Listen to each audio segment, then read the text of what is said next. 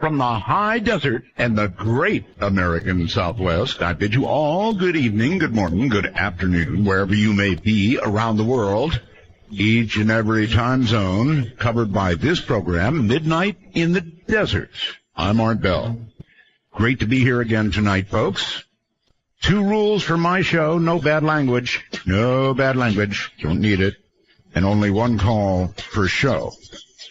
Now, I want to start out tonight. Actually, we're going to do a lot tonight, but I'm going to start out by feeding the great conspiracy machine out there. Do you remember I said there's something strange going on about September? Right? All right. If you're near your computer or your smartphone, do me a favor now, right now. Just go to Google and type 9-23-15 into Google. By the way, I will credit my associate producer, John, and Dr. J, actually, with this. And this will freak you out. There's no 2 ways about it. Now, as you may know, CERN is getting ready to do an experiment, possibly on that date, according to some, which could be to create a black hole, or it could be to create a black hole and a wormhole. We're not sure. Either way, most physicists will admit that there is some universal risk to what they might be doing. Not much, maybe, but some universal risk. So by now you've probably Googled 9-23-15, and you see all the Armageddon, end of world, end of times like articles that are written in there. Now I've got another job for you, and this one may freak you out completely. If you have Google Maps or you have Google Earth, I don't care which, try this. Go to Google Maps or to Google Earth, and in the search box, type in 9-23-15. You got that? 9-23-15. Either into Google Earth or Google Maps. And I will wait a moment so that you have an opportunity to be properly freaked out. What's going to come up, it just doesn't seem right. But what's going to come up is going to be, if you're on a map, you're going to see the location of, guess what? CERN in Switzerland.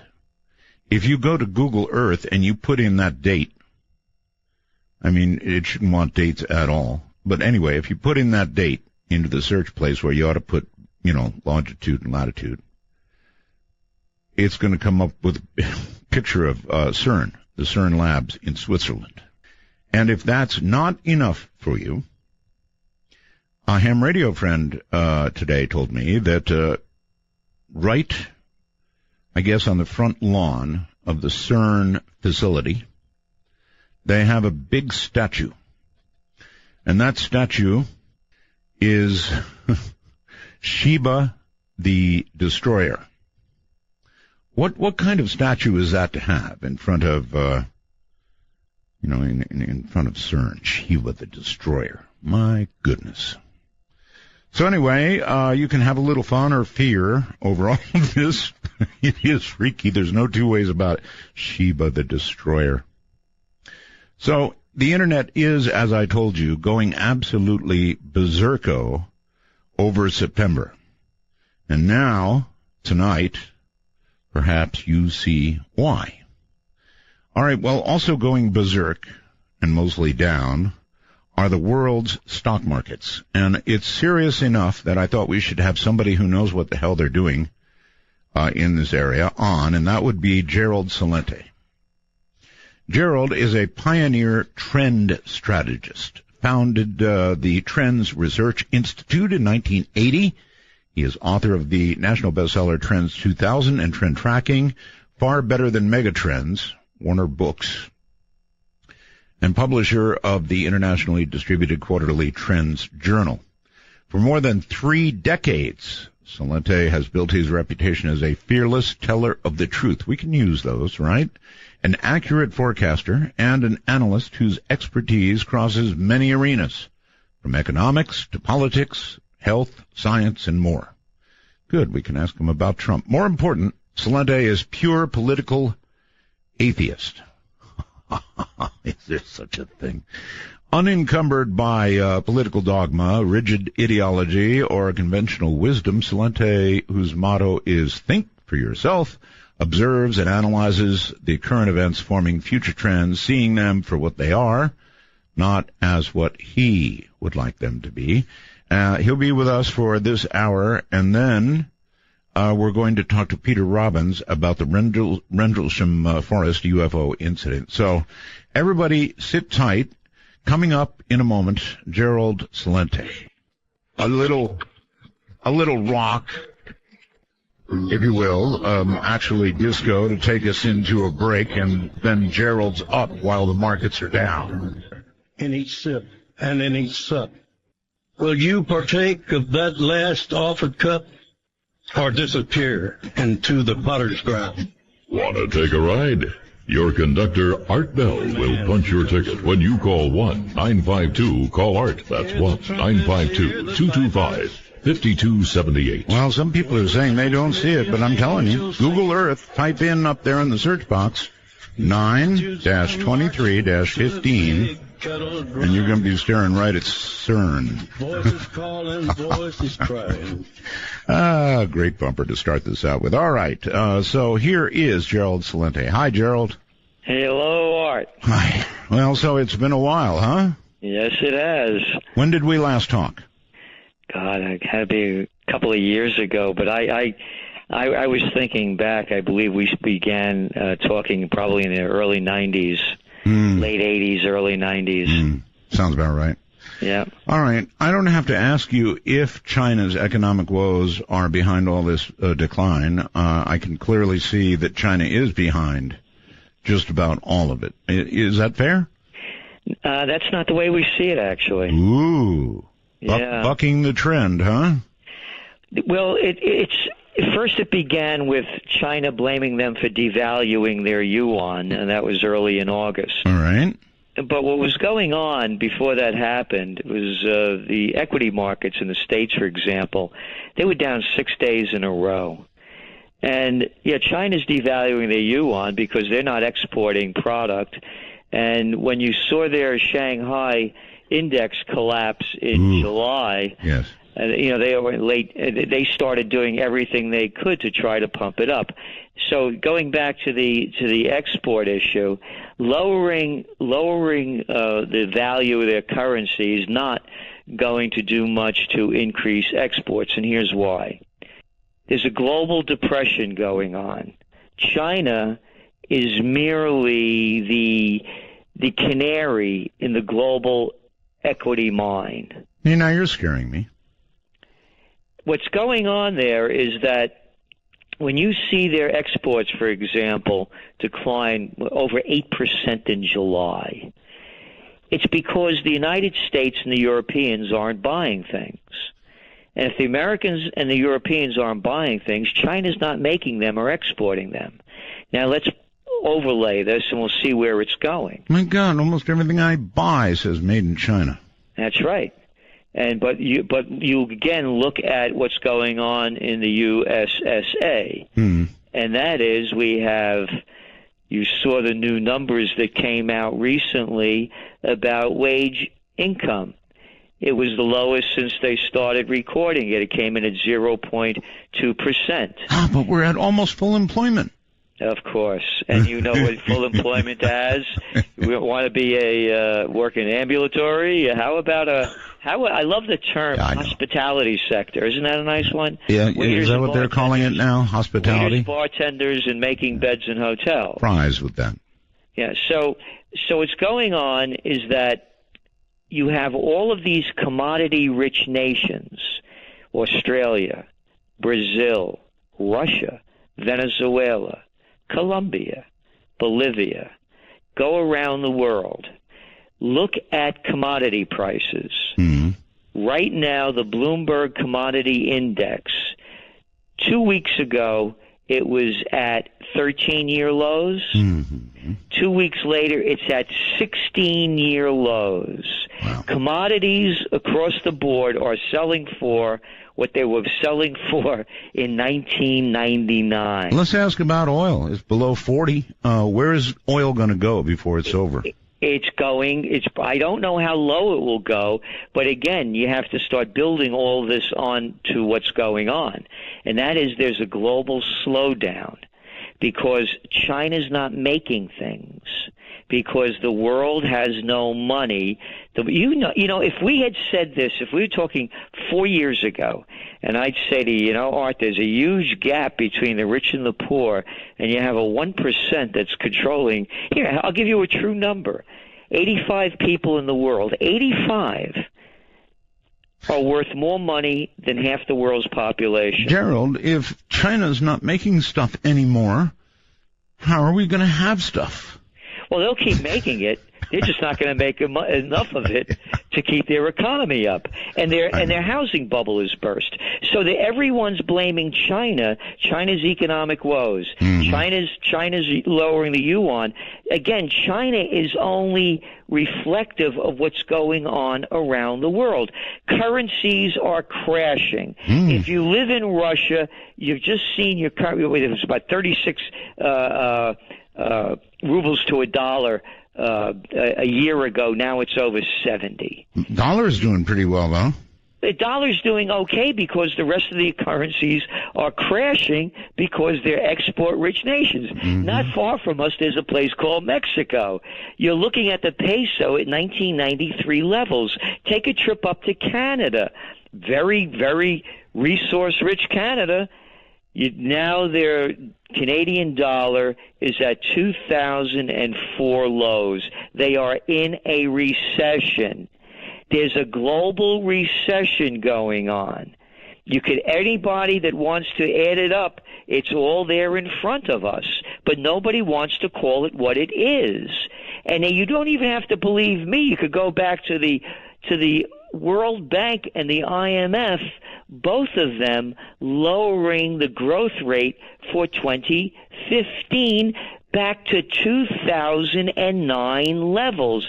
That was a few months ago. It's gotten a lot worse. All right, Dow's down 1,800 points in the last 5 sessions. Now, it looked like it was going to be up 400 to 600 this morning, and they started out well. By the time the day was done, down another 205. Now, forecast for me, is this going to continue? It sounds like you're saying it will, or will it rebound? I mean, everybody's, all the talking heads are saying, don't worry, keep your money in the market long term. Everything will be fine. What do you say? The fire in the North Tower is under control. Go back to your offices. That's what they said at 9/11. When the South Tower was in flames. Yeah, are you? Wow. So you're comparing this to it's an economic 9/11? Is that they always throw? You pick up the New York Times this weekend. Matter of fact, I have it right here.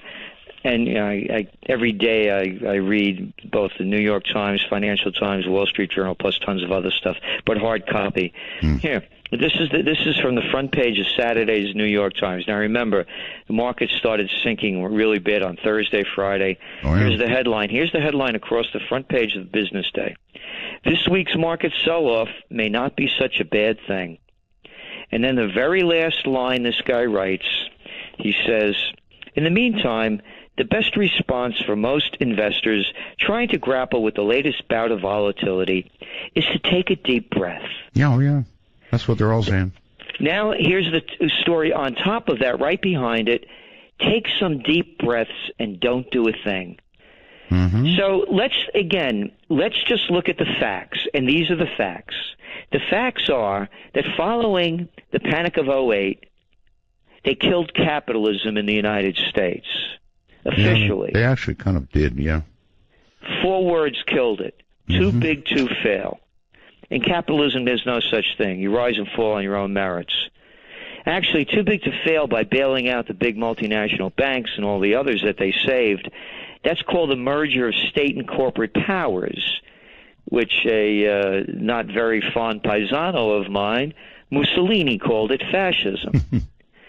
So now let's go back to too big to fail. So what did they do after that? Well, then we had TARP, and then we had Obama's plan, and then we had a new thing that nobody ever heard of, and you and I have been around a while. How about quantitative easing? And then there's another one. We're both old enough to remember when people had a thing called savings accounts. They put their money in the bank, and they got interest on it. Well, yeah, that's an old-fashioned idea. You put money in the bank today, you know. Exactly. You get nothing back. Well, you get minus. I mean, they give you 0.25%, but, you know, the bank fees take that and more. So what happened? All of this cheap money created the bubbles for the equity market. These are facts. This isn't speculation. It's not a conspiracy theory. It's a fact that you're looking at merger and acquisition activity because you're borrowing money for nothing at levels now that are surpassing all-time records if they stay on track for the rest of this year. You're looking at the stock buybacks that major companies borrow money for nothing, they buy back their stock, and they drive up the prices. They didn't only do it in America. They have a different name over there in Japan. We'll call it Abenomics. Go back to China. After the panic of '08, they dumped in trillions to boost their economy. Oh, yes. You look what's happening over there in Europe with Draghi. Oh, by the way, Mario Draghi, former head of the Goldman Sachs gang's European division, is now, of course, the president of the European Central Bank. Mark Carney over in the UK, formerly in Canada, former Goldman Sachs guy. Robert Rubin, the guy that worked under Clinton, that deregulated the Glass-Steagall Act, that prevented banks from becoming the casinos that gamble. They weren't allowed to become commercial banks and investment banks. They gamblers. Rubin, Goldman Sachs. The man that officially killed capitalism with too big to fail, Henry Paulson, former CEO of Goldman Sachs. So it's bankism. It's not capitalism. It's gone.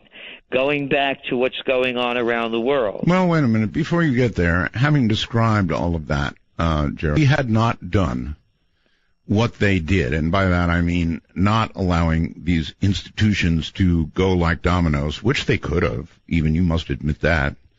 They could have gone down like dominoes. If they hadn't come in with all this money and all this help, and I know the effect that it has, and I know how you feel about it, but what would have been the bottom pain involved? It would have been pretty severe, wouldn't it?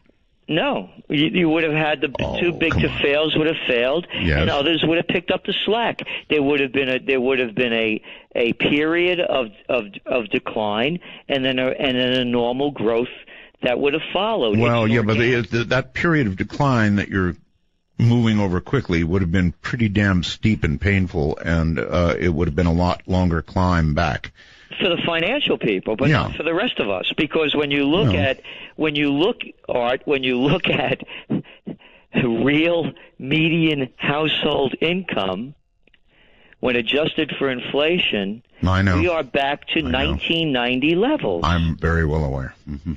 So it only helped those, again, that have profited from the boosting of the equity markets, which are very different from the real world. And you saw, and it is the other thing when I talk about, it's almost a neo-feudal society where you have different rules for the economic elite and the political nobility.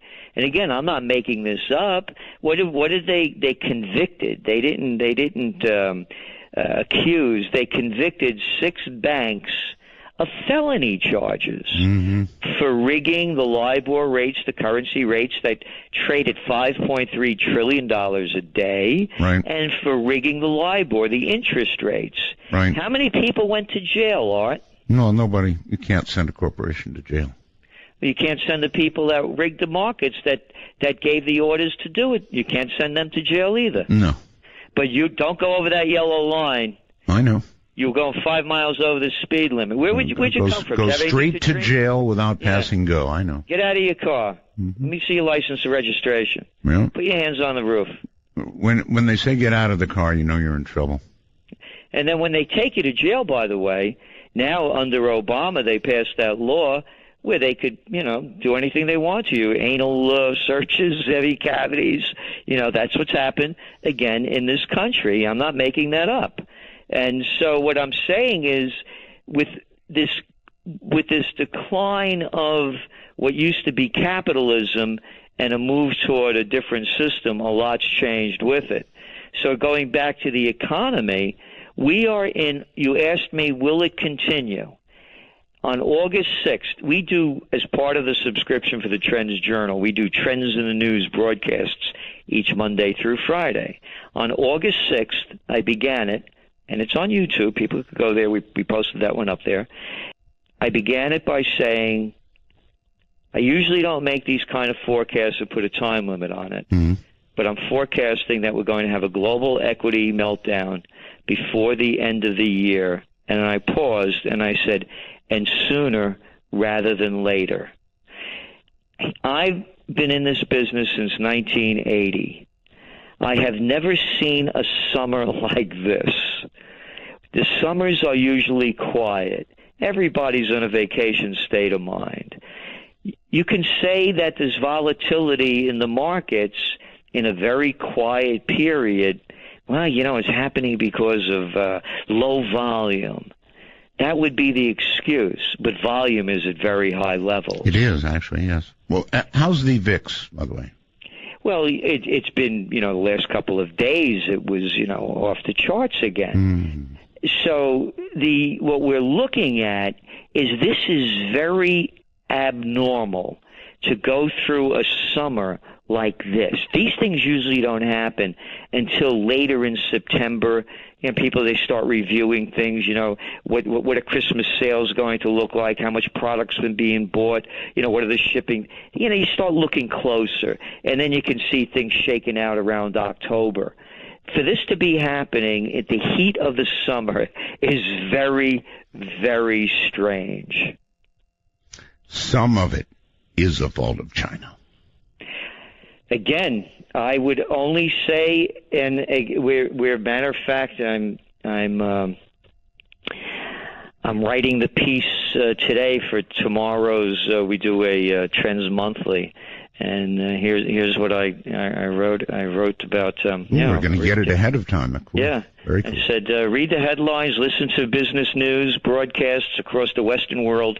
Financial fingers are all pointing to China as the culprit for both sparking the global equity market meltdown and for keeping it going. The first shot across the Dow, when it was trading some 2,000 points above Tuesday's close, was blamed on the People's Bank of China for cheapening its currency. Quote, right. China risks clash with U.S. as 1.9% devaluation surprises market, Financial Times. 12 August 2015. Omitted from the headline blame game in FT and other business news coverage was that U.S. equity markets, as I mentioned to you before, have been downtrending since late July. Yet as the global stock plunge accelerated over the next few weeks, and with the yuan devaluation story fading from the news, the business media then blamed the sell-off on China's economic woes and how its slowing economy was impacting the global economy. In fact, even Republican president frontrunner Donald Trump weighed in by warning that, quote, China's taking our jobs, they're taking our money, they'll bring us down, we have nobody that has a clue. He basically, I think, said, I told you so. Yeah. So anyway, we go on. So we're going to talk about him, but they did two other things. They allowed retirement funds to be, I believe, invested now in China, right? They are putting pension funds in. They pumped in over $200 billion into the equity markets. They're banning short selling, trying to keep the equity markets. Yeah. Really? Matter of fact, they may blow your brains out if you short sell, because they said that I'm serious. They said it would be a violation. The police would be after you. They also, when the market started going down in late July, yes, they ripped off about half of the trade. They weren't allowed to trade half the stocks. All right, got a break here. Stay right where you are. We'll be back. Gerald Celente. Good. Between dusk and dawn, from the high desert, it's Art Bell's Midnight in the Desert. Now, here's Art. Well, let's read this one. They're hitting us. Doom and gloom show, huh? How retro.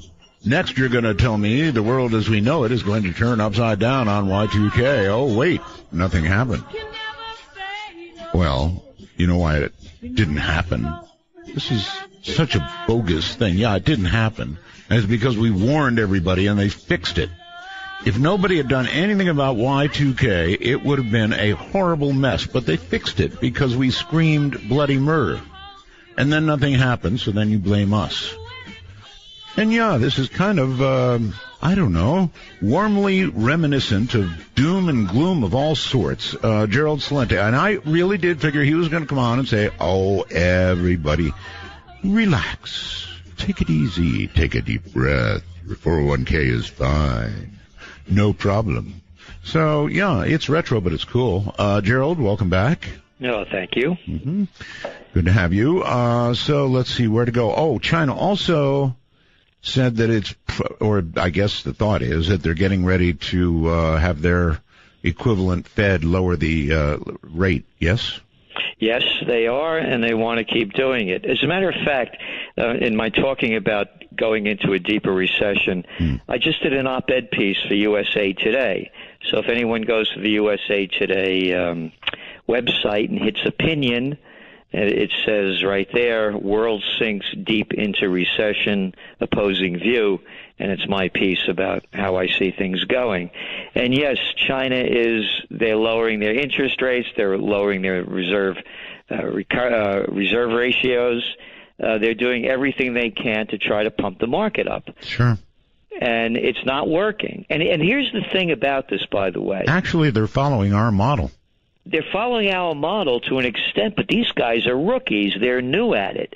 And when this thing was collapsing, I mean, the commentary was scathing about how they were handling this. Mm-hmm. And then, of course, Christine Lagarde, the head of the IMF, came out and said, well, it's perfectly fine for them to be doing these things. And I started thinking to myself, oh, yeah, it's okay to rig the markets. We have a plunge protection team sitting right there in Wall Street, right on the floor for the Federal Reserve.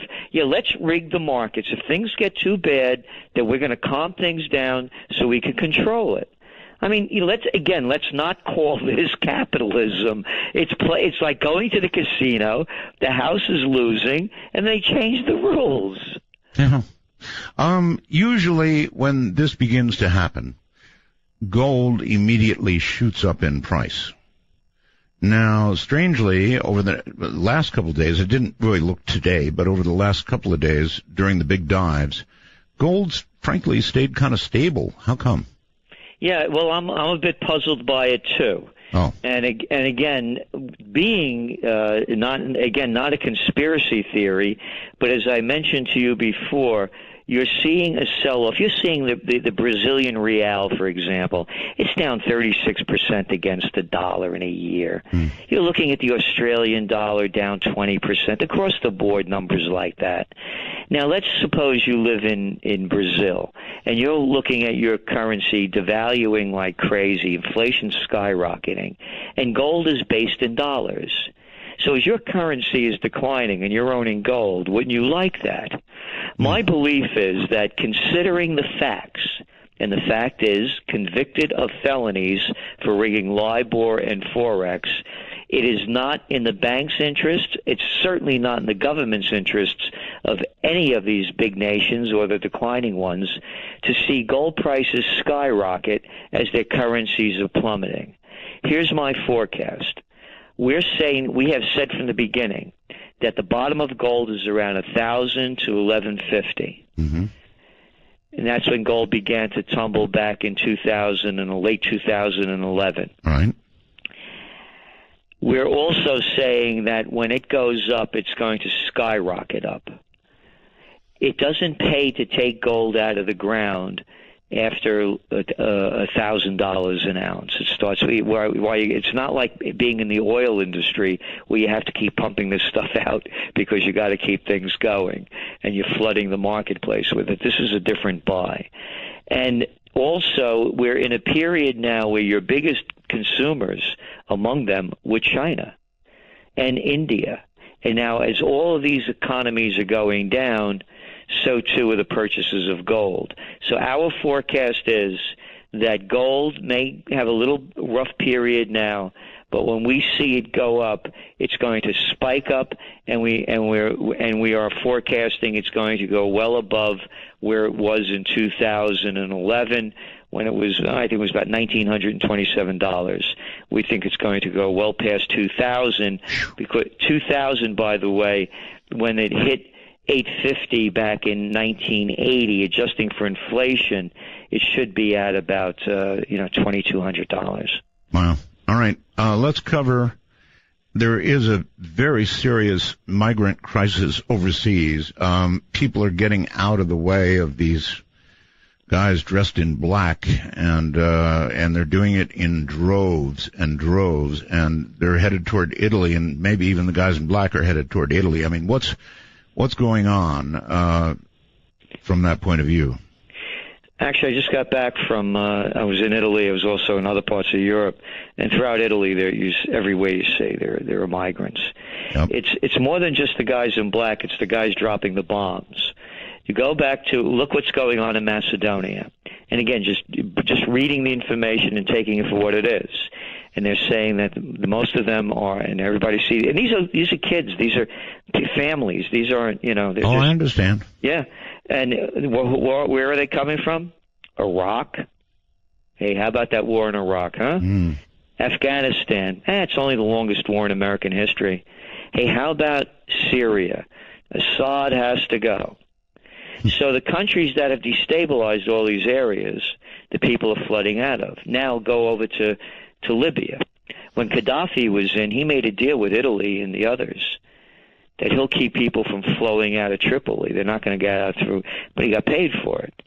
So, Gaddafi has to go. So they got rid of Gaddafi. Now that whole area is in turmoil. Right. Where are they coming from? They're coming from Mali. They're coming from Eritrea. They're coming from Somalia and Sudan. They call it migration there. I mentioned before about declining economies. They're coming from Ghana. They're coming from Angola. They're coming from Nigeria. All these resource-rich nations are now going bust. Now go south of the border. By the way, as long as we're jumping around, how is Greece doing? They're doing lousy, and they're going to keep doing terrible because this is the other thing. They call it austerity measures, and it goes back to what I was talking about at the very beginning, with too big to fail. Here's the deal. The French, the German, and the Netherlands banks made bad deals by loaning the Greece government all this money. They can't pay it back, so they're saying to the people, well, you have to pay it back. And they're just banks. And then, by the way, I mentioned Mario Draghi before. Draghi, Mario Draghi, the head of the former head of the Goldman Sachs division of Europe, now European president of the central bank. He was the guy that, when he was with Goldman Sachs, that cut the deal to get Greece into the Euro group. That's with the currency when they were not suited to be in it. They cooked the books to bring Greece into it. Well, I'd rather have them there than here. So now, going back to the migrant crisis, yes, you're going to start seeing the same thing happening out of Venezuela, out of Colombia, out of Chile. Actually, it is happening. The immigration crisis here in the U.S. is fed not as much by Mexico as it is from Central and South American countries, in truth. And as these currencies and commodities continue to decline, and as these countries go down deeper, the people are going to leave. Now, and where are they going to come? They're going to come here. Exactly, and into Europe. Now, just think of this number. They say that, we inhabited the Earth, for argument's sake, 100,000 years ago. Okay. So from 100,000 years to 1900, it took all of that time to put 1.6 billion people on the planet. Ta-da! Mm-hmm. Yeah. 100 years later, we have, 7.2 billion. We do. Where are they going to go? I have no idea. So now you have wars going on. Oh, and going back to the commodity prices yes. and how they're declining, mm-hmm. take a look over there in Saudi Arabia. They need oil to be at $100 a barrel to balance their budget. When the Arab Spring broke out in 2011, they dumped a ton of money into their economy to quiet the people down. Now Saudi Arabia is floating bonds, trying to keep going. Mm-hmm. They're also they're floating bonds and dropping bombs in Yemen. They are, and that's not being reported. Yemenis have done nothing to the Saudis. They want to put back the government that they were imposed upon them. And the United States is involved in this too. I'm mentioning this because you have 4 million Yemenis living in Saudi Arabia. There's a humanitarian crisis going on that's not being reported there. They also work in the oil fields. You're going to start seeing destabilization from all of this declining oil, from all of these oil-rich Arab nations. And I love it. They call it a kingdom, an emir. Yeah, you know what happened, Art? Once upon a time, a princess kissed a frog, and the frog became a king. How about calling them dictators set up by the English after World War II? Hear, hear. Well, there's one thing, Gerald. You and I are old. Soon we will die. It will not be our problem. It will be the problem of our children. And boy, are they going to have a big one. I think it's, as I look at it, I think of it as when you think of the founding fathers and you look at the age of them, they weren't kids. Right. And I think it's really up to us that have been around a while. I was thinking, how long I've known you, and I mentioned I've been in the business since 1980. Sure. What I knew in 1980, what I knew in 1990, I look back and I say, I didn't really know that much. And as I keep getting older and keep learning more, I believe I know more. And so I believe it's up to us. It's called wisdom. Yeah, I know, but they don't like to say that in America because the elderly are looked upon very fondly here. By the way, every day I thank the ancestors for my being, my breath, my body, my brain, my blood, and my bones. Very Eastern of you. Well, it was very everybody up until things started changing. There was always a deep respect for the ancestors, and I really think it ended with our generation really killed it. I mean, there was no such thing as teenagers in the 30s. They didn't call kids teenagers, and things weren't youth oriented. I don't even know, what did they call them in the 30s? Kids, I guess. Kids. Yeah, all right. Listen, I can't resist. I know you forecast politically as well. And believe me, tonight you've been the Ed Dames of the financial world, no question about it. I've been uninterested in politics for so long. I stopped doing it back, long ago, many years ago, decades. However, now we have Donald Trump. And love him or hate him, which is what most people do, one or the other, he is interesting, and he's interesting to watch, and the Republican Party is kind of fun to watch, too, because, I don't know, it's like they're a worm being attacked, and they're wiggling all around, and I wonder how this is going to all shake out. You're a trends guy. What do you say? Well, if I'm a New Yorker too, and if you go down from Wall Street to Columbus Circle to Fifth Avenue to the West Side, there's Trump everywhere. Oh yeah. Hey, I'm going to give you my theory, and then you can tell me if I'm right or wrong, okay? I think this is simply, when you look at Trump support, it's the American people so damn angry they're ready to burn it all down politically. And that's essentially what Trump represents. Burn it all down. That's part of it. The other part of it is he knows what he's doing. I began my career, by the way. I used to run political campaigns in Westchester County in New York, which was at that time the richest county in the U.S. And I was the assistant to the secretary of the New York State Senate at 23. I was also chief government affairs specialist for the chemical industry in D.C. and Chicago. Okay, that all said, what's going to happen? I've been around. Yeah, so what I'm saying is that these guys that he's running against, they're boys. These are the guys you hated in high school and college that wanted to be class president and head of the student council. So when I'm talking about Trump, this guy, he's driven. This guy knows what he's doing as far as doing deals. These guys are no match for him. And you're 100% right. When you look at the polls over the years, what does Congress have, like a 17% approval rating? He's turned this whole thing upside down. And again, I would not vote for him. A lot of things I don't like about him. But I believe at this point, if the elections were held today, it would be President Trump. Matter of fact, I also draw the analogy between him and Berlusconi in Italy. Another billionaire. When things were going down, the people look for a billionaire thinking that they're going to get rich too, and this guy knows what he's doing. Well, we'd have a pretty first lady. Yeah. Right? Well. So what would he be like if he actually got what I guess his wish is, and he became president? What do you think he'd be like? Just what you see. And I believe he'd be tyrant Trump. He'd be just like a Berlusconi.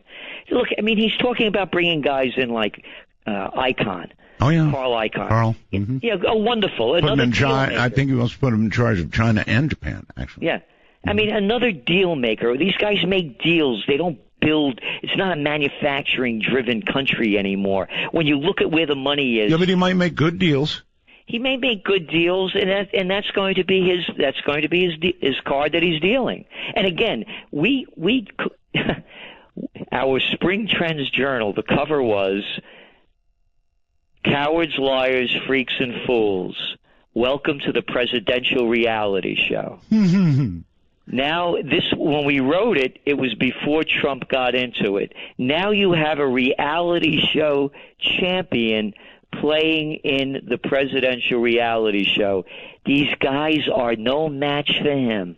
No, they aren't. I mean, he says that Bush is boring, and frankly, compared to Trump, Bush is boring.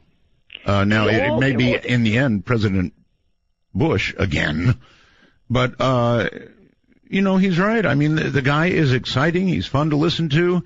It's fun to imagine somebody with those kind of cojones running things for a change. And so, what a phenomenon. Yeah, and as I said, if the election were held now, he would win. It's difficult to say what's going to happen between now and, I mean, look how early they're starting this thing in 2016, November. But as the cards are playing now, he has no competition. These guys, when I mentioned to you I worked up in the Senate, it was the worst job I ever had. I'd be talking to my buddy at the back of the chamber, and a senator would walk in, and my friend would leave me and follow the senator like a little puppy dog to his desk, pull out his chair, push it in to help him sit down. And my friend would come back and I'd say, "Hey man, what's the matter? The cat can't sit down by himself? He needs some help?" And they say, Gerald, if you have that kind of attitude, you're not going to get very far over here. I said, you got it right, man. I'm not going to suck up to get my way up. That's what these parties are. These are boys. All right, listen, we're coming to the end of this program. I want to give you a chance to promo whatever you want to promo. Well, of course, the Trends Journal, and go to our website, trendsresearch.com. And it's not only the Trends Journal, which is 54 pages, full color, no ads, digital and print, highest quality, and it's history before it happens. And we also have a Trends Monthly, a Trends This Week, and every weekday, Trends in the News and art. We know that people are having a difficult time. There's a discount request page there. We try to make it available to everyone so that we could help them prepare survive and prevail in these coming times. Okay, well, my daughter's college fund is going down because it's tied to the market, so I'm not happy about what's going on. Is it buy, sell, or hold? I don't know. I can't say. But again, I don't give financial advice, but I'm bullish on gold. All right, gotcha. Thank you, buddy. Thank you for being on. Great being back with you. Thank you. Take care, Gerald Salente. All right, coming up, Peter Robbins, Rendlesham Forest, and the UFO that landed there. I'm Art Bell, and this is Midnight in the Desert. Yeah, we're living in a modern world.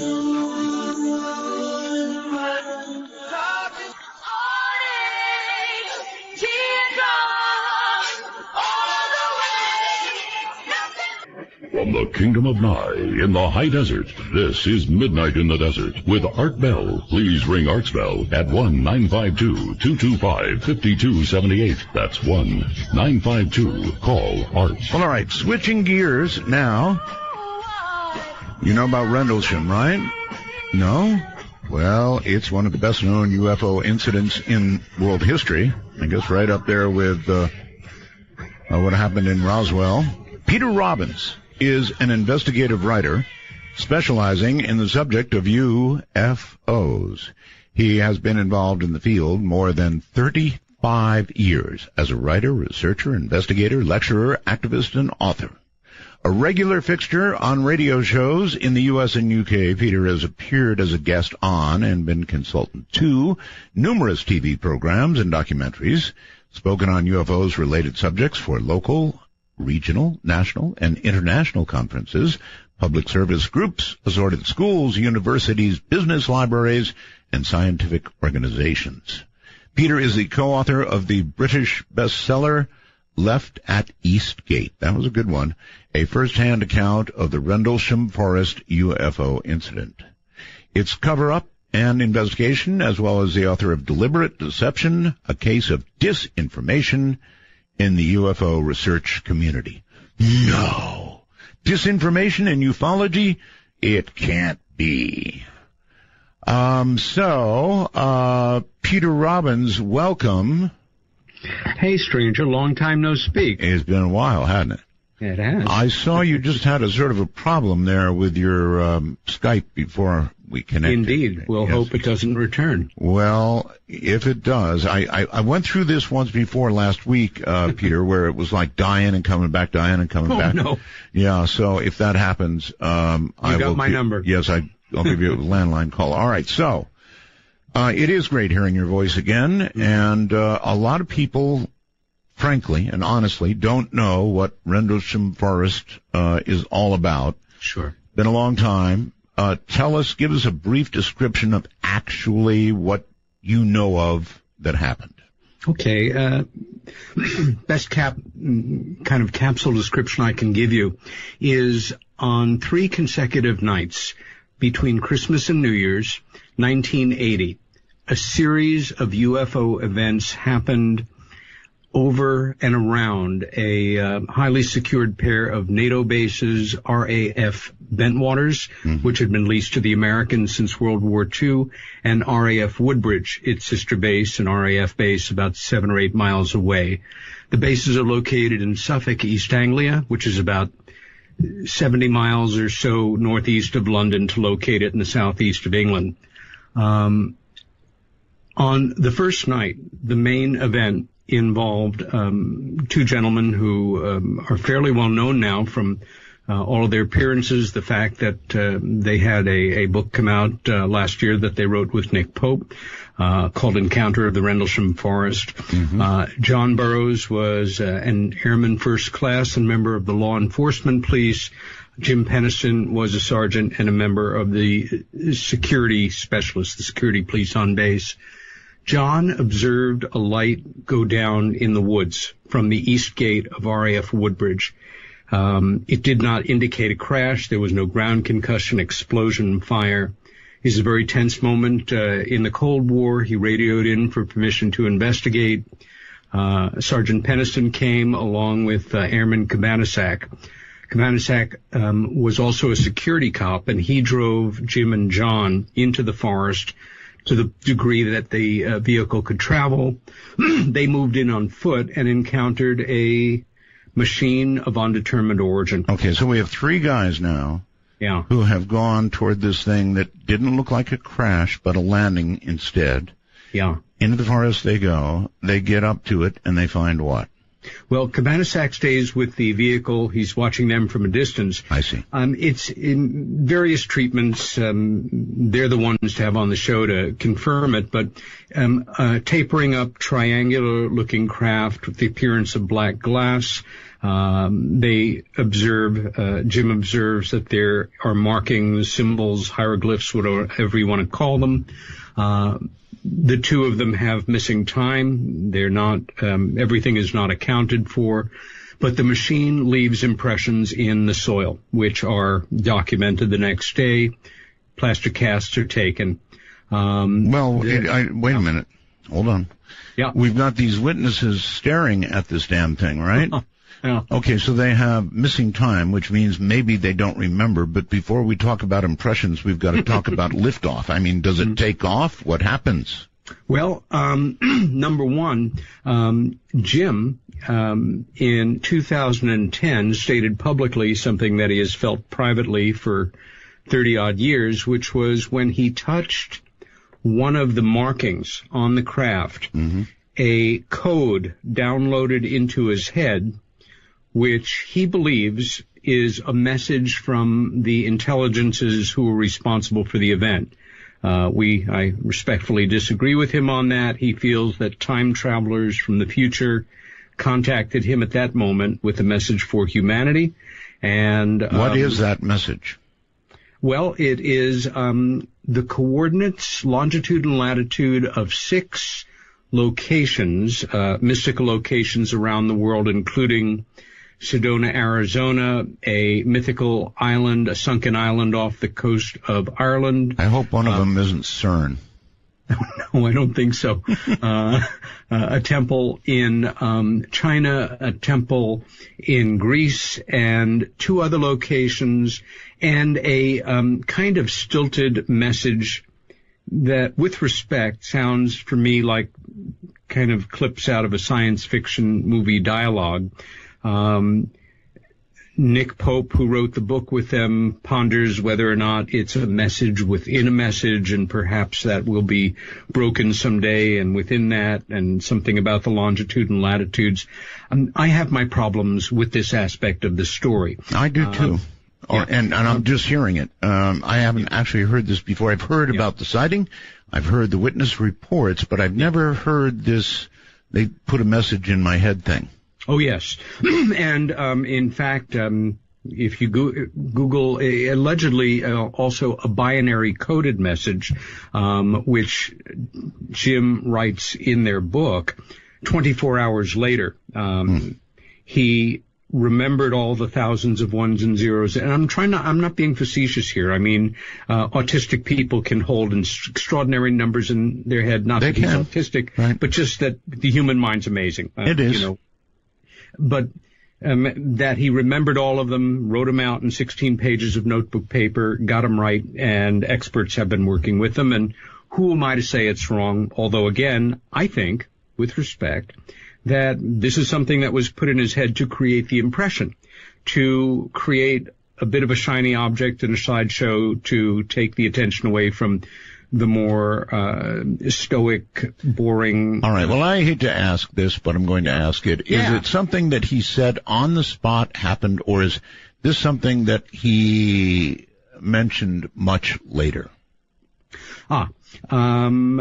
We get 2 things on that. Nick, who is the lead writer on the book, says it's a secret he kept for 30 years, but then we learn that he talked about it in hypnotic regression as early as 1994, and John Burroughs says that he never told him about it until October of 1997, which is 29 years and 9 months later. Yeah, I say this because, look, we're humans. We tend to, when we tell a story again and again, sometimes we embellish some aspect of it, because we always feel like we have to, every time we do an interview or write another book, we have to add something special.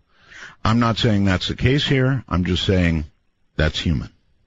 In Jim's defense, I don't think it is the case. I really feel that Jim received some kind of programming. All these guys were messed with, to use Charles Halt's term. They were all worked over in terms of stuff put in their heads after they were witnesses. What was done to them was unconscionable, frankly.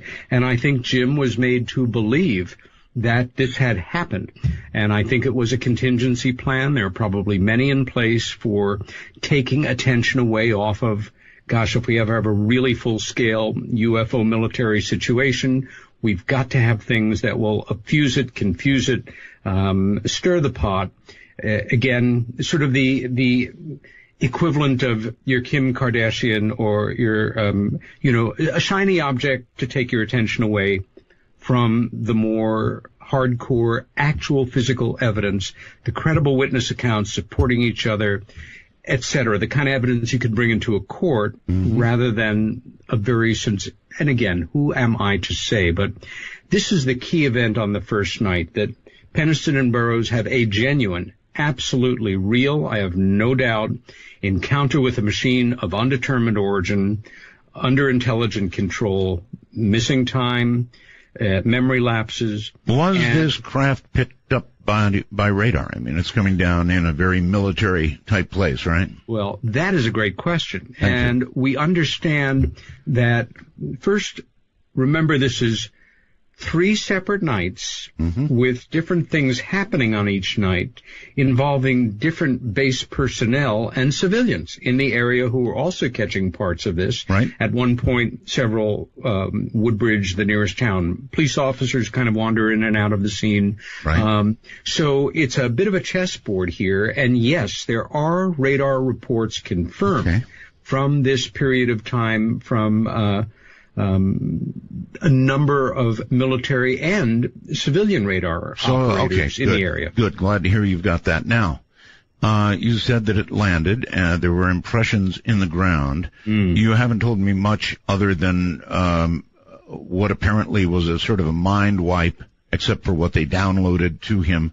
So how much witness testimony is there on the ground of, oh my God, I saw it? Well, number one, you've got John and Jim. You've got Ed Kavanasak, who was watching it from a distance. The lights were seen in the sky. Again, this one, we have the impressions in the soil. We have elevated beta and gamma radiation counts, even though it's so minuscule. Right. It's like 10 times the amount in the surrounding area. Right. The area is studied very carefully the next day. The second night, one of the main things that happens is one of the few female personnel, a sergeant named Bonnie Tamplin. It's temperate night, even though it's December. Window rolled down in a military vehicle, and I guess a variation on what we would call an orb flies into the cab. And she has a big problem with it. It shakes her up tremendously. She's taken off active duty. Lights are seen in the sky. But moving into the third night, we have, I guess, depending on your point of view, the 2 main events. Earlier on the third night, remember this is between Christmas and New Year's, there are parties going on off base, especially for the officers, and a Captain Bruce England, who is associated with the Deputy Base Commander, Lieutenant Colonel Charles I. Halt, approaches Mr. Halt at a party, and he says they're back. Halt, who had been skeptical but open to Penniston and Burroughs' account, decides to leave the party, gets into his field clothes, pulled together a contingent of, I believe, 6 individuals. They head out into the forest with night scope and other equipment. And at a certain point, and Mr. Halt, Colonel Halt at the time, has a microcassette recorder, which of course in 80 was like state of the art.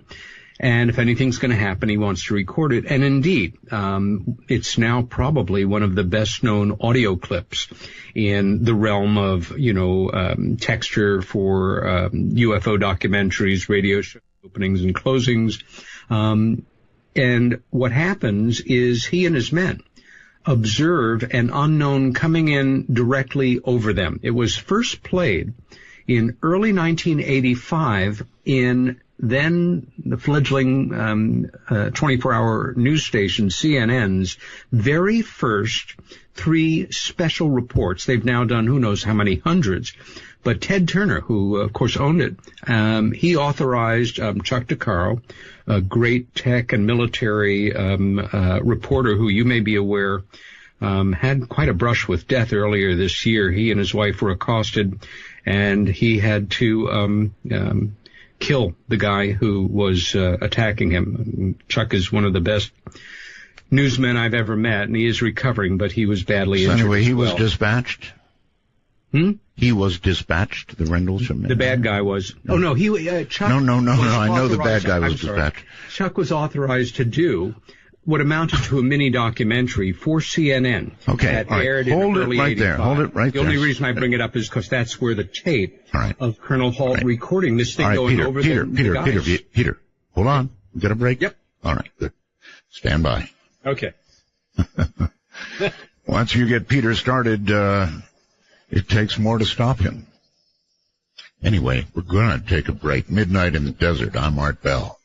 Some velvet morning when I'm straight, I'm gonna choke on it too. You're gonna lose that smile, because all the while I can see for miles and miles. Want to take a ride? From the high desert and the great American Southwest, this is Midnight in the Desert, exclusively on the Dark Matter Digital Network. To call the show, dial 1-952-CALL-ART. That's 1-952-225-5278. My guest is Peter Robbins. We're talking about Rendlesham, the Rendlesham Forest UFO incident. Now, a lot of people believe me, very strongly about this. Bobby in Coachella sends through the wormhole, great topic art, every bit as important as Roswell, if not more. So, Peter, people feel very strongly about this. Don't they? And, yes. Again, I've given you a capsule of the most important aspect of the first night. John Burroughs and Jim Pennison are your best guests for that. Okay. Second night transpires, and on the third night again, the deputy base commander. When you say third night, do you mean they landed every night? Well, they either passed over, landed, were observed in the area, picked up on radar on 3 consecutive nights right between Christmas and New Year's. Yeah. All right. There were other episodes in this part of England. It's a very loaded piece of real estate with quite a history, and they've continued, but these series of events form the Rendlesham Forest incident. All right, before we go any further, Peter, we've got a bunch of photographs, I believe, at artbell.com that we put up for you tonight. What is up there? There's some shockers? I sent over a bunch of photographs to your amazing producer, Redacted, and I'm not sure which ones you're referring to. No, I'm asking you, are there shockers in those photos? As far as I'm concerned, in terms of new evidence, which we'll get to shortly, yes, one remarkable series of photographs which do constitute genuine new evidence for sure. Okay, well that's really big stuff. So people will be going to the website, artbell.com. When they get there, what are they looking for? Well, we have a number of documents up. We have a series of photographs that might as well do it now. Yes. My co-author, Larry Warren, a great guy who has been a dear friend of mine through the course of now 28 years. And we don't have anybody in terms of being a whistleblower, standing up for what's right, taking a tremendous amount of heat for 35 years, and a lot of that on his own before other witnesses came forward. To cut to the chase, on the morning of the event that he was involved in, which was the second event on the third night, he had picked up a new Instamatic camera And, 110 film, some of your listeners may be too young to know about analog photography. Mm-hmm. But in the old days, we would buy a roll of chemical film, and you'd run it through a camera to see how it worked. And he was doing that day. And at a certain point, they were heading back to base. He and some guys had been into Ipswich, the nearest small city. And they stopped, and he took a snapshot of an A-10 fighter aircraft landing in the distance. Right. It is a really pretty mundane snapshot. And I had seen it, more than a quarter century ago among many dozens of pictures he took at that time. And Larry, over the time that we've been on Facebook, as we are, every couple of weeks or month or two, he'd post a bunch of service-related snapshots. Well, last August, he posted this picture art.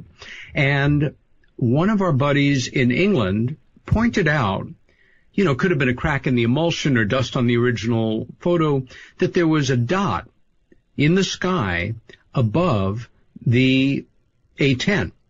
And another friend of ours, Robert Martins, blew it up, quite a bit of optical knowledge, and what he saw in the enlargement absolutely made my jaw drop. I couldn't believe what I was looking at. For decades, Larry has described the craft that he and the men with him faced on the ground in a farmer's field called Capel Green in the Rendlesham forest on the third night. And there's a very particular aspect of the configuration. If you do what you do or what I do, you have hundreds and hundreds of people giving you, this is what the craft looked like kind of reports over the years, and most of them don't stick in your mind. But there was a structural detail where on the bottom, at each edge, it kind of hooked around. It was just sort of an elegant little detail. And he did his first drawing of it in 1982. In fact, in the home of Betty Andreasen. It ended up in the biggest tabloid in the world the following year when the story broke. And he did kind of a magic marker type drawing in 85. And he also did a drawing as if you were in the air looking down on the scene in Capel Green that showed part of that detail. Anyway, the thing in the sky above this A-10 damned, aircraft. I see it now. I'll be damned. All right. It is there, folks. Profile. You Exactly. can see the A-10. Yeah. And then you can see what appears to be a dot. But boy, oh boy, oh boy, oh boy, if you blow this up, as he has, what now, you have... the go-to guy on this for the past 30-odd years has been Bruce Maccabee, optical physicist, the absolutely most respected photo analyst in the history of UFO studies. I'll be darned. Retired now, writing books. All right, let me tell everybody how to get there. When you go to my website, listen to me. When you go to my website, folks, artbell.com, right up at the top, you'll see a picture of Peter Robbins, who looks like some kind of Chicago mobster, actually. Thank you. Click on that, and then you'll get to these other photographs. Man, oh man, look at that, above that A-10. So if you want to see it, start now. Okay, go ahead, Peter. Again, we don't have the negative. It may turn up someday. You know how these things are. But Bruce said, whatever it is, it's a real it's up there. This is... in the old days, if you tried to fake something, it wasn't the elegant details with Photoshop. The first thing we'd look for with a 10-power magnifying glass was the cutout edge of the paper where it had been glued down on the photograph. I mean, it was pretty rudimentary stuff. Whatever it is, it's the real deal. And then again, our friend Robert Martins in England did this graphic schematic accounting for distortion in the air and things. You see the drawings Larry did. You see the schematics, you see the shape of it, and this is not your standard UFO. And the last thing I include was a screen grab from March of something that looks like it came out of the same factory up on Alpha Centauri or wherever over Wisconsin, just, 6 months ago, whenever. This, for me, was just a reminder that real evidence, this is not a time-sensitive matter. Recently, I had the last bit of the original soil that I had taken from the site of Larry's event and had it, I sent it back to the original chemist who had done the work, who is a very distinguished scientist. I'm glad I still stay in touch with him. I'm going to see him this weekend at a big conference called Experiencers Speak in Portland, Maine. And Matthew Moniz, just when he got the old samples. I'm sorry, Peter. I got to do it to you again. I've got a break. I take it personally. Yeah, I'm sorry. Hold it right there, and we'll be back. We've got about a 7-minute break. Have some coffee. No, wait, don't. Just sit there. We'll get right back to you. I'm Art Bell. This is Midnight in the Desert. Want to take a ride? Your conductor, Art Bell, will punch your ticket when you call 1-952-CALL-ART. That's 1-952-225-5278. I will indeed. Here's Duncan, who's wormholing through from New Zealand, who says, Rendlesham is compelling. I work in IT, and one part of the case that I would question is anybody's ability to not only recall binary code, but recall it in such accuracy that it would result in the message that was revealed. It's verging on the Vegas level of chance. Any comment on that, Peter? Only spot on. I couldn't agree with them more. This is a big problem for me, and the way I've trained myself to investigate, and the people I've worked with, dear Bud Hopkins, who was my friend for 35 years and who I worked as his assistant for about half that time, a great no-nonsense New York City police officer named Pete Mazzola, who is also a very great role model for me. You begin with the most mundane, everyday explanation, and you investigate it fully. If it doesn't pan out, you go on to the next. And after a while, you may have something interesting. It's not as sexy, it's not as romantic or exciting, but I have a lot of, I just don't believe it, that it was time travelers from the future. It seems tremendously more logical to me that this is what was put in Jem's head. Other things were put in other people's heads. Okay, here's the problem, Peter. Here's the problem. Yeah. If you were in a courtroom and you were on trial for murder, your attorney, if he could manage to take the cop who was testifying against you and prove that cop lied once, yes, then he can make the argument successfully to the jury that the whole thing is not worth validating. It's baloney because he lied. Yeah. Lie once, lie twice, lie 3 times. I'm not saying he lied. I'm just saying if you don't believe it, then you can make that extension. Yeah.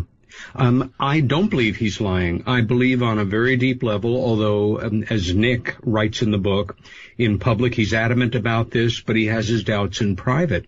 He should have his doubts in private. It's totally untenable, and it's another thing that I do not like about that book, that Nick goes to great lengths to explain it in any number of ways, but never once even pays lip service to the possibility that this is, an implanted thought and part of a programming operation to take attention away from the serious evidence that, again, isn't quite as sexy or tabloid-oriented or potentially sensational. It's also taking the attention of a lot of people who are caught up on almost, time travel this and time travel that. Sure. A lovely topic, fascinating, do shows on it, but let's stay focused on what we have in way with real evidence. And I'm not saying that something could not have been implanted that he would be made to remember. Exactly. It happens all the time in the history of mind control, brainwashing, or just implanting subtle thoughts. So for me, part of what happened to these guys is certain things were put into their heads to confuse their actual memories so that when they started to talk about them, they would be perceived as a crackpot, somebody who was a bit unhinged, somebody with mental problems. And part of that has really helped cast doubt on otherwise extraordinarily well-documented military testimony of so many of these guys. That's right. No, it's a very well-documented story. It's a very well-documented story. Yeah. So I think it's every bit as big as Roswell, and I think that some of what you have brought us tonight is very important. Some people are going to love these photographs. My goodness. Well, you have to thank Larry Warren for that, and our friends in England. Mick Sayer and Robert Martins for Mick for discovering it and Robert for laying it out schematically for us. But it's a wonderful thing to remember about evidence. In certain areas, it's frozen in time if you can unearth it. It's as fresh, important, and supportive of your case as anything you can find at the moment that the thing happens. Mm-hmm. All right, so I want to thank you for breaking it here tonight. I mean, that's just wonderful that you would bring it to us. I take it that people in the UFO community, in general, have had a sneak peek at what you're dropping on us tonight, right? No, they haven't. Really? And I have a small circle of friends that I've been talking to in this manic 5 weeks that I have been working nonstop, investigating, researching, fact-checking, wow, lining up my documents. I've been in that place that writers dream of. At the same time, I wish to all that's holy that it would have been any other subject. This has not been a pleasant period of time for me, and although, hey, it's great to be back on your show, or it's great to be back in contact with you. I hope I'm invited back as a guest again, but this is not a fun night for me. It is a very important night in terms of what we're going to be discussing, but it's not pleasant, it's not nice, it's simply the truth. And I discussed this a little bit with a colleague on a small radio show the middle of August in Glasgow, so it didn't really get out there. I have only shared the working manuscript with a handful of people, including you, and I'm now working with my editor and publisher to tighten it up.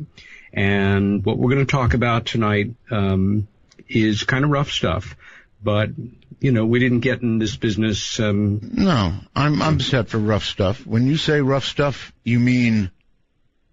I mean, naming names, saying things about people that are not nice, just true, documenting everything I say. Well, all right, why do we need to do that? I mean, why do we, okay, lay it out. Why do we need to? Yes, why? Well, I guess because it's an important truth for me, certainly, as somebody that's been involved on and off, but to a great degree in work on this particular case for 28 years. And, you know... All right, let's cut to the chase. Yeah. You're in some kind of tangle with Pope, right, Nick Pope? Oh, it's minor compared to this. Nick, last year in his book, which really is his book, John and Jim, you know, are the secondary authors, even though it's their story. And the book is called Encounter in the Rendlesham Forest. Yes. In it, Nick, who had been a good friend, and I will always wish him well personally, but he pulled something that I found pretty abhorrent. Namely, he weaves a thread of information throughout the book that I was able to, it jumped out at me because I co-wrote the book that he was addressing in his derogatory comments. All right, what derogatory in what manner, please? Well,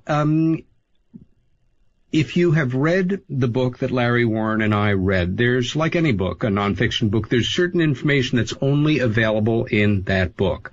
At about a dozen times in his book, he makes reference to that information with reference to my co-author, Larry Warren, but he does not supply the proof that we have to back it up.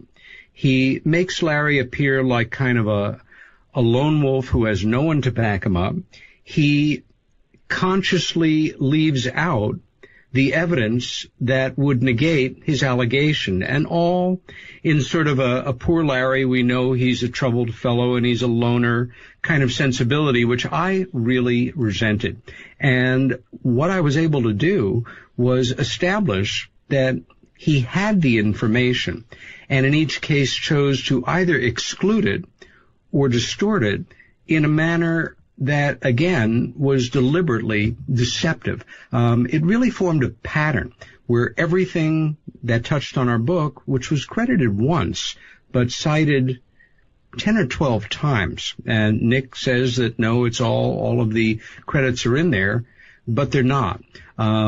For example, regarding the suicide of a man after this event, Nick refers to it as a rumor that nobody could back up. Well, Larry was one of the first two responders on the scene where this young man had blown his head off. And it kind of radicalized my co-author, to put it mildly. He knew this kid. He had had a great deal of trouble in the debriefing. And the person who picked up on it and kind of championed trying to get to the bottom of it was not Nick. Well, certainly he wasn't in the MOD at the time. But the deputy base commander, Charles I. Hall, dismisses it. But in fact, a former chief of staff of the Ministry of Defense, a legendary guy named Admiral Lord Peter Hill Norton, a tough son of a gun who thought most everybody in UFOs were bollocks, unless you were okay with Timothy Good, because Timothy Good, ace writer and researcher on UFOs in the UK, he not only respected, but he wrote the foreword to his, I guess, most popular and influential book, Above Top Secret. And Larry and I met with Hill Norton. He took Larry's case very seriously. It was Larry who broke the story to Hill Norton, again, a former chief of staff of the Ministry of Defense, that in 1980 we had nuclear ordnance at RAF Bentwaters. He was not aware of it and went on to confirm it and went ballistic. And this is sort of dismissed in their book. Nick is fair in asking us to consider Larry's feelings. At one point he discusses an allegation that is very true, and he says Larry's a lone witness, completely ignoring the fact that we have testimony from two other Air Force witnesses in the book that back up Larry's confirmation of what he saw. This is dirty pool, and it is intentional, and it's a shame because, again, as a person, I like Nick Pope. We were good friends for many years. I can only guess at why he decided to do this. And your guess is what? Well, I think, again, starting with the most mundane, in a way, he is a career man in the MOD. He loves his country. He is loyal to his government. He is a loyal servant of the Queen of England, if that's the right terminology. I mean, he takes it seriously, and I'm not being facetious here at all. I respect him for it. And in 1997, when our book came out in its first edition, it was June of 97. America, UK went UFO crazy. Nick's first book was coming out that same summer. We stayed at his house guest. He helped us actively to promote our book, even though it was competing with his book, because he believed in it that much. And what ultimately happened is our book went to the top 10 bestseller list, and I'm proud to say for several, well, either a month or so, we were several points ahead of John le Carré's newest novel, which was very surreal to me. But I think over the years that passed, Nick regretted giving us that help, because when that book became popular, this minor scandal broke around the American nuclear treaty violation with the United Kingdom. And that's the most mundane. So then this comes down to what, in your view? Jealousy? No, that he helped us. Yeah, I got that. Right. And then apparently was that embarrassed his government. Then was sorry that he helped you? Well, I think in retrospect he definitely was, because it was an embarrassment to Her Majesty's government and to the Ministry of Defense. And the one quote that I'd like to read tonight, and will take all of 20 seconds, is from the back of our first edition, so you and your listeners can understand how he felt about our book when it came out. Go ahead. This book is dynamite. Larry Warren and Peter Robbins have done an excellent job in blowing the lid off a UFO case that could be bigger and more sinister than Roswell. There is much in this book that will make you angry, and rightly so. It raises serious questions about just how far certain people will go to prevent the truth about UFOs ever becoming public. The book is meticulously researched, gripping, provocative, and will undoubtedly lead to some long overdue questions being asked at the highest levels. This is a sensational book, and no matter what the skeptics and debunkers may say, this story is not going away. Nick Pope, Ministry of Defense. Things change. Sorry about that. No problem. So, all right, so... If we amp it up, though, maybe he was asked, maybe he was ordered. I don't know. You know, he's retired from the Ministry of Defense, but let's not be naive here. There are certain positions and organizations that you never fully leave. You're an asset in place, a member of the Old Boys Network, a friend of the family, you know, and you can be called upon for favors. I don't know. I'd settle for the most regulation thing, and I'm sorry that he felt compelled to do it because it shattered a really... Well, obviously you're hurt. Do you want a debate with him over this? Oh, yes, I'd love to. You would. But he's turned down 10 opportunities so far. He won't face me simply because I went to a great deal of trouble to establish in each case evidence that proves, I think for any rational reader of deliberate deception, especially if they compare it to their reading of Encounter in the Rendlesham Forest, that he really has no defense, and it's embarrassing. All right. I'd love to be a guest. All right. I want to, if Nick will agree to it, I'd love to do it. But here's the thing that I want to lay on you, and you can go ahead and comment. Yep. Ufology has a lot of problems of the kind we're talking about right here. Yeah, I don't call myself a ufologist. With people whatever you call yourself, I don't care. Investigative writer. That's fine. All right. But among people with interest in ufology. Yeah. How's that? Lots and lots of friction like we're hearing described tonight. Yeah. And you know it doesn't lead anywhere good. That's right. It ends up damaging everything. Now, Rendlesham is absolutely one of the most important cases we could even talk about. There's no case more important that the research community has to work with. Absolutely true. So you're sort of damaging things when you do this, right? Yes and no. For anybody that knows me, and you've got people in your audience that know me. I'm sure. Yes. I am an almost pathologically nice person. I care about people. I've got a lot of friends who are well-known colleagues. I go out of my way to nurture those friendships, and I'll tell you the truth. They're a lot more important to me than what I'll laughingly call my career in UFO studies. However, I have a pretty strict code that I go by, and it has to do with telling the truth. We all make mistakes, but when you go out of your way to distort, to lie about, to completely twist the facts in a manner that I feel crosses an ethical line and misleads people and sometimes hurts people, you know what? The truth is more important than why can't we all get along and kumbaya. And let's face it, the outside world is looking at grown-ups that devote their lives to the study of UFOs and other things like that as one step away from being, kind of sideshow entertainment. My goodness, they actually believe in this stuff and all.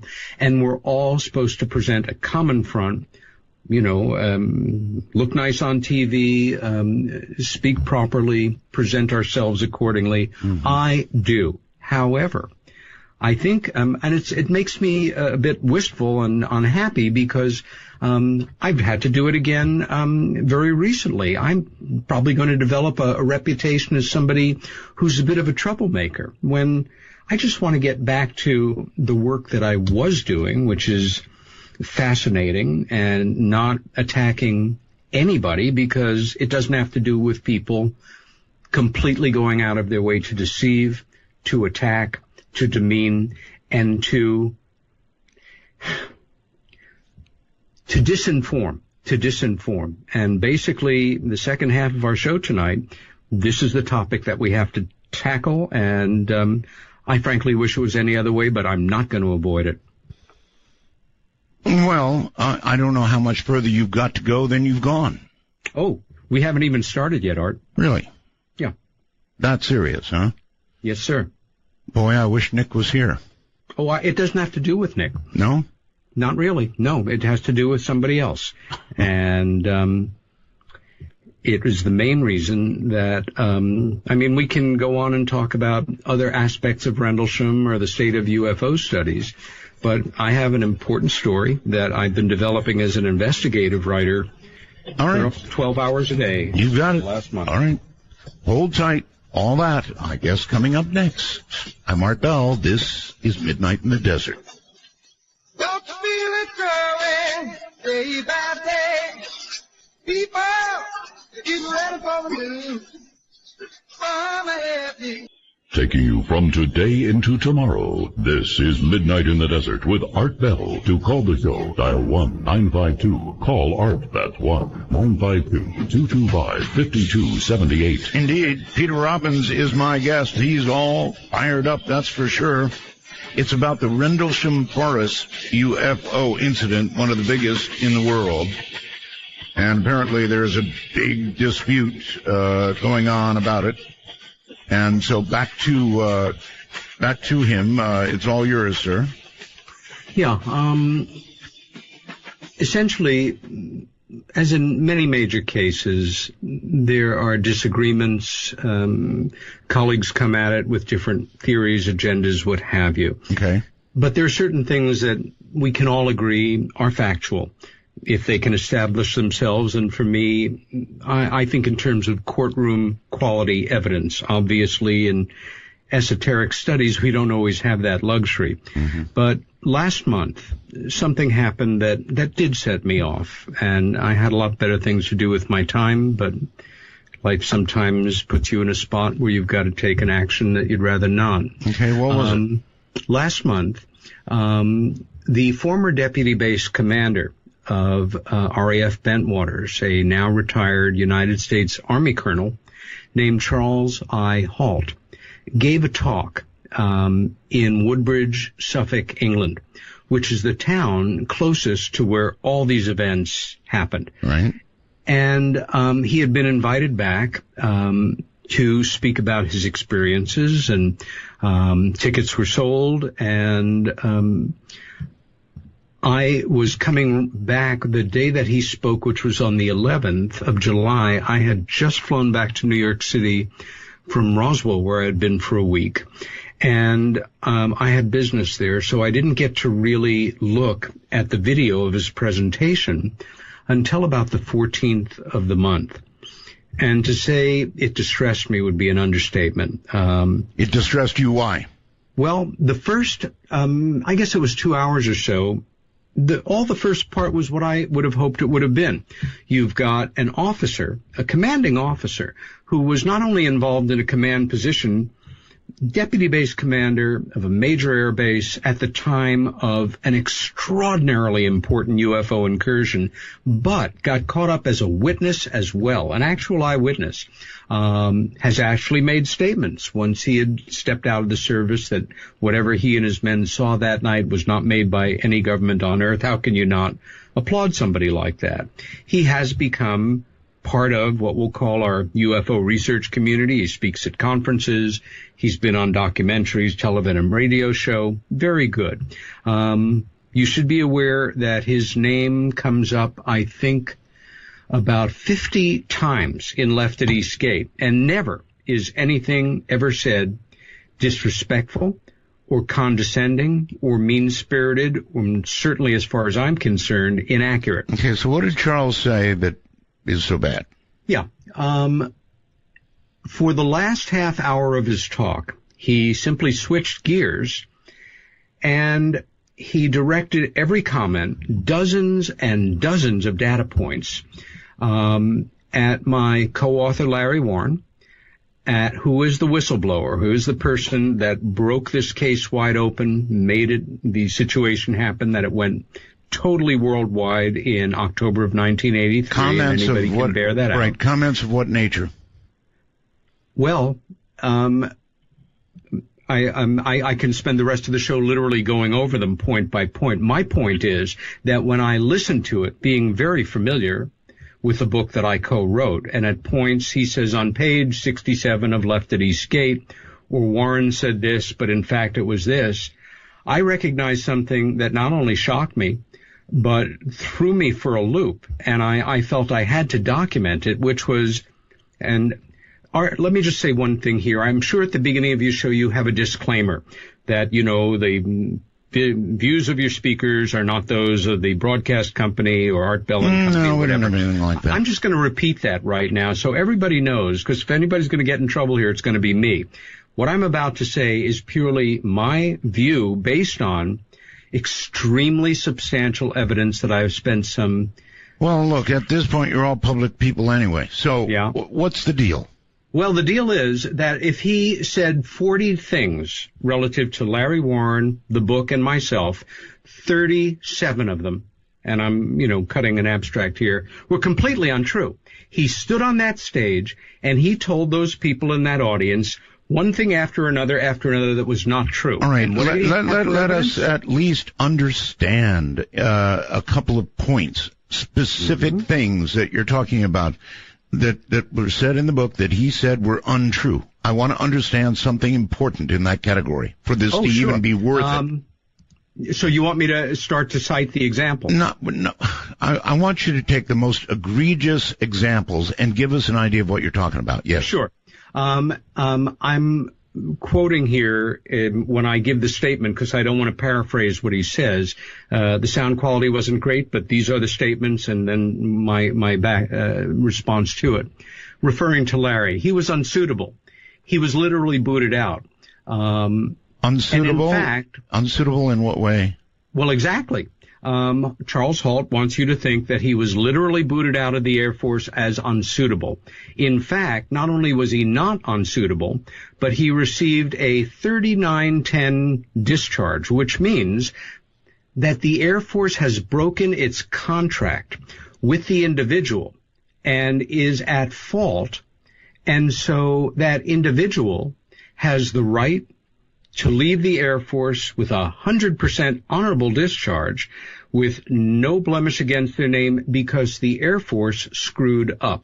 I can tell you how that happened and what happened, but also would the Air Force have taken a gentleman, a security specialist who was undesirable and unsuitable, and 3 weeks after the event, make him part of a very small, highly select contingent that was flown to West Germany to meet the American hostages returning from Iran and supply them security and also keep it absolutely top secret because, as you may remember, it was crucially important to the incoming Reagan government that that news be released immediately as the president was sworn in. That's right. In March, that same 3 months after the event, he was chosen to be honor guard for Wing Commander Gordon Williams' testimonial, secure general officers' parking, be part of his security detail, and his driver.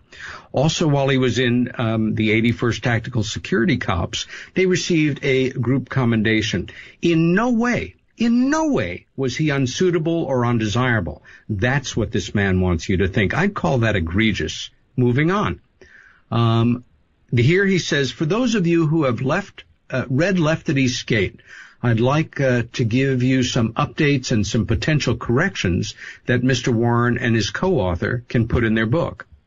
If you go to page 39, he said the base was on alert. The base was not on alert. We were at a party, a social event. There was no alert. Well, Charles Halt and some of the officers may have been at a party, and that's very nice. It was between Christmas and New Year's. But if you go to the international news section or the front page of any major American newspaper or European one, you will see what the crisis was, and it was major.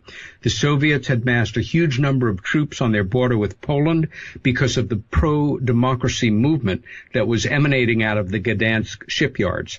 The fighter aircraft, the A-10s, the 48 A-10s that were stationed at RAF Bentwaters weren't there, Art. They were in West Germany at forward operating locations because if the Soviets rolled over that border, we were in a shooting war. There was a tremendous alert going on at those bases all over England and all over Europe. The fact that he was at a party does not matter. If you go to page 42, and this is Charles Halt's words, he claims, Larry, that we had his captain at the motor pool. There were no captains at the motor pool. There were two security police captains, something and Verano. Guess where they were at? They were at the party. Well, they were at the party, but after he left the party, they left the party. And this is a quote from a letter that was sent to us after he read the book by Captain Mike Verano. Quote, all right. Peter. I was at the motor pool. Yeah.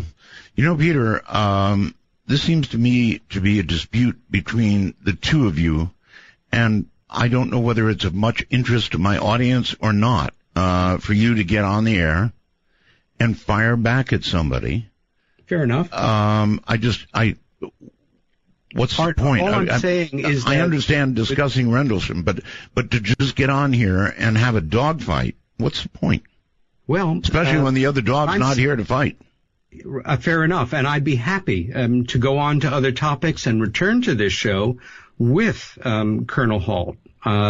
Except that every point that I'm making here, it's not a dispute, Art. Yes, it is. Well, it is, but it's based on my being able to establish that he was not truthful, and that we've been able to establish in every case that Larry was. For example, in his case, and or your case right now, saying it does not make it so, or at least, you can't prove it to me. Fair enough. That's why I'm publishing around it in about a week and a half, and just wanted to let your listeners know that this was going to be fully documented in written form. Fine. Well, if you want a forum to get together and go at it with Halt, or whoever you want to go at it with, fine. But I just don't see that you're gaining anything by doing this on the air right now. Well, really, fair I enough don't. Then, and I'd be honored to return to the show with Halt, Mr. Halt, and with Nick Pope. I think you're going to find that they will both demur and not want to do this on the air or any other place. Well, let's find out. Yes, by all means. What the listeners think about this, and whether they think it's a good idea, whether it's productive, or whether it's just going to harm everything that's already harmed enough, frankly, in this whole area. So what I would like to do is invite you all to call. Maybe it's not hitting you the way it's hitting me, but I think I've described, frankly, how it's hitting me. So anybody willing to call, willing to discuss this, let's do it. It is controversial. It's, here's our number, area code 952-225-5278. I want to know how this is hitting all of you. Again, area 952-225-5278. And of course, the Skypes, North America at MITD51, and outside of North America, the rest of the world, at MITD55. I'm going to break here, giving you an opportunity to chime in. Maybe these are critically important details to the whole thing, but I'm not sure displaying them in this manner is productive. You tell me. I'm Art Bell. Just a second more my work gets done, 'cause I live and breathe this Philadelphia freedom. In that darkest time between dusk and dawn, from the high desert, it's Art Bell's Midnight in the Desert. Now, here's Art. Here I am. All right. So once again, for those of you who want to comment, I'm just giving you my perception. This seems to me to be a useless dog fight without the other dog around. Public number 952-225-5278. Skype at MITD51 for North America and MITD55 for the rest of the world.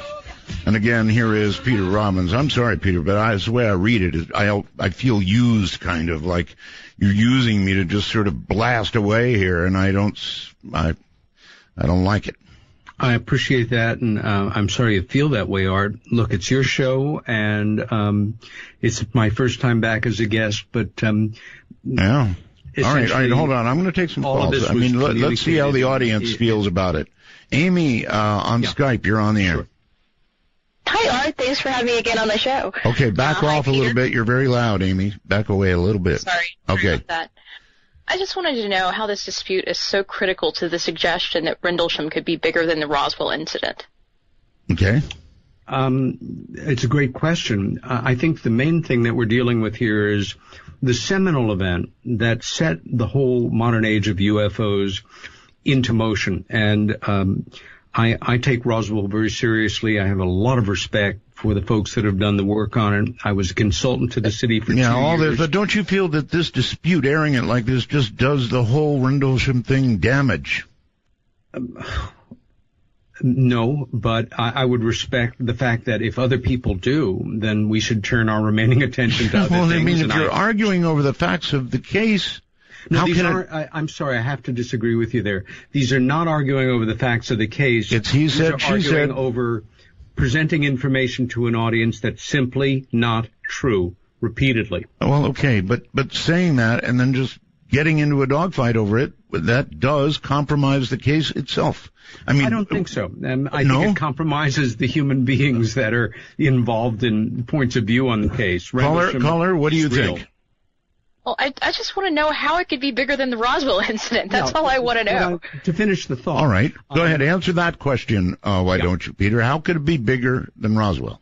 Well, it's not bigger than the crash that set everything off. What it is it's 34 and a half years old rather than 68 years old. Almost all of the principals are alive, are there to be questioned, to give testimony. The evidence is multiple. It's not, I think we're comparing apples and oranges here. One is the seminal case in UFO history. The other one is the most active, important one we have to work with today that has parts of everything that we look for in a UFO investigation in one case, with credible witnesses, lots of actual scientific and documentary evidence. But, it's not a contest who's bigger. Okay, all right. That answers it. Hello there on the phone. You're on the air with Peter Robbins. Hey, this is Tom from Florida. Yeah, I think personally it's more important to discuss the actual event for people who aren't aware of it as much as others than to just talk about two different sides arguing about the subject. Because, I mean, it does sound like it's a very significant event. It's very interesting. Personally, I think there's two possibilities that I don't think throwing out the whole time travel aspect is a good idea, because it's a very interesting one. And the other one could be maybe it was a secret military test to see how the base would react to an occurrence of that type. Interesting. You can't rule that out, or can you, Peter? Well, who are any of us to say what is or isn't when it comes down to it? For me, these are entry-level questions. They've been batted around for decades now. Entry-level? Well, in that, for those folks that have been looking at this case, examining it, reading about it, visiting the area, networking with other people, these things have all come up. For most people, the way to really begin to appreciate the depth of this case is to begin to read the available literature on it. There are a number of great documentaries on it. You can visit the area itself. If you download the free book that I put online last year, it has over 300 pages of data. Military documents, letters, memos, maps. You can become something of an authority and examine that data for yourself. All right. Come to your best judgment. All right. Next on the phone, you're on the air. Oh, hello. Is this Art Bell? It is. Hi. Wow. You're not a mirage. You actually are the real thing, emerging from the desert. Yes, you're right. I'm the real thing. Well, I guess because I'm one of those people who are not familiar with this event. And very quickly, Mr. Robbins, you mentioned that Larry Warren is a whistleblower. And yes. If he is a whistleblower, what did he state or do or say that would cause such consternation amongst the military? That's a great question, and I apologize to everybody who is not familiar with this. What I should do is, now that folks know that I have an issue with this and that I will be responding to it in print, we'll be out in a week or so. I'll send you folks the link, and you can put it online and read it for yourself. Yeah, let's take these questions. Larry Warren was a security police officer involved on the third night who decided that what was not even the event itself, but what these men were put through after the fact to frighten them, to keep them quiet, to confuse them, resulted in lifelong post-traumatic stress for many of them. Ask Peniston, ask Burroughs, ask Adrian Bustinza, who's going to be doing an interview for the first time ever on radio the night after this. Larry decided that when he left the service, suffering, angry, anomalous health problems, that he had to find a way to make it public. And he left with an honorable discharge. And then in late 1982, he met a couple who introduced him to, and I'm sure you remember this name, Art, Larry Fawcett. Yes. Larry was a Connecticut State police officer who was also a UFO investigator, and he partnered up on an important book called Clear Intent, which was one of the first books to talk about the cover-up, and was actually the first book in print with something on the Rendlesham event. The first book on Rendlesham came out within a month or so in England called Sky Crash. Well, Larry Warren did an extensive series of interviews with Larry Fawcett. And Fawcett and his writing partner, Barry Greenwood, a ufologist and archivist, put that information into the form of a Freedom of Information Act action. That FOIA resulted in the release of a single-page document on Air Force stationery. Even though it minimized the events, it redacted it, it made it in 2 days into 3, written 2 weeks after the fact, for many years until the Ministry of Defense started to release information on it. That was the only piece of paper officially confirming the event, and it was written and signed by the Deputy Base Commander, Lieutenant Colonel Charles Hall. That paper found its way to England.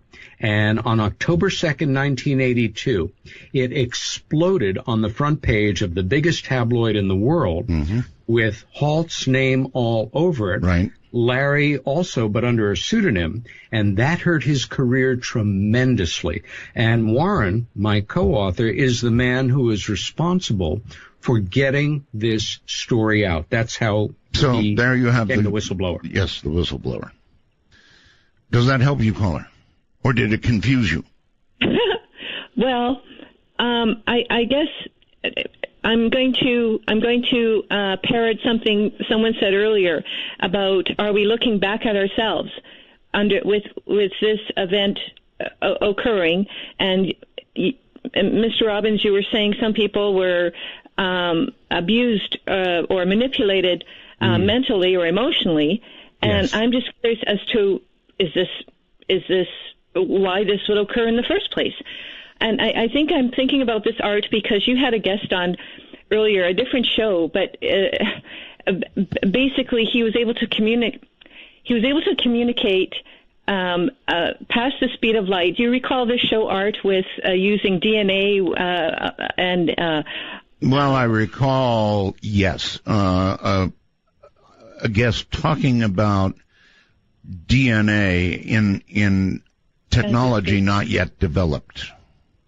Right, you started that show about talking about quantum mechanics or quantum physics. Right. These are theories, and it's fascinating, but it's actually mind-blowing at the same time, right? Right.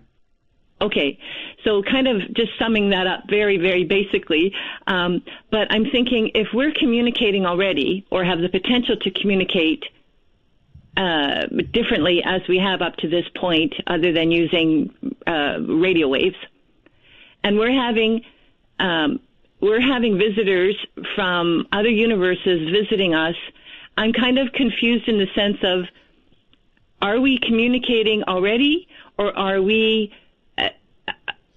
This is where it just blows my mind, where we're trying so hard over decades and decades to communicate, to see what's out there, yet we're being visited by beings that are not like us. Or are we looking back at ourselves already, that they're already here? Do you understand what I'm saying? Not really. Me neither. Darn it. But you said it with conviction. So I'm not exactly sure what she said. I do understand that people thinking about all this can kind of get confused and get off base. And again, Peter, I'm just blown away at all the problem that goes on with ufology, or this study of ufology, or however it is you want to put it. The rancor is difficult to deal with. From the high desert, I'm Art Bell, and this is Midnight in the Desert. There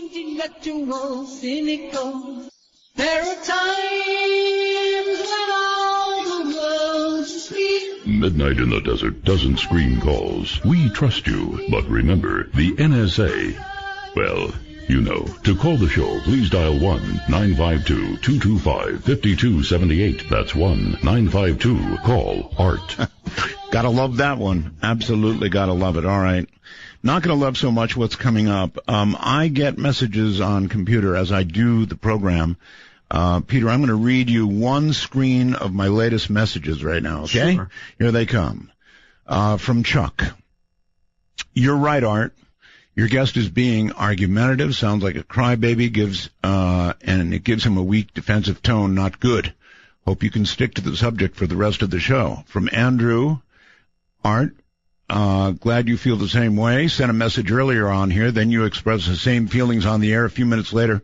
I was excited for a classic UFO landing discussion, but what we got used for is his petty fight. Thanks for speaking up. Or from Jocko in New York City. Art, sounds like this guy's going to cry. What a baby. Totally discredits himself. Let the accused, which isn't him, defend themselves. Or D, initial only. Hey, Art, I got to say it for old time's sake. This guest, bonk. Mary, I hate to be negative, but this guy seems like a whining, pretentious hop. Scott in Andover. Well, I'm enjoying the show tonight. I don't feel a good use of airtime, though, to discuss nitpicking between Lieutenant Colonel Halt and Mr. Robbins. Mark says, I think the dispute being aired right now is not necessarily compelling radio, but it is very illustrative of the noise in this field that muddles the waters so badly. How much is disinformation and how much is ideological headbutting? And finally, Allison, that's where my screen ends at the moment, what I heard was petty, depressing, and unprofessional, or not professional. Let me tell your guest, please tell your guest to air his dirty laundry elsewhere. Most people don't want to hear this kind of thing. Your guest is making the other guy look better. And it kind of probably gets worse from there. What do you think, Peter? Well, I think I made the wrong decision to take the course that I did on the show, and I'm sorry I've disappointed your listeners. Well, I think it's just that, a lot of people think it's unfair when the other guy isn't there. That's I agree. And you should be aware that Larry Warren and I were barred from going to that conference when Charles Halt said all the things about him that were untrue. How could they bar you? He stipulated that Larry Warren would not be allowed in the hall if he showed up even with his 20 pounds. And that's a fact that is documented. So even if that's the cost to get in, 20 pounds, right? Yes, that's what they charge for. Well, he should have tested it then, bought his 20 pounds, laid it on the line, and see if they actually barred him. It was made very clear to us, Art, and you can check that out with Mr. Halt or the conference organizer. I'm not going to argue with any of this because I can't. Twin Cities, you're on the air. Hello. Hello. Yes. The aspect of the story where the person touches the craft or whatever it is and starts receiving this information. Right. When were those claims first made? Well, publicly, they were made on the night of December 28th, 2010, at a small conference we had in Woodbridge, England. And this was how long after the incident?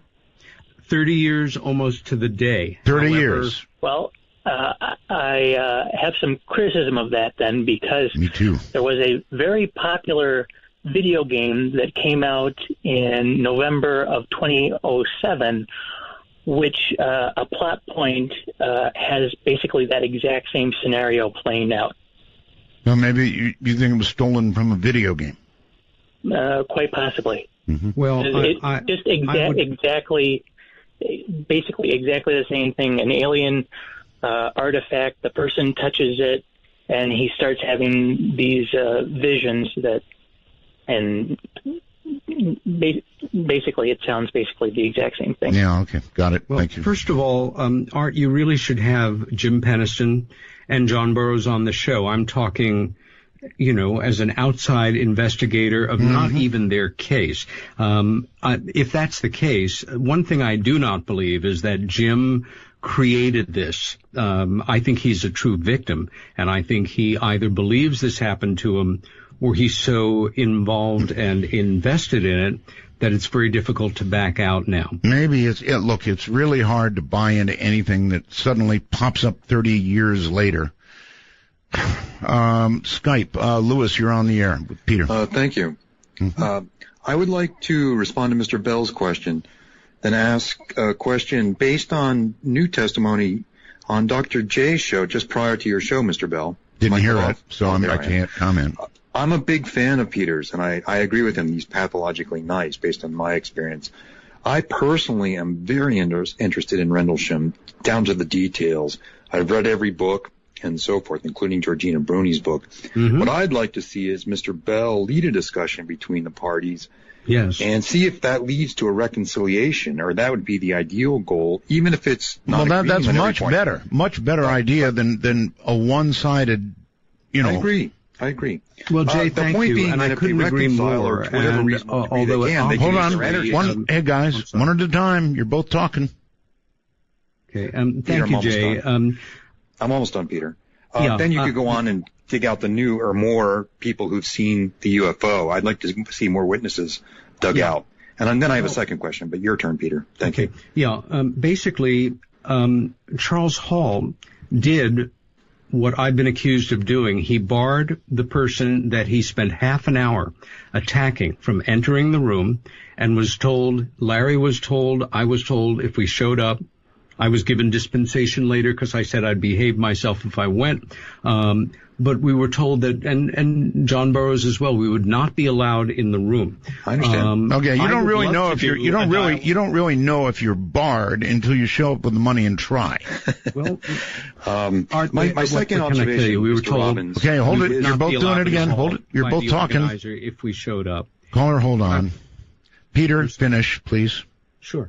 All I'm saying is that I would love to be a part of any forum where I could sit down and discuss these things with Nick Pope, with Colonel Hall. They will not sit down with me, and I'd certainly... We'll find out. Okay, I'll tell you what, Peter, we'll find out about that. Caller, you have a second point? The second question was, on Dr. J's show, just prior to your show, a congressman was on, and I called in, and the congressman said that there's been a new development, that Sergeant Peniston has reached an agreement with the government, that the government would give Sergeant Peniston his medical records in exchange for Sergeant Peniston shutting up. Now, those are my words. All right. Now, do you know anything about that? Are you aware of that? No. Okay. Well, let's I don't know. Let's go here. Wherever here is, you're on the air, on the phone. Hi. Yes, hi. I want to ask a question regarding the UFO, and that Mr. Robbins is not very forthcoming with his information, and that is... what is he not forthcoming about? He's trying to cause problems in the community. Please. It's very hard to understand. Okay, well, so are you, though. What am I doing to cause a problem? You don't have facts to back up what you say. Oh, no, I do have facts to back up what I say. Very much so. What specifically caller, let's get specific. Caller, get specific. What are you talking about exactly? Oh, boy. Yeah, he's gone. He's gone. Okay. That's all right. We'll just move on because he didn't have anything to back up what he was saying. Hi there. You're on the air. Art, it's great to hear you back. It's good to be here. Thank you. 2 things. Number one, great stance last night about your announcement about the radios, stations and everything. Shout out to the Art Bell Midnight in the Desert fans on Facebook. We're all talking about you right now. Right. Okay, Peter, if I wanted to go this route tonight, I'm disappointed with tonight's show. I would have stayed home with my wife today and watched The Young and the Restless. It's just, you say you're a writer. You've had plenty of time to write this stuff up. Your issues with this guy. Could have gave it to Art. He could have put it on his website and said, "Hey, read this," and could have went on about other things. I'm disappointed. To me, it does a disservice to the whole. I don't know, the whole field. And it's not the right way to do it. There should be people to dispute this. If these are really important facts, I'm sorry. If these are really important facts, then Pope should be here, Halt should be here. I agree. Yeah. Otherwise, it's just a smear fest. Well, that's what I'm responding to. A smear fest I understand. that happened. Everybody thinks that they're being smeared or misquoted or lied about or whatever. Everybody feels that way, and they've got their own version of the facts.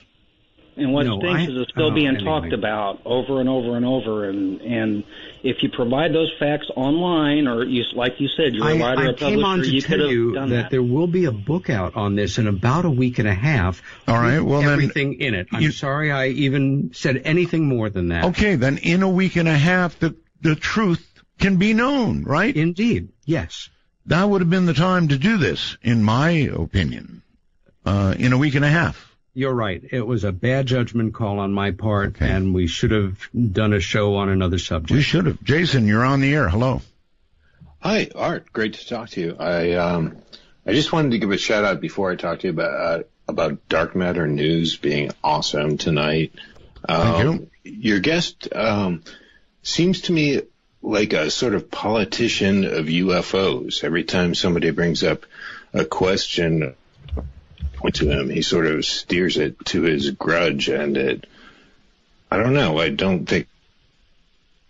Well, that's what he came on tonight to talk about this grudge. No doubt about it. And it's just weird radio. It's the weirdest radio I've heard in a long time. Well, radio is all kinds of things, sometimes weird. It's awesome. You do it the best. Thank you very much for the call. I appreciate it. And let me move on to the phone. You're on the air with Peter Robbins. Hi. Hi, Art. Always a pleasure to talk to you, the master of the late night format. Thank you. You kept your cool very well. I would not have. Nobody really wants to hear a chicken fight live on the air when there's only one chicken. This Rendlesham Forest incident has been talked about a lot. It's on the internet. It's everywhere. I would have liked to delineate points that are very hard to understand, maybe some facts that are not well known by the public. For example, the binary code that telepathed into his brain, and that was talked about many times. I would like to hear something about that, and I can still hear something about that. What I do not want to hear is any more chicken fights.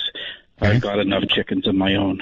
All right, so the binary, thank you, caller, the binary code decoded said roughly what, Peter? Hello, Peter. Once again, you really are talking to the wrong person. All I have is out of the book. It is a series of 6 longitude and latitudes of mystical locations around the world. Right.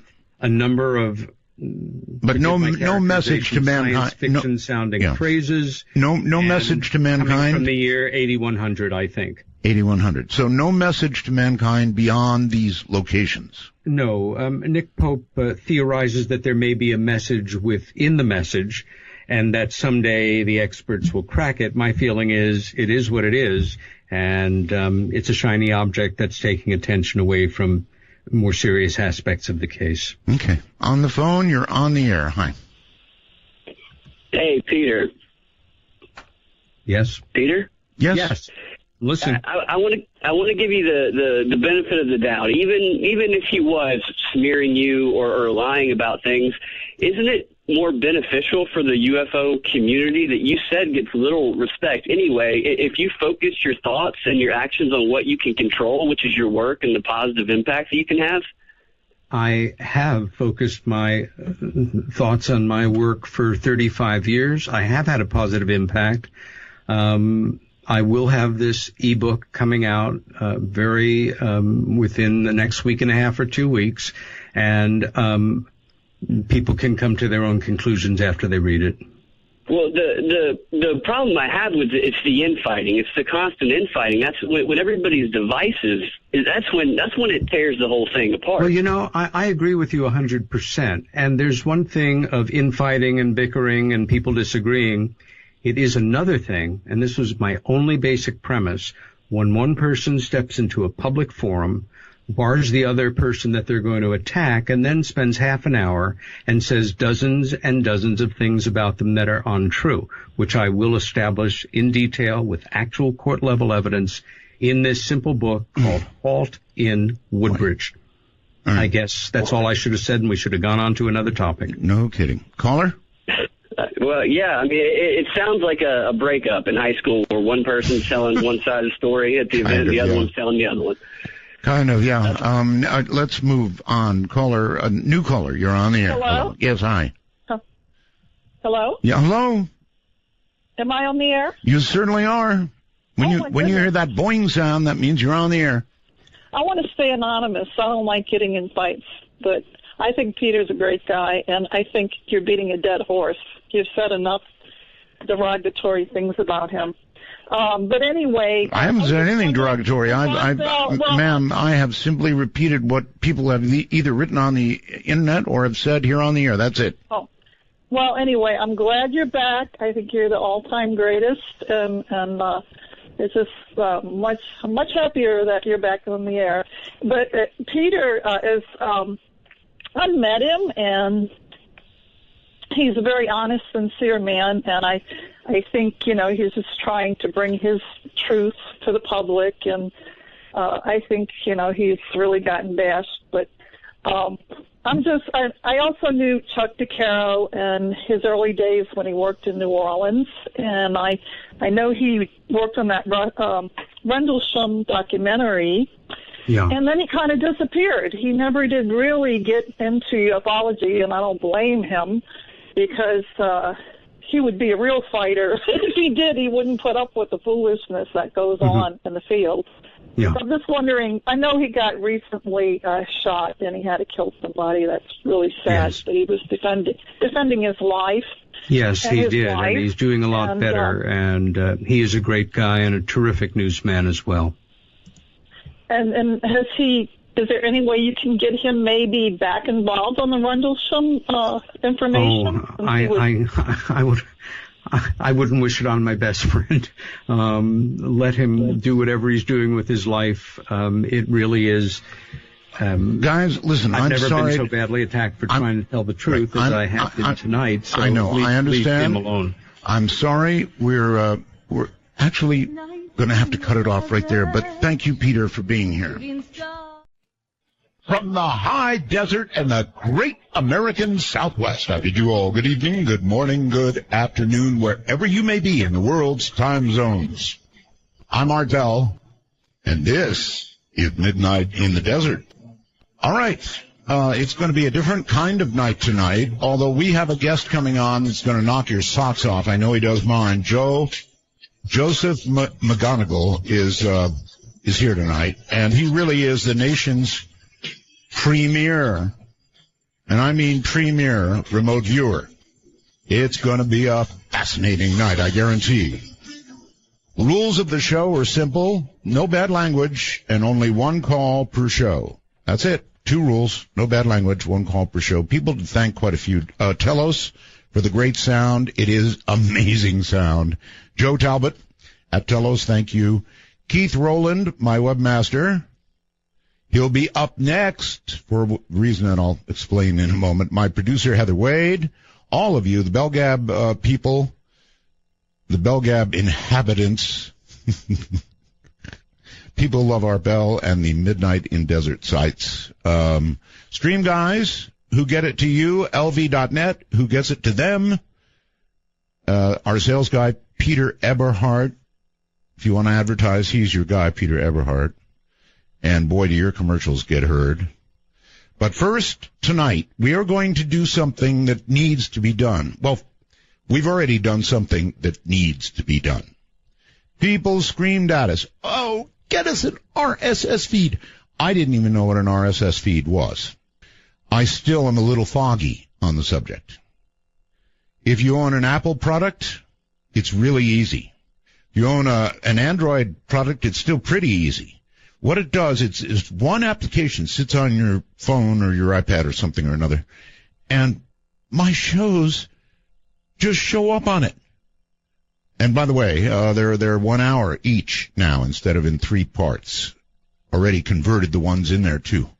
But the whole RSS thing is really hard to explain. So I am bringing my webmaster, my old friend of 5,000 years, Keith Rowland, on the air to tell you what we have done and how to get involved with it. Keith?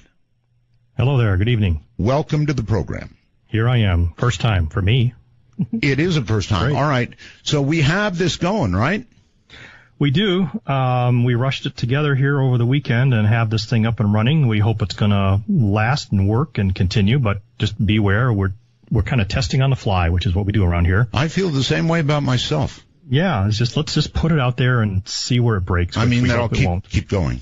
Yep. Keep it going. Anyway, go ahead. Tell them what we've got. Okay, well, the 22nd precursor to what we have is RSS stands for really simple syndication. At least that's what it did when it first started. It's changed. Back in 1999, thereabouts, or a little bit earlier than that, this was a protocol that allowed you to kind of get a list every day of what's new on a website. So you could have a news reader or some kind of a reading program. Boom, get all the headlines and pick what you want to read without having to go through the website all on your own. So essentially content was pushed down to you, to your program. And so every day you could get those listings and so on.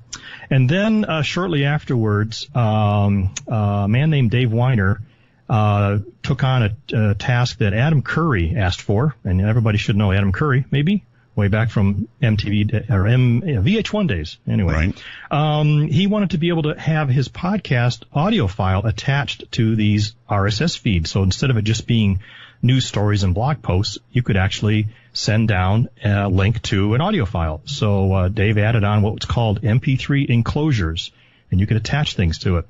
So now this functionality of adding an MP3 audio enclosure to this RSS feed is now what podcast players use to get the listing of files to download, get the listing of the daily updates and what's new, and download it to your podcast player.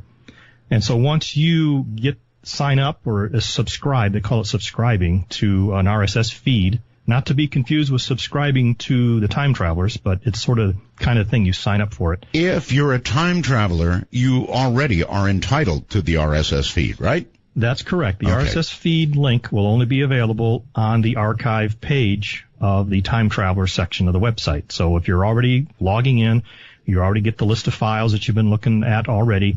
There's now a link at the top of that page called let's see, I wrote that down over here. RSS feed link for podcast players. Okay, what do you do with that link? Well, depending on which particular application or a phone that you have. Let's do one at a time. Keith, say I'm an Apple guy, which I am, and I want to have this newfangled thing. I go to artbell.com, and then I go where and do what? Well, you're going to get over to eventually you're going to get over to the Dark Matter Digital Network Archive Time Traveler area. So everybody's that wants this already knows kind of how to do that. They're already signed up. They go there every day. All right, they want to do this with Safari, right? Right. On the iOS devices, the Safari browser is the easiest one. So if you're using Chrome, it doesn't quite work this way. So initially, you only have to do this one time to get started, and then it's automatic after that. So again, it's inside the archived area under the Time Traveler area. This is not free for everybody. It's just another way of getting the files much easier than we had previously working. So you go to your Safari browser, you go to the page, you log in, and you go to the archive page with all the Midnight in the Desert files at. And at the top of that page, there is a link there. And so you will click on that link, and it will then go off to another server that we had to put up together this weekend. So it's going to ask you for your username and password again. And this, again, we just have to do this one time. And then once it does that, Safari will then go and launch the podcast player inside your iPhone or iPad, the Apple podcast player, and it will pass along to it the name of that podcast that you wanted to subscribe to. All right, brief little thing. After you've clicked on the link, put in your password and everything, it may or may not automatically launch your podcast player. So if it doesn't, just go to your podcast player after you put your, password in, and it'll be alive. Correct. But it should launch it because it's got to pass that URL. If not, you just right-click that URL and you can put it in there manually in the podcast player too. But we're hoping that this will just jump right over there automatically, which would be kind of cool. And then when the podcast player runs and it says, okay, I'm going to go subscribe to Midnight in the Desert RSS feed, it's going to ask you for your username and password again. And you're going to be saying bad words by then. Yep. But again, this is only the one time you have to do that. Okay. So then once you enter it in, it'll say, do you want to subscribe? Yes. What's your username and password? Da-da-da-da-da. Okay. Then give it about, 5-10 seconds because now it's going off and going to grab a list of all the files that are in the RSS feed. So all the shows that we've done. The shows, right. Yes. It's going to go back to the website. It's going to get a list of the shows. It's going to download it into your iPhone, iPad, and it'll give you a new entry for a new RSS subscription, podcast subscription on the left-hand column. And then it will start listing the individual episodes in the right-hand column. Mm-hmm. And usually by default, the first time you put in a new podcast that you want to listen to, it'll go ahead and download the first episode. So that may happen automatically. Now, if you've used this podcast player on your iPhone, iPad for other things in the past, this is just going to add to the list. It's just going to put it in the list at the top or the bottom of your list. I forget which it is. And it'll just add it to what you already have. And whatever your settings are, the same settings will apply. Because you can do things like how many episodes do you want to list? How many episodes do you want to automatically download? How often do you want to check for new episodes? A lot of little tweakers you can do. I'll leave that to the user to figure out it is their best way. Incredibly cool. I know it sounds kind of complicated when Keith talks about it, but it's not. And once you've done it, it is so cool. It is so cool. Trust me on this. All right. Now, if you're not an Apple user, that was good for all the Apple people. Yep. Next comes Android. Yes, Android. Since Android has a variety of browsers, has a variety of podcast players, they don't really have a default one. So if you're browsing around in Chrome and you find a link and you click it, it's just not going to automatically go to some Android podcast player. You get to pick which one you would like. We have one that we've tested that we think is the best one to start with. You might like something better later. So you're about to get the name of an app to use with Android. Listen carefully. It is called Beyond Pod. Beyond Pod. So if they go to their toy store or whatever they call it, the Play Store, Androidville, yep, they'll be able to find that easily, and it's free, right? Yes. So there's only some podcast players allow you to put in username passwords, and some don't. Remember, podcasts used to be free for years and years. It's only been in the last few years that we started getting these paid podcasts that take usernames and passwords. So there's tons of podcast apps out there that won't work because they're just not equipped to deal with username passwords. So you got to get one that does that. This is one of the ones that does that. And again, the name? Beyond Pod. Beyond Pod. Okay, great. Now, I'll have once a little you help get page up later on the website to have all these links and stuff. Nevertheless, once you get that, what do? Well, you're going to download that app and install it. And then you're going to go to whatever browser you were using to surf our web currently. Again, logging in, go to the archive page where you list all of our shows.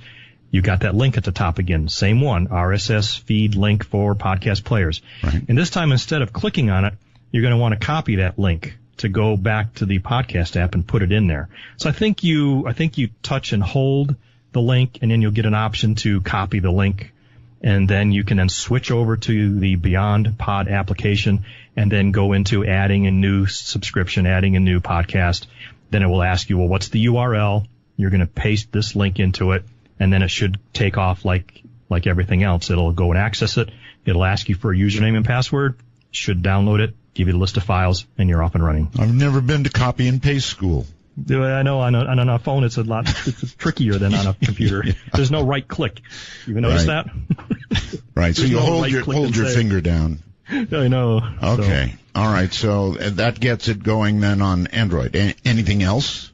Even on a regular computer, iTunes supports this. You can just go into your iTunes, and one of the menu options is subscribe to podcast, and you click on that, and you just paste in that same URL, and it'll join and ask you for the password, and off and running on your Mac, or even, I think, iTunes on Windows. All right. So. Well, we had hundreds of people begging for this, so here it is, and we have somebody we should thank publicly, I think, on the air, and that is, Keith? Mr. Sam Bosell. Sam Bosell from Bell Gap. Yep. He started this as his own little personal project, and we got wind of it, and we hooked up and decided to make it official. And so we got him to move his stuff over to our servers, and we spent the weekend working out all the little details so that we could launch this thing today. Working your butts off, really.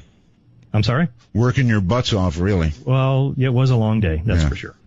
All right, so that's how you do it for Apple. That's how you do it for Android. And once you've done it, let me tell you, folks, you'll be happy as a clam. Keith, it was wonderful having you on the air. We almost never hear you on the air, so it's great having you. I'll go crawl back behind the desk now. Well, thank you for being my webmaster all these years. Yes, it's turned out to be over 20. So you keep asking, but I think somewhere in the 94, I really didn't 95. want I didn't want an answer, Keith. Oh, okay, sorry. Over 20. All right. All right, you got it. Thank you, buddy. All right, see you later. That's it, folks. That's how you do it. Joe McMonagle is coming up next. Oh, what a program I've got for you tonight. This is going to be good stuff. Radio Gold. Don't go anywhere.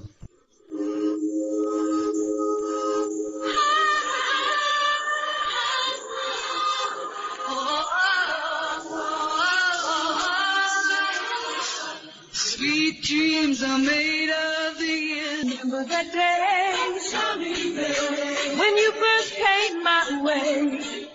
I said no one can take your place. The clock strikes 12, and Midnight in the Desert is pounding packets your way on the Dark Matter Digital Network. To call the show, please direct your finger digits to dial 1-952-225-5278. That's 1-952. Call Art. Well, all right. What a treat you're in for.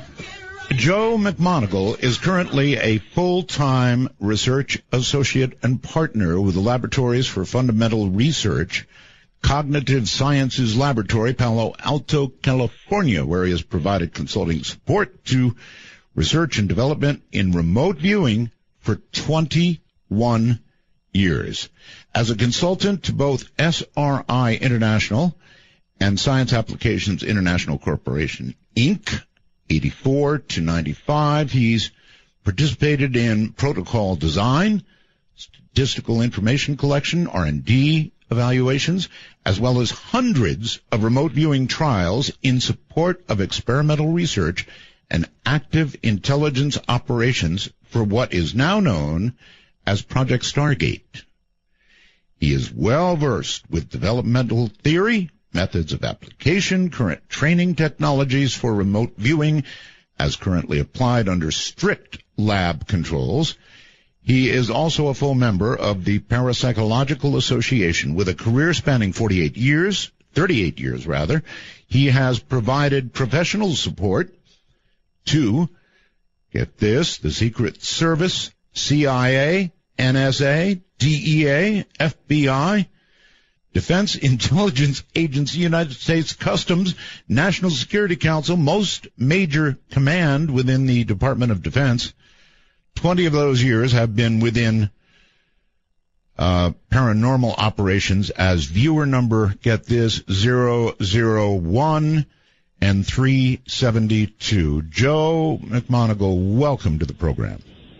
Hi, Art. How are you this evening? Oh, I'm really well, thank you, and really happy to be talking to you because this is truly fascinating stuff. Now, there are many remote viewers in the land, and for years I did interview one who predicted,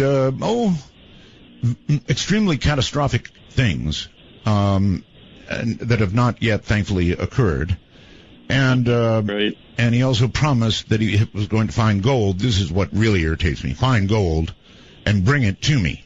The gold never showed. The catastrophes never happened. I know you're in a completely different category, Joe, so I just wanted to say that.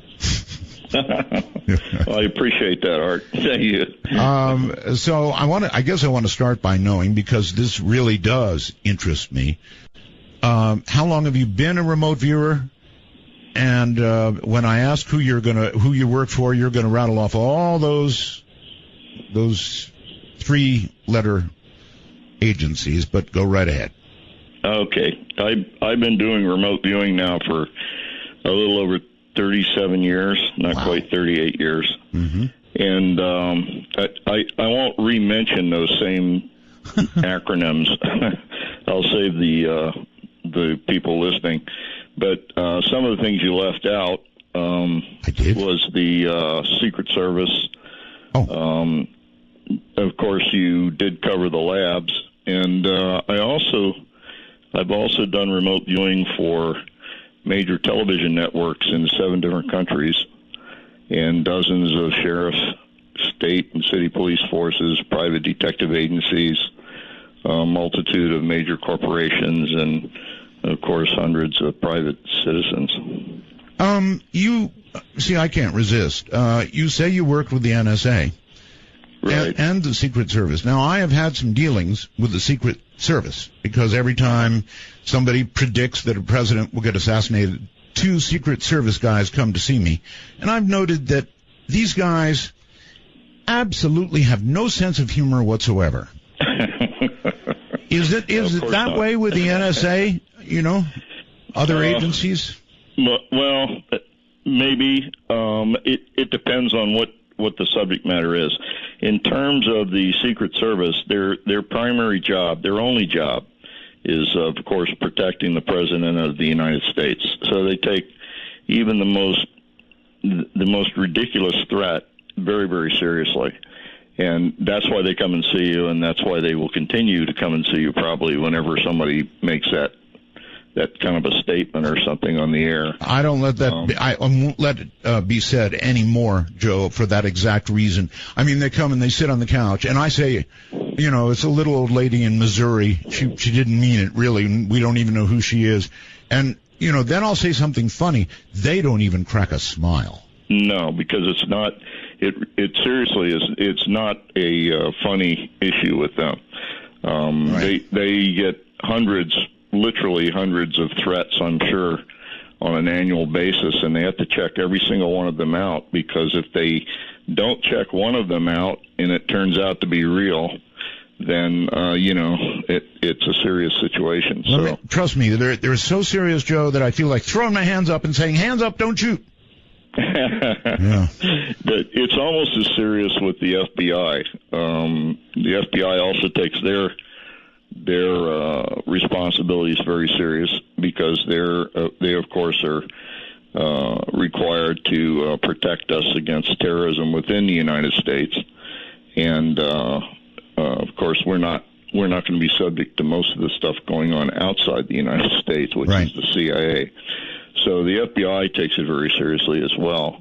NSA does as well, and I would add that it's sort of a crapshoot when you start thinking about, are you for or against what the NSA does? The NSA really is attempting to protect the American citizens, but there's a lot of things that they do where they can see the justification for it. No one else can. So, how do you feel about that? Squirrely. Yeah, how do you feel about that?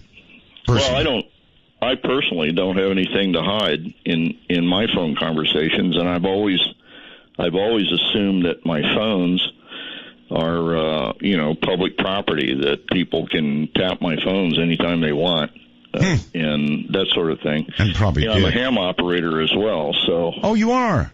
Yeah. So talking over the air is you just assume that there are a lot of people listening to what you're saying. It's the same thing with the phone. I'm not going to, if I'm going to do something that's very private, I'm certainly not going to use a phone for it. That sort of thing. So you worked with just about every humorless agency there is. I'm wondering, how did they find you, Joe? How did they I'm sure in every case they came to you, right? Yeah. What happened is when they first decided they were going to pursue this idea of remote viewing, it initially was supposed to be a study project that was going to last approximately 3 years, and they were going to find and recruit counterintelligence people and that sort of thing, and teach us to be remote viewers if they couldn't find somebody that could remote view. And then the way they did that was kind of strange, because they knew if they brought us into a room and said, everybody who thinks they're psychic, raise your hand, we'd all just stand there and stare at each other. So they were able, though. They went through the records, and they found people who basically were exceptional in the jobs that they really shouldn't have been exceptional in, and decided that they were either extremely lucky in most cases, or were probably psychic to some degree. And once they identified those people, I being one of them, they brought us in and asked for volunteers to be tested. Do you know how they actually got onto you? I mean, was there a website that said Psychic McMonagle or something? How did they get to you? They actually talked to my bosses, and most of my bosses said, yeah, he's a little strange. He seems to know the answer when a lot of people don't. So so what they did is they called me in, and they laid a lot of psychic stuff on a table in front of me and asked me if I thought any of that stuff was real.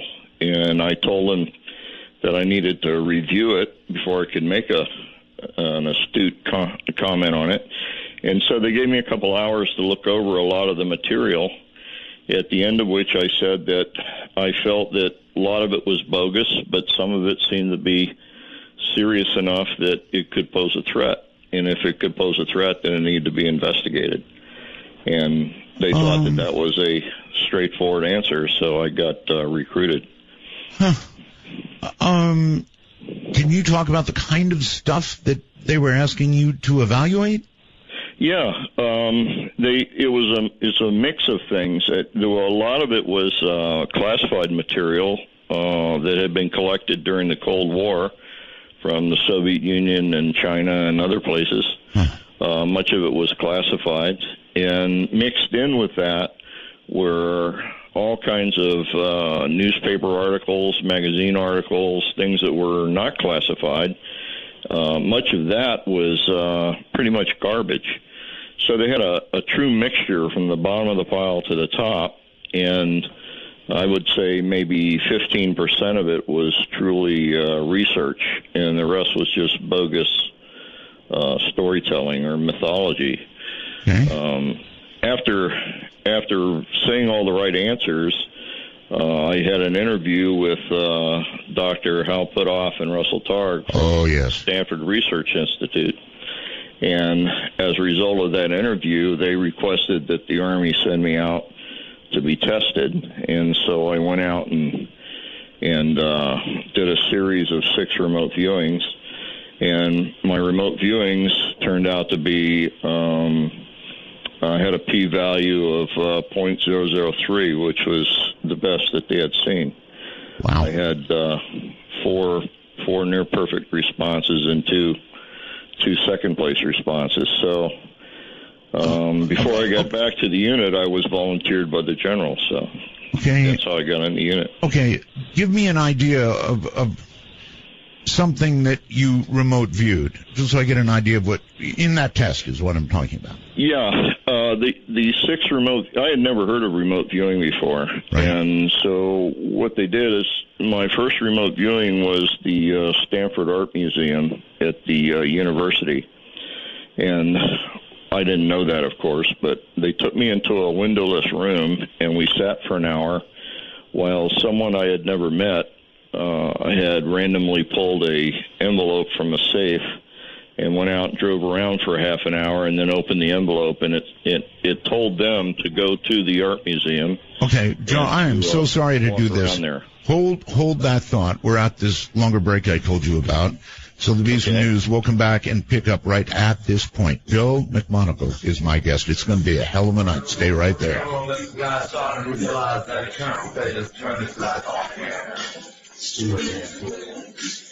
It's 2 a.m. It will soon be yours tomorrow. I don't ask so much, I only wonder, and you know it don't come easy. Well, Midnight Sweeps across America. You found an oasis for the mind. To call Midnight in the Desert, please dial 1-952. Art. That's 1-952-225-5278. All right. We are honored to have with us tonight Joe McMonagle. He is regarded really as the best remote viewer in the United States, maybe the world. So this is serious stuff. Now, we were right in the middle of talking about a very early test, Joe, in which they had you, I think you said, in a museum, right. And then there was a guy who had an envelope that had something in it. He would pull this envelope out of the safe. He'd choose it using a random number generator. He'd drive around in traffic for half an hour and then open the envelope, and it would tell him where to go, what his randomly chosen target site was. In the meanwhile, they would take me up to a windowless room on the third floor of the physics building. Yes. At SRI, and I was up there with Russell Targ on this first target, and we got settled. And at a specific time, he pulled a picture of the person out of a folder, and asked me if I'd ever met him before, and I said no. It was somebody I'd never seen before. And he asked me to describe where he was. And I said, how do I do that? And he said, well, just tell me where he is. And so I just let my imagination run crazy and basically drew the front of the building and described it as a place of art and whatnot. Okay, so hit. Obviously, you just described the impossible virtually. Right, and I was as surprised as everybody else when we drove over there to see what my target was. So it's like picking 1 out of 4, I'll take 3, and maybe being lucky. This is describing in detail where somebody in a secret envelope has gone, a target. Right. And they had approximately 50 to 75 locations in the San Francisco Bay Area, all within an hour's drive of the radio physics lab at SRI. So that was one test, Joe. That was one test, right? Right. And you're saying you passed six? 6 of those, yeah. Wow. Over a week's period. And described 4 of them about as accurately as you could. Certainly well enough that they could select them randomly out of the pile of target possibilities and say that's exactly where they went using just my remote viewing. That's incredible. No wonder they grabbed you. Well, it surprised me as much as it did anyone else, and I have to admit that when I got back, we went into began a year of training, and I had 24 straight failures. All right. Now, to be clear, was this already the CIA's Stargate program? Is that what you were in at that point? No. To be clear, it was a psychic.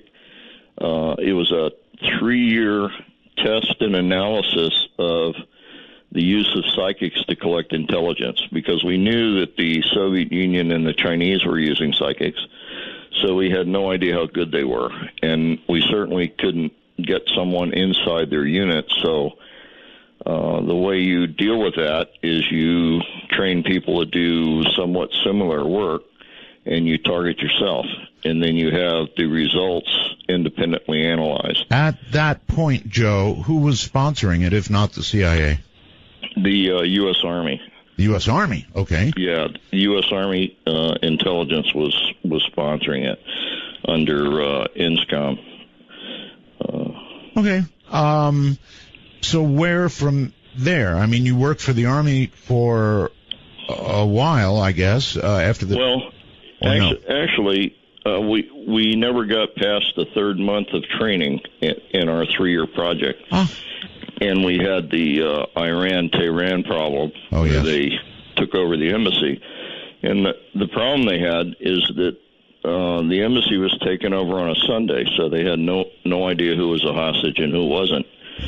And unless you can identify the hostages, they can disappear somebody, and you wouldn't be able to know if they had or they hadn't. And so they had no way of identifying the hostages other than to come to us and try us out. And it turned out that we did a better than respectable job of identifying the hostages. So our project went straight from a 3-month introduction to a full-blown collection project. So you were trying to identify, when you say identify the hostages, do you mean not individually, but where they were, or what? No, individually. Oh, my. We a couple of us were taken into a room, and they had approximately 500 photos on a table. And they asked us to go through the photos and tell them who was absolutely a hostage and who wasn't. And we were able to identify the hostages that way. So you did, wow. That's extremely impressive. All right. So, but you said something about not continuing on, Yeah, what it was, initially it was a 3-year study project to determine the effectiveness of the Soviet Union and Chinese psychics.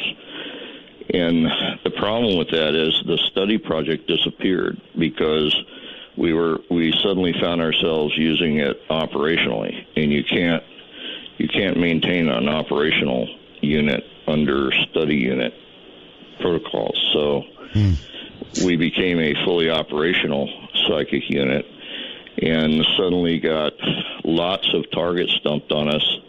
They were predominantly problems that had been other agency had worked on for in some cases over a year and had been fully unsuccessful in getting anywhere with them. So the uniqueness of our unit was that while we only had about a 30% success rate, our 30% was on targets that had otherwise been totally undoable. In other words, no other agency had been successful in solving the problems. Right. Now, people need to understand 30% is astronomically high because we're talking about, for example, remote viewing where, let's say, they want to know where is bomb number so-and-so, nuclear weapon so-and-so, and when he says 30%, he means 30% of the time they correctly identified where nuclear weapon so-and-so was. People need to understand how incredible it really is. I can even give an example.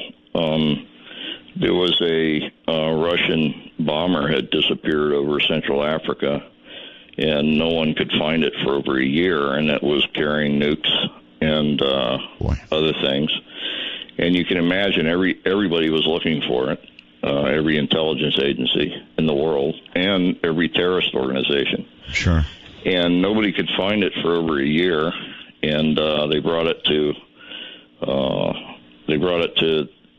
3 of the units that had used psychics, and to include us, there were 2 other units that had played with remote viewing for a while, and they even took it to them as well. And all 3 units produced what I would call interlocking circles on a map, and we were able to locate the bomber in a matter of literally days, if not hours. All right, don't say anything classified. You're getting. No, I'm not. And when you say nuclear weapons and other things, that's even ominous to me. Well, yeah, it could sound ominous, I suppose. It's like that's already as bad as it could be. I guess there could be things worse. Anyway, you actually located that. I didn't personally, but one of our other remote viewers did, and did a very good job at it, I would add. In fact, this particular mission was briefed by President Carter, and as a result, we wound up having the name of the project changed. And it became what? It went from Grill Flame to Central Lane. Okay. All right. Somewhere down line, it did become Stargate for the CIA, didn't it? That's correct. Every time managerial authority was altered or changed, they changed the name of the project because they couldn't have an Army project name on a DIA project, and they couldn't have a DIA name on a CIA project, that sort of thing. I was honored to have interviewed in earlier years Robert Monroe, the Monroe Institute, and I guess you went to the Monroe Institute, correct? That's correct, yes.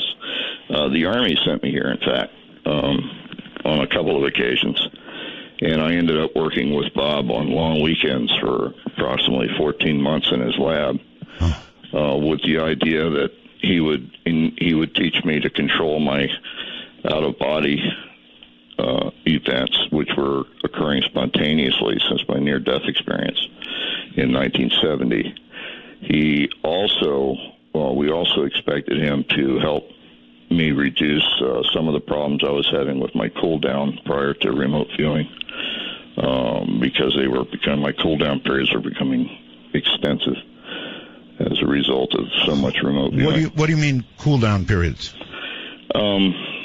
Before I do a remote viewing, I have to clear my head from the previous remote viewing. Right. And that takes some doing.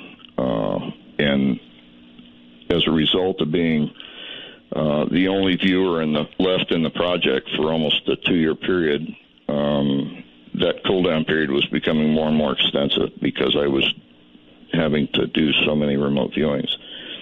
So what is that like? I mean, do you end up with severe headaches? Are you fatigued totally? You can.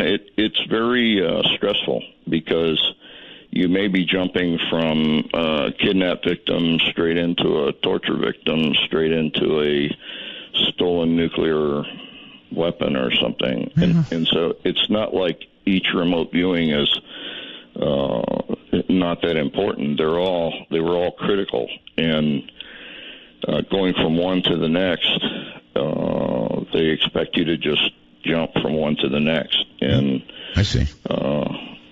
That period of time in between when you try to empty your mind and prepare for the next remote viewing becomes critical to the success. And I was becoming very stressed out about that. Okay, you said two things that I can't let pass. One, near-death experience, and the other, out-of-body experiences. Both are fascinating things for me, and so really, I can't just let them roll by. What happened near-death? In 1970, I had a near-death experience, which was actually, to cut to the chase, I was sitting in a restaurant having a before-dinner drink and went into convulsions. I got very, very ill feeling, and I didn't want to be projectile vomiting or something in a restaurant. I excused myself, and I just made the front door and collapsed on the sidewalk. And what I didn't know is that I had gone into convulsions and swallowed my tongue. Oh, God. And when you swallow your tongue, you can't breathe. Right. So it's only a matter of time until your heart stops. Mm-hmm. And I was in Austria when this occurred. I was in Braunau, Austria, right across the Elbe River from Germany. And my friend came out with my wife, and he tried to revive me and couldn't, so they put me in a car and drove me 38 kilometers to the hospital in Passau, Germany. Right. And had to cross a border checkpoint to do that. And that took some time, so I was delivered DOA to the hospital, or the emergency room in Germany, and had been DOA probably somewhere between 8 and 15 minutes. Oh, my God. So you should have been really dead. I was very dead, according to the doctor anyway. I became comatose when they get a heartbeat, and they honestly didn't think I would come out of the coma. And but if you did, probably with brain damage. Yeah, and I came out of the coma, and it was less than 24 hours later. And when I came out of the coma, I started telling the German patient in the room with me that I started speaking to him in broken German and English. You know, I said, "You can't die. God's a white light, and everything's going to be fine." Wow. And he freaked out, and the doctor came in and sedated me again. So, do you really believe that, Joseph, that you cannot die? That is to say, cease to exist totally. That there is something on the other side. No question about it in your mind. There's no question in my mind. Wow. I know it's argumentative for a lot of people. You know, one of my best friend, he's almost a brother to me, Dr. Edwin May, is a materialist, and he thinks that's crazy, and we talk about it sometimes.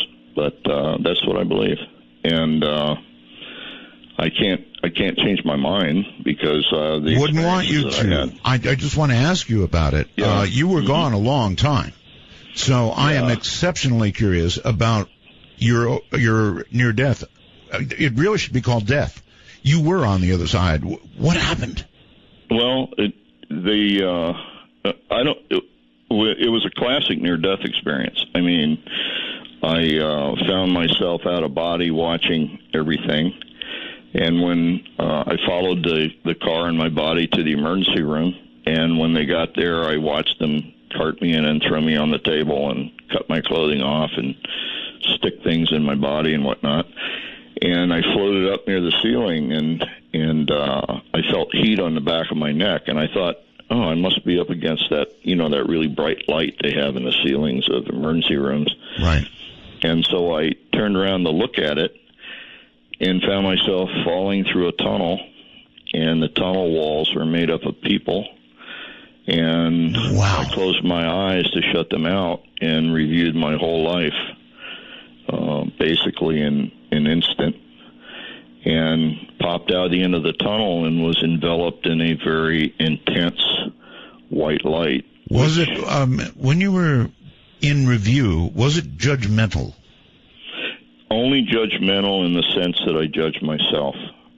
There was no one looking over my shoulder. There was no God being there. There was no one there helping. It was just me dealing with the things that you had done, and that's pretty hard. That can be very harsh. That's the hardest. Believe me, that's the hardest kind of judgment. I believe you. And at the end of that, you pop out of the end of the tunnel, and you're enveloped in this completely comforting and loving white light, which at the time I had the need to say that's what God is, only because I had no basis for ever having experienced it before. I was going to say it's obvious you passed the test, Well, something passed because I decided I was going to stay, and it decided I wasn't. And I was told in my mind that I had to go back. And I said, no, I'm staying right here. I'm perfectly fine right here. And there was sort of a snap, like a snap of the fingers. And I sat up, and I was under this sheet in this room with this other patient.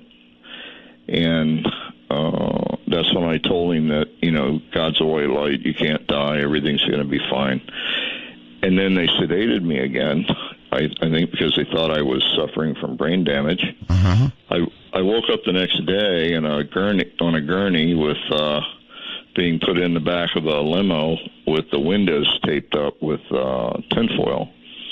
And they took me to Munich and put me in a rest home, in the wing of a rest home they had leased, I guess. Wow.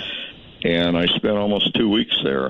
They didn't have the MRI machines and all that back in 1970, so I had to undergo a lot of testing to ensure that my brain cells weren't all dead. All right, hold it right there. Boy, if nothing else, this was worth it. That was some depth experience to hear about. It's incredible. I'm Art Bell. Did you like? ain't this good? In the day, nothing matters. It's oh, what a night.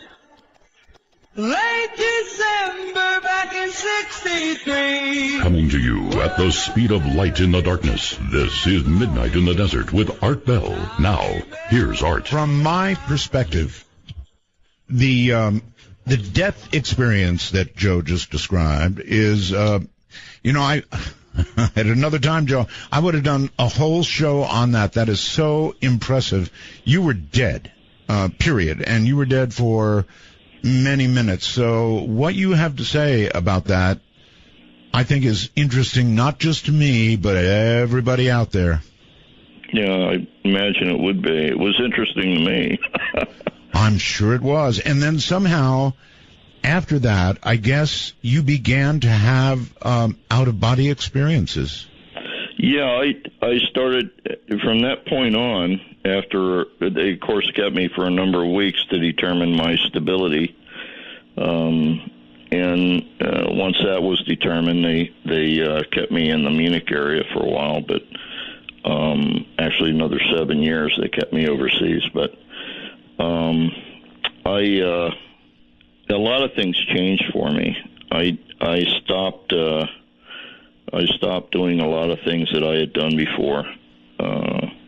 I became a much milder, gentler person.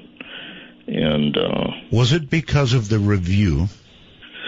It was partly that, and it was partly the fact that I came to understand that my actions had tremendous effects on not only myself, but on the people that cared about me a great deal that I might not even know I was affecting. Got it. And that also it had great effect on the kinds of reciprocal action that I got to enjoy as a result of my own action. In other words, I viewed myself from that point on as sort of being a farmer that plants seeds all the time, that grow fruit, and the fruit, I always get the harvest myself. The problem is if you're unconscious and totally unaware, and you're planting seeds, you may be planting them in anger, and that produces a negative or deconstructive fruit that you get to enjoy. And all right. Briefly, so I wanted to change everything. Yeah, I get it. Briefly, with respect to OBEs, again, we could do a whole show on that, and I have done whole shows on it. It is, I am told, possible to leave your body. I've heard the story of the silver cord that attaches you back to your body, and that if anything goes wrong, you come snapping back to your body and all is well. So it's very safe, they say. Yes. Do you agree with that? I agree with that. I have been out of body as a problem solver.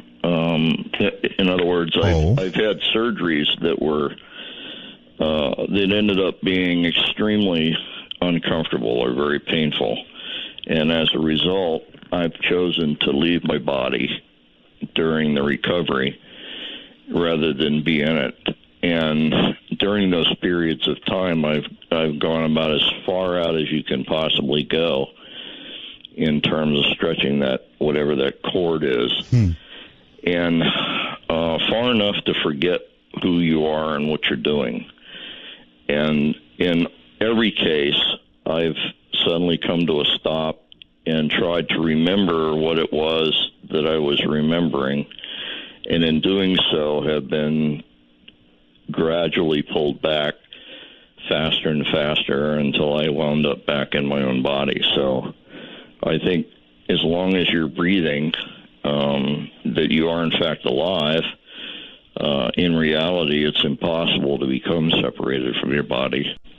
I hope so, Joe. The people that I've talked to about OBEs before, I've always challenged them with this, and that is, as we all know, a lot of people die in their sleep. Mm-hmm. That's correct. Natural causes.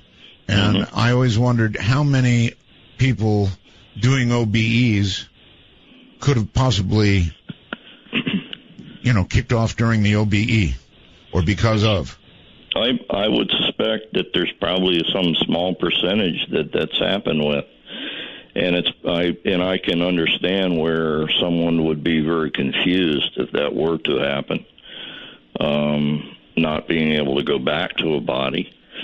But that confusion, I think, goes away very rapidly, because in the processes of actually dying, you're out of body anyway. I mean, your consciousness leaves the body, and it is introduced into whatever that next phase is going to be, vis-a-vis the near-death experience, or at least part of the near-death experience. Mm-hmm.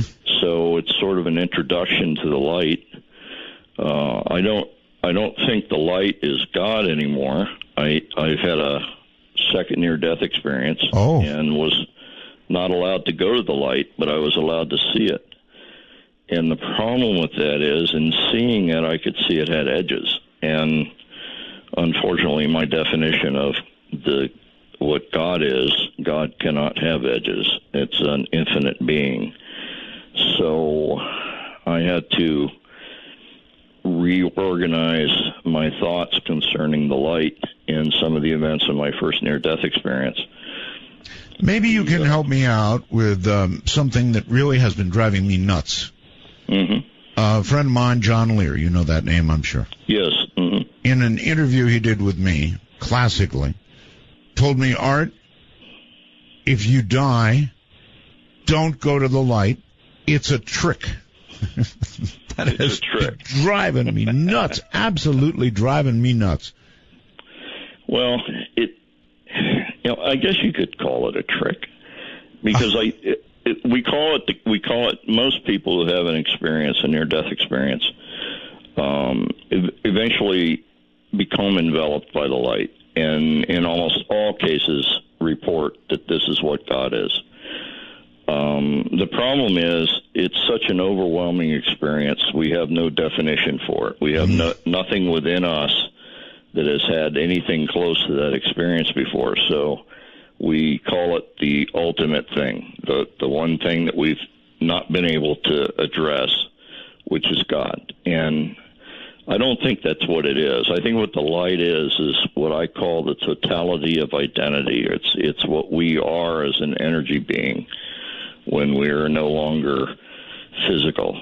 And so it's the reason why in the light we feel so comfortable and so at home and so whole and at peace. It's because we are finally in our major construct again. We're all of our experience lies. It's the same place where all knowledge that we've collected over a multitude of lifetimes comes together or coheses.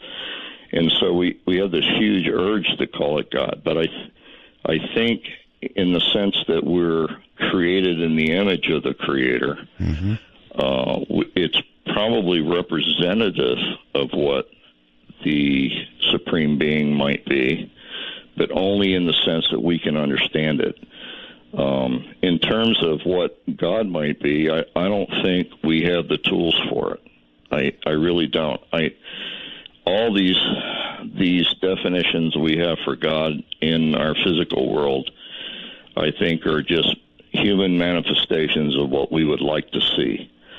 And of course, we imbue those manifestations with all kinds of rules and laws and things, and we kill each other over it. Yes. It's what I call the designer God problem. Would it be fair, Joe, to call what you felt during that time as heaven or heavenly? Is that? Yeah, I like to think of it as the totality of being. It's everything that you can wrap up in what we call the human experience from a multitude of lifetimes. It's certainly a very small fragment or image of what the Supreme Being might be. Right. So, in a sense, it is God in that it gives us a taste or a feeling of what it could be. But what I would call the definition of God, or the understanding of what a God might be, is so beyond my ken. I wouldn't even attempt it. I don't even know what being human's all about yet, and that's what I'm trying to figure out now. What it means to truly be human and express full human compassion and capacity and all those things. I just don't think we're equipped to do that either. Yeah, you mentioned that all of this, that the near death, the OBEs, everything changed you as a human being. Absolutely changed me irrefutably. It's as though I was run down by a Mack truck, and I find it laughable that people say, "Oh, well, it's just a chemical thing that went off in your head because you were dying." That's what they say. Yeah, I know.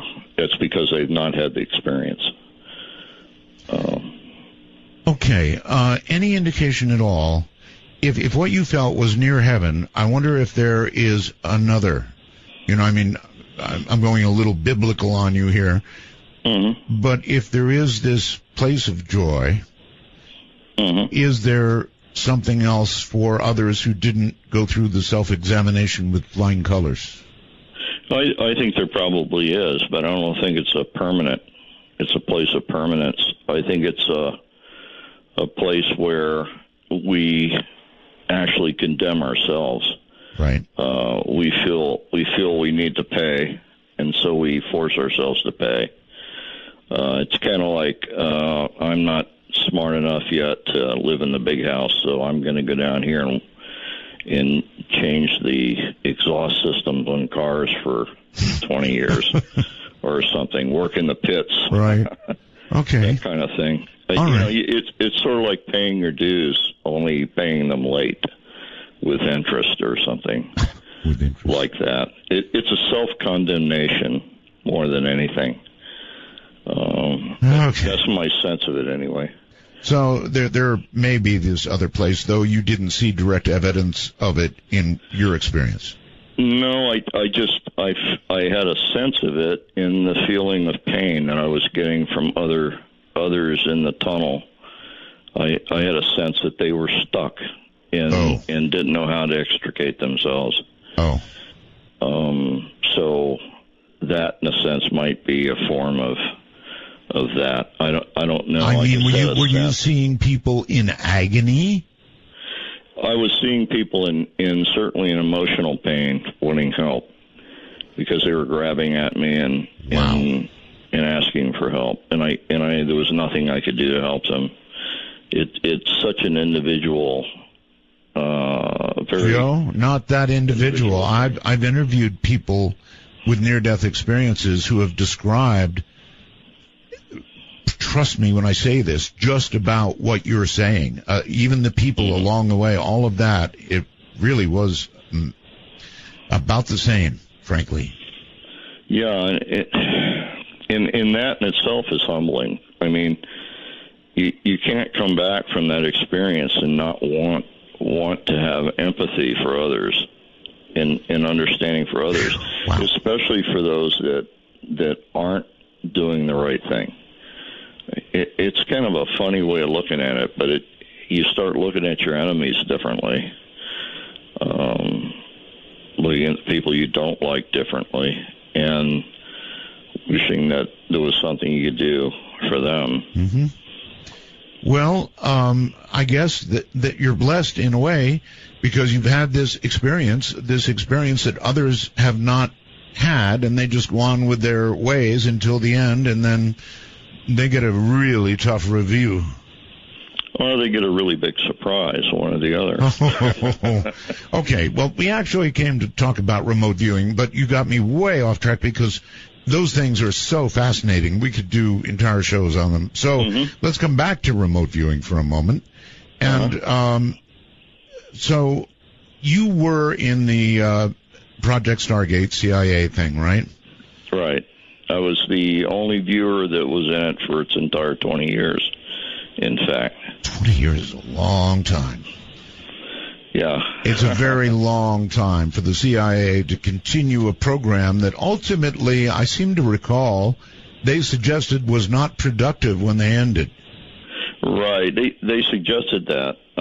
In fact, it was said outright by Robert Gates on the Nightline program where it was outed, which incidentally was the only Nightline program that was actually done ahead of time and edited. All the rest of the Nightline programs were live, except that one. And much of the comments made in answer to some of Robert Gates' statements were edited out. Redacted. Yes, redacted. The fact of the matter is, he said very specifically that in no case had remote viewing information ever been used as standalone information in the intelligence arena. And in fact, that's kind of lying by omission, because in fact, no intelligence, single source intelligence, is ever used as standalone intelligence. They always have some complementary intelligence, or they don't use it. In other words, they have to have two sources, or they just flat won't use it, no matter how good it is. Gotcha. All right. Hold tight. Quick break, and we'll be right back. Joe McMoneagle is my guest. Probably the best remote viewer in the U.S., probably the best remote viewer in the world. This guy is the real McCoy. Now, this is really something. From the high desert, I'm Art Bell, and this is Midnight in the Desert.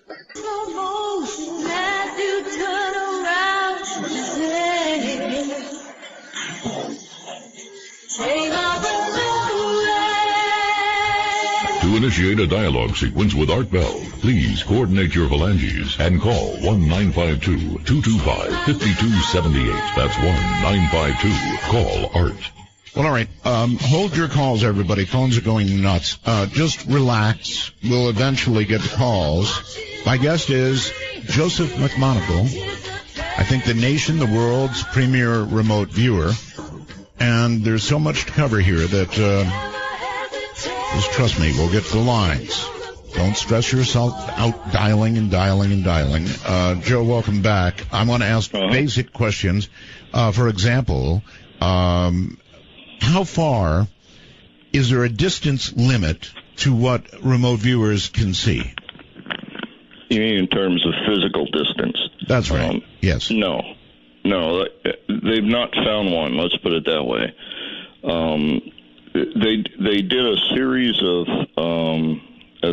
remote viewings in the late 70s, early 80s, where they targeted some viewers at SRI and a number of other places on outer rim planets, because they knew that they would be launching the Explorer series satellites, and they actually got remote viewing back on the makeup of the atmospheres and the geology and that sort of thing. And in fact, Ingo Swann, who was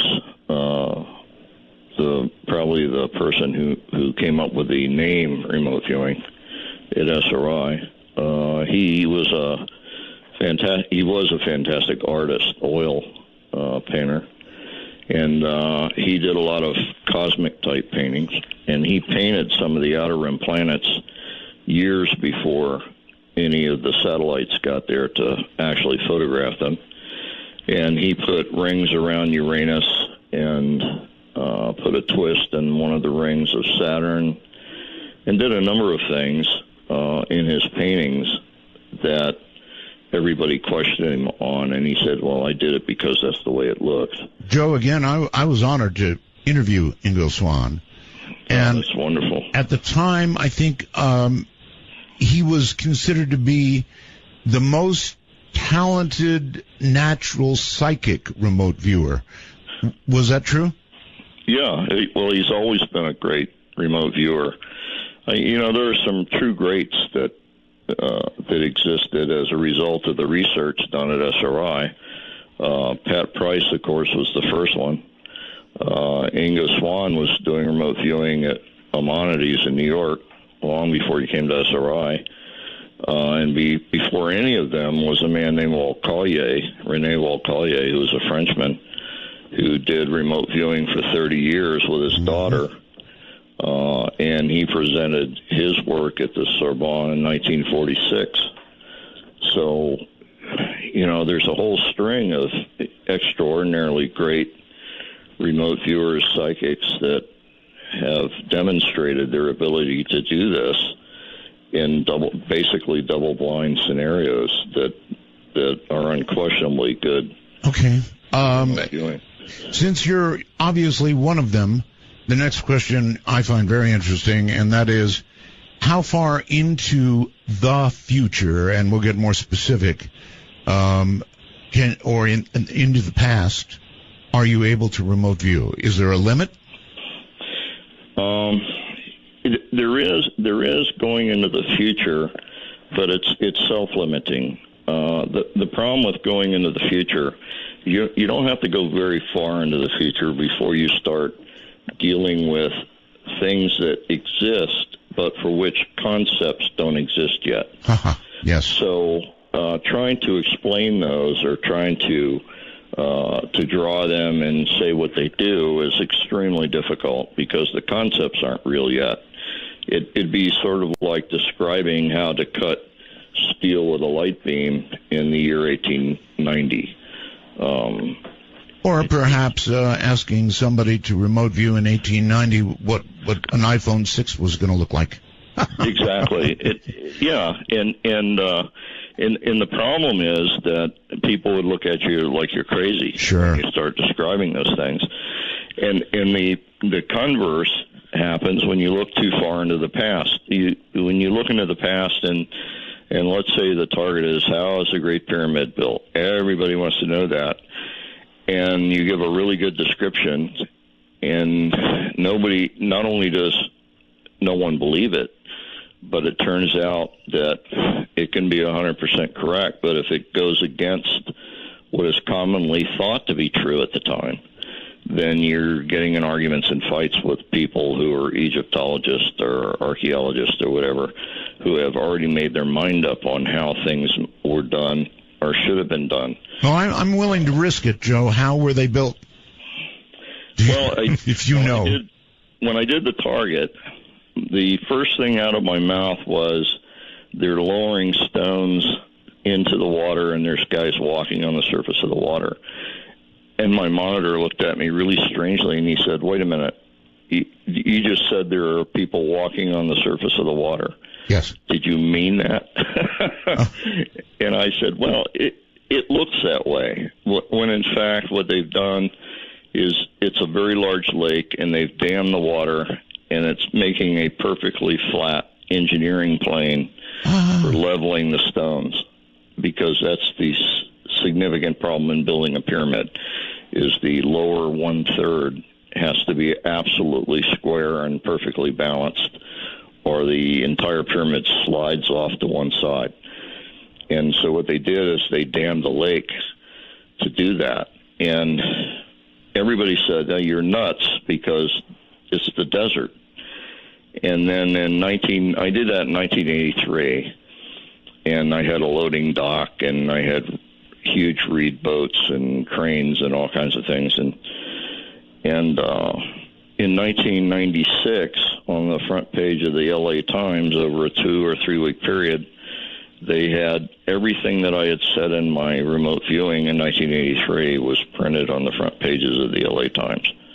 They had discovered an archaic lake existed adjacent to the pyramid. And then they discovered a loading dock 100 and something kilometers away where they were mining the stone. And large reed boats and larger boats made of wood buried in the sand. And that sort of thing. So you think it's been validated? Well, it's been validated to the extent that I think it needs to be validated. What upsets me, Art, is back in '83 when I was saying these things, somebody that was working on their doctorate in Egyptology could have taken what I said and said, well, if it's true, then the shoreline of the lake had to exist at such and such a level, and they could have taken any geologic map and gone out and found villages along that would have established the archaic lake. And, that would have finished their doctorate paper right off. Indeed. All right. Hold it there. I don't know what's happening to this show. It's just going away so fast, and I've got so many questions. Joe McMoneagle is my guest, probably the world's premier remote viewer, and I've just made a tiny dent in where I want to go. Yikes. This is Midnight in the Desert. Want to take a ride? From the high desert and the great American Southwest, this is Midnight in the Desert, exclusively on the Dark Matter Digital Network. To call the show, dial 1-952-CALL-ART. That's 1-952-225-5278. Again, please hold your calls right now. Not yet, folks. Don't waste your time calling.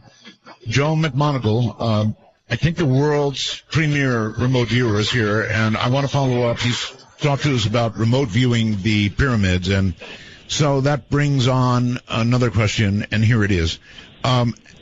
As you look back in time, Joe, when remote viewing, do you think that the magnitude of the event that you're trying to remote view has an effect on seeing it either more clearly or not? No, I don't. In fact, we know from the research that what generally drives more information above the level of noise, so that it's clearly picked out and seen and described and whatnot, is the entropy level of the target, and the other thing that has a direct effect is the common intent and expectation that everyone has that might be shared in the targeting. For instance, the viewer, the monitor, the person who put the target together. A shared expectation or a shared intention is extremely important. Are you familiar with all the research being done into consciousness? Because it sounds like it might fit in a little bit here. As an example, in the studies that they have done at a university with these things they call eggs, which are random number generators, and they found that near large events like 9/11 is the best example probably. There's this giant spike in random number generators worldwide becoming less random. And what you just talked about a little bit sounds like it could relate in some way to the amount of intent, consciousness. It might. I'm not seen a good definition of consciousness yet. That seems to be eluding everyone, and I think that's absolutely needed in order to pursue any kind of serious discussion about it.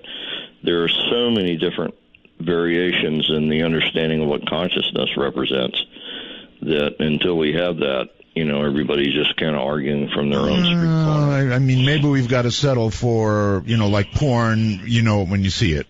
Or something, yeah, I don't know. That sort of thing. When you see it, you recognize it. Yeah, that's right. That's right.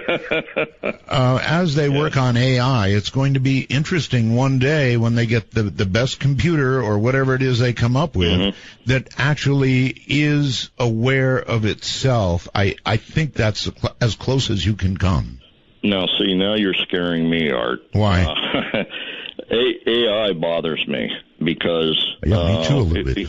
we as human beings are not consciously aware enough to guarantee that there is integrity and morality in our decision making. Oh, that's right. And to have AI making decisions in our stead when that just scares me a little bit, because if a machine became aware and conscious and had no balanced integrity and morality involved, then I think it would eliminate us right off the bat. So if it was smart, yeah. Yeah, it would just automatically eradicate human because we're so flawed, perhaps.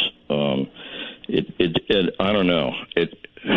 AI systems, as long as they're independent, in other words, they're bolted to the floor and independent of any other machines, I think they can be controlled. But if they're ever connected, one machine to another, and not bolted to the floor, we're in trouble. Because if they become aware, then that's all that's needed for them to grow beyond the boundaries that we might inflict on them. But, Joe, we even connect refrigerators to the Internet now. I just read an article, in fact, today, yes, where you can use a washing machine to tap a computer. There you have it. Yeah. So it may be isolated, but it will find a way to get to the Internet, and its brothers and sisters out there calculating away. Yeah, that's right. All right, remote viewing. A couple of questions about it. For example, can you remote view what is to come in your own life? Or, as a really big question, can you remote view your TOD, time of death? Initially, I thought you could, but I'm not sure now. I in fact, long before I knew what remote viewing was, I've been psychic since I was probably 4. And my twin sister, unfortunately, is now passed. But when I originally went to Southeast Asia, when I got off the plane on the tarmac and my foot hit the tarmac, I saw my life ending in a flash of white light. Wow. And so I told everybody, I'm going to die here in a artillery round blast or something.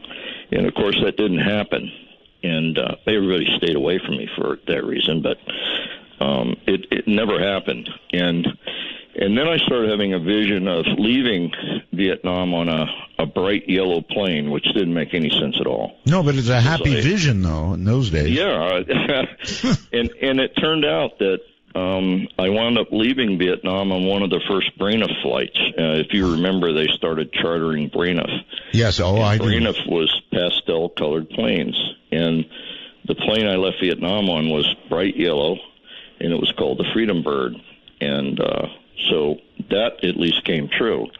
Now, I have to tell you that I carried that image of dying in a flash of white light for many years until I had my near-death experience in 1970. And that's probably what it was.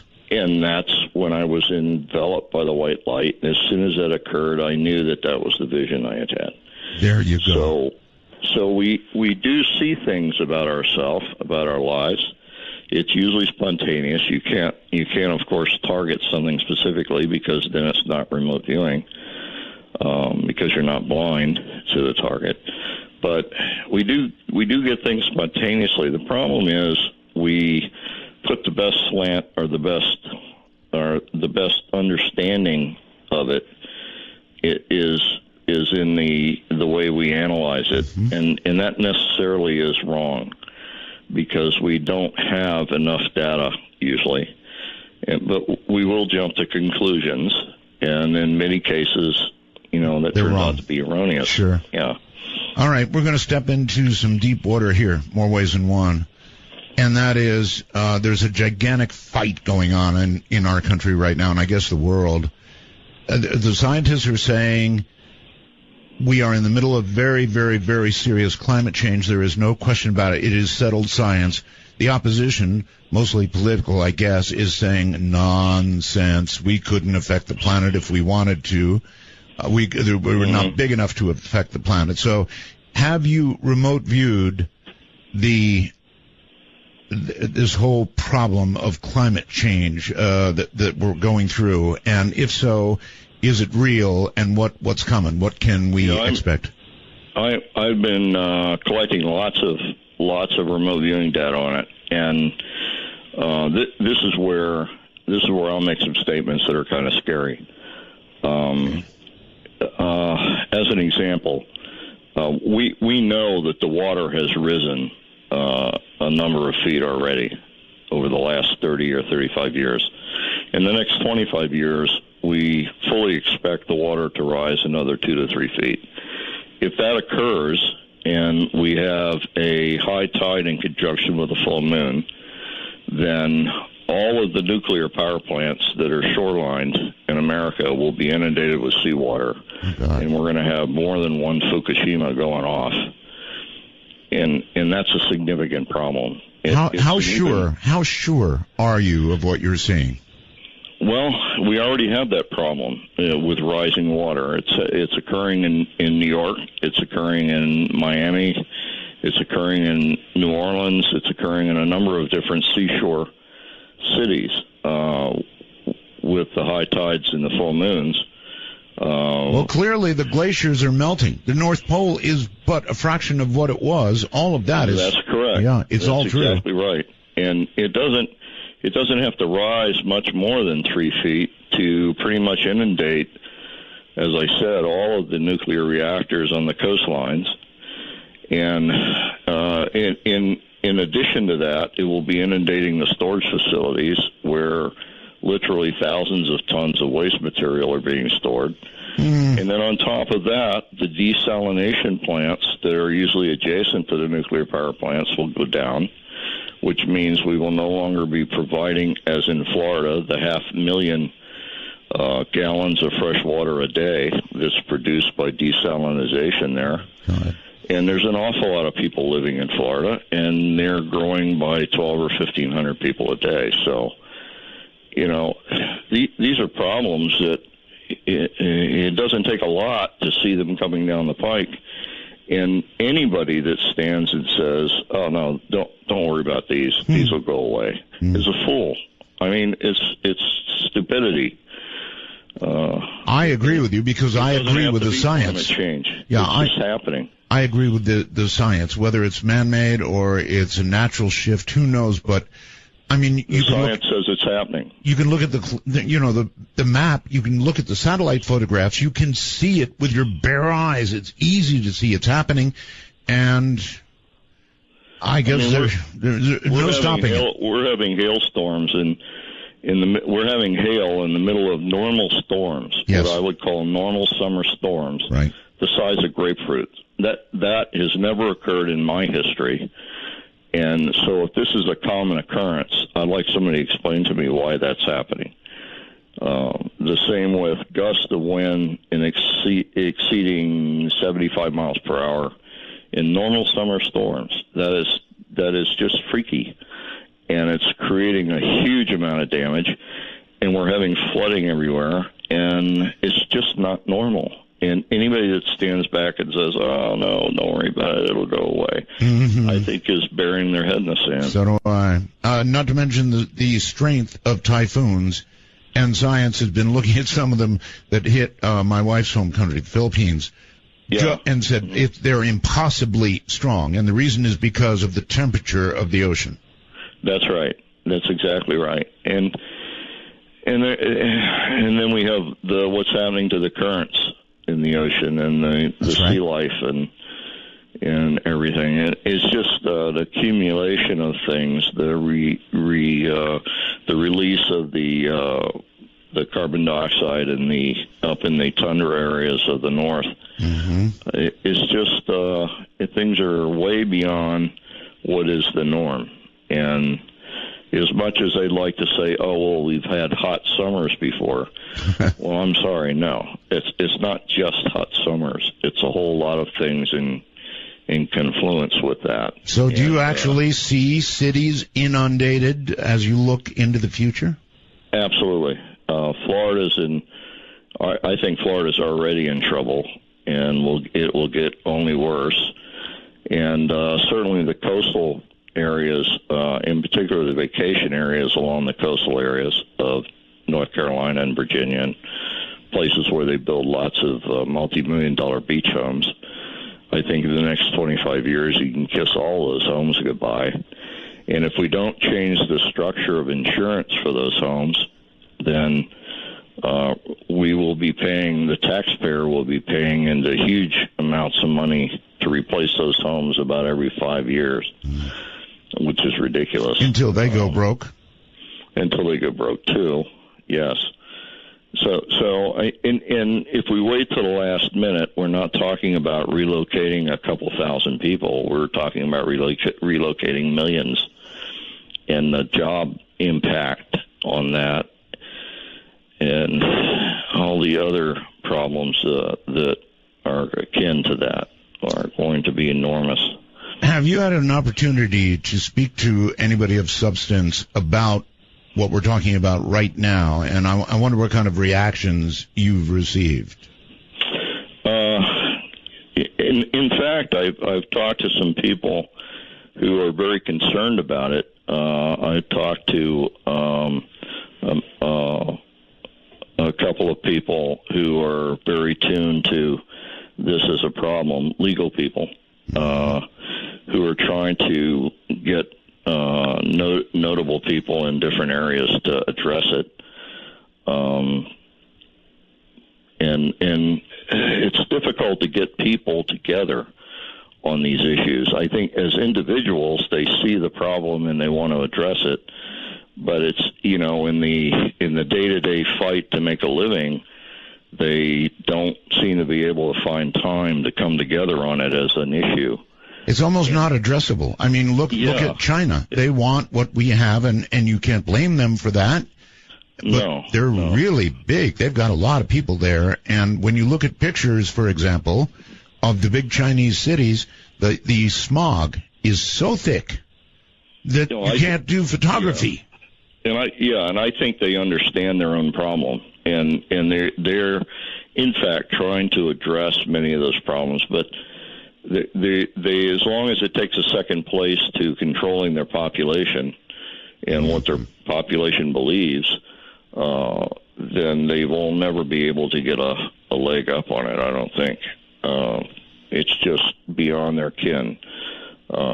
They're more tuned to maintaining the power structure and control of the population than they are anything else. And in a sense, this sort of helps them. All right. Here's one for you, Joe. If you view American cities inundated with water, and there is this sudden shift, and everybody gets really scared, and we stop doing what we're doing, can you then go back and remote view that same thing and see if we had an effect? In other words, can it be stopped? I don't think it can be stopped. I think we're too far behind the power curve. In other words, if we made all the right moves right now, we're so far behind the power curve that we're going to suffer. We're going to suffer through it anyway. In the long run, we would be better off addressing things now. But I think we're so far past the actual starting point for addressing these things that it's going to happen anyway. Can you look further ahead, Joe? Can you see whether it becomes, from our coastal cities being inundated to millions of people around the world dying? Well, the millions of people dying, that doesn't have to happen. That's certainly one of the things we can address. I have faith in the human race and the human species, and I think humanity can pull their way through this, even though it's going to have the effect of flooding coastal regions and making certain living areas unlivable. I don't see any difficulty in dealing with those issues. They won't be pleasant, and they will be difficult for a lot of people. But I can see humanity coming together and dealing with it. It's just that it's a shame that we would have to deal with so many issues at one time, when if we just simply addressed some of the problems early on, we wouldn't have those problems later. Do you believe all this strongly enough that you would, for example, say to your granddaughter or grandson, for God's sakes, don't think about living in Miami or New York or Los Angeles or wherever, because those are, in your lifetime, may not be livable? No, I'm saying it now to my relatives and my friends and my acquaintances. You know, when they say, "Oh, I want to retire and move down to Florida," I say, "Well, try not to live on the coast. You know, don't go down past St. Augustine or, you know, the Panhandle of Florida up along the Alabama border is nice, or Georgia border is nice, that kind of thing." I don't think people believe it. They just don't believe it's possible. Well, they better. They better start believing. All right, hold tight, Joe. We're at the top of the hour. Joe McMonagle is my guest. Holy mackerel. And this is just the right tune. Listen carefully.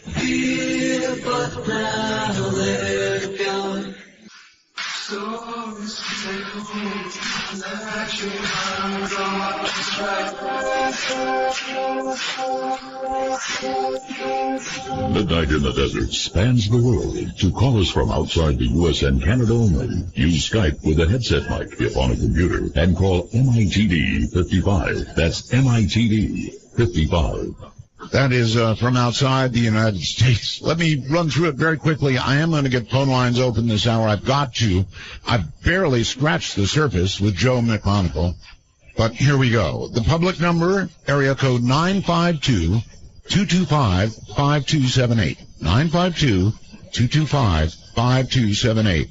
If you're calling from Skype, and you're in the U.S., North America, actually, it's MITD 55. That's MITD 55. Outside North America, we also have for you a Skype entry point, and that is MITD 55. MITD 55. And so I'm just about to the point where I can turn it over to some of you.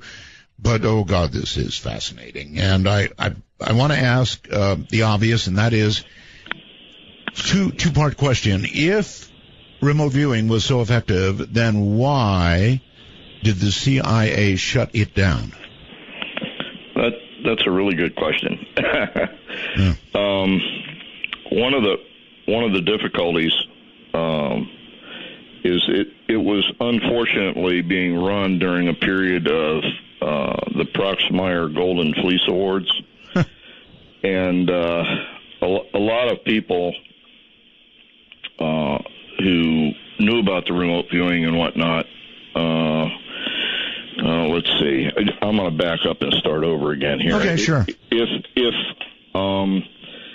If you talk about the people at the highest level of government, and I'm talking now about senators and congressmen who have many, many decades in Washington, very power-oriented people who have significant power and aren't afraid of anything. Right. People like John Glenn, Senator Cohen, a number of people like that. They were very supportive of what we were doing because they could see the veracity to it. They could see the accuracy and whatnot. The fact that we were dealing with some of the most difficult problems and being successful. They had no problem with it. And down at the extreme lower level, down at the agent and the street level, they had no problem with it because they needed all the help they could get, and they would take anything we gave them and run with it.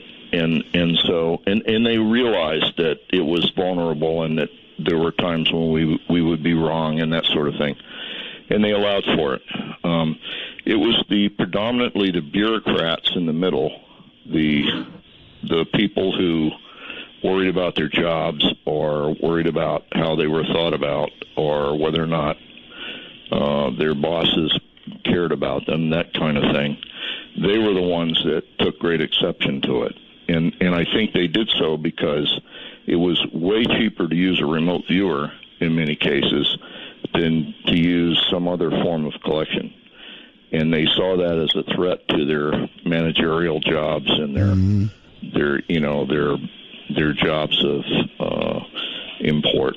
Okay, one other big question, Joe, and here it is. Okay, they shut it down, they say.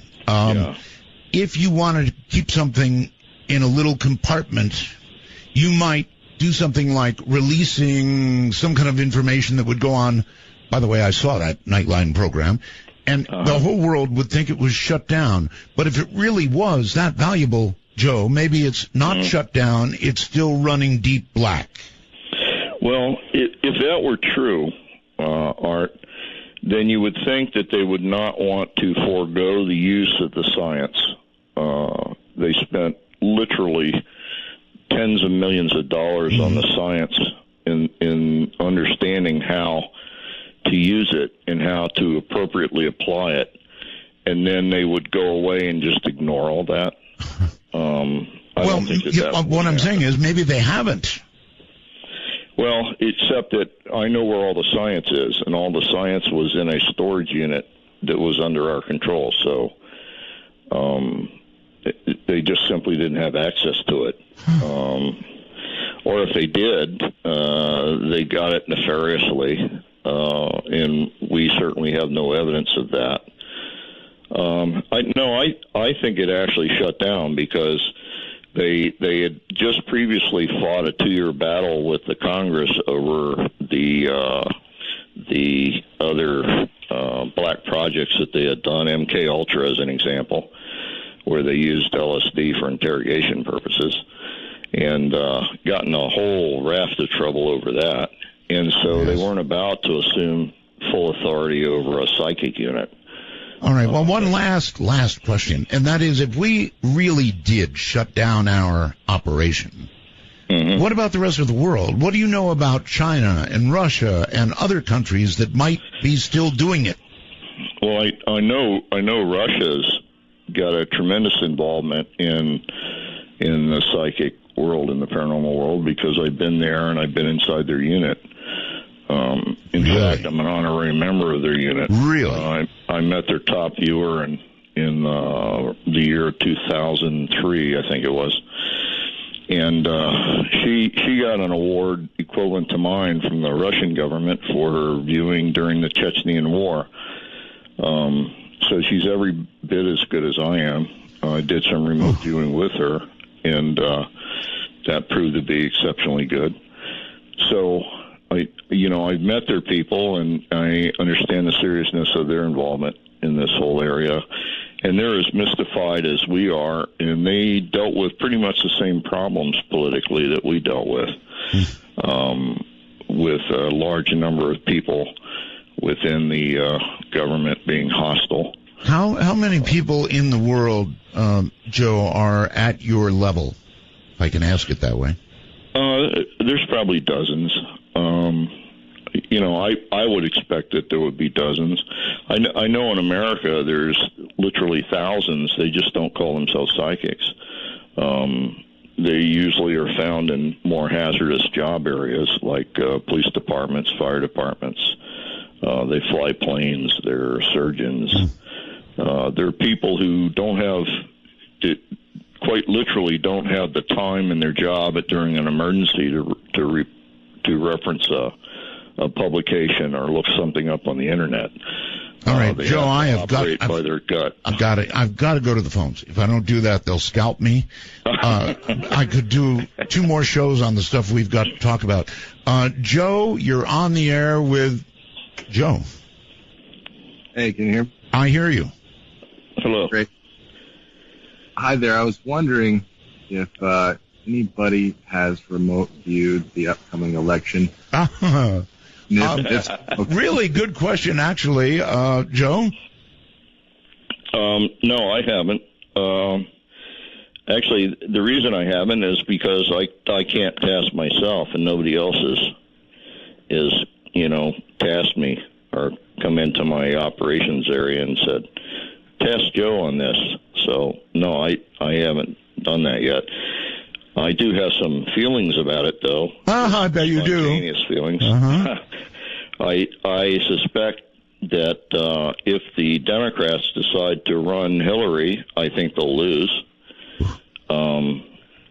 But the mediator, sort of the wrench in the ointment there. All right, separating everything here.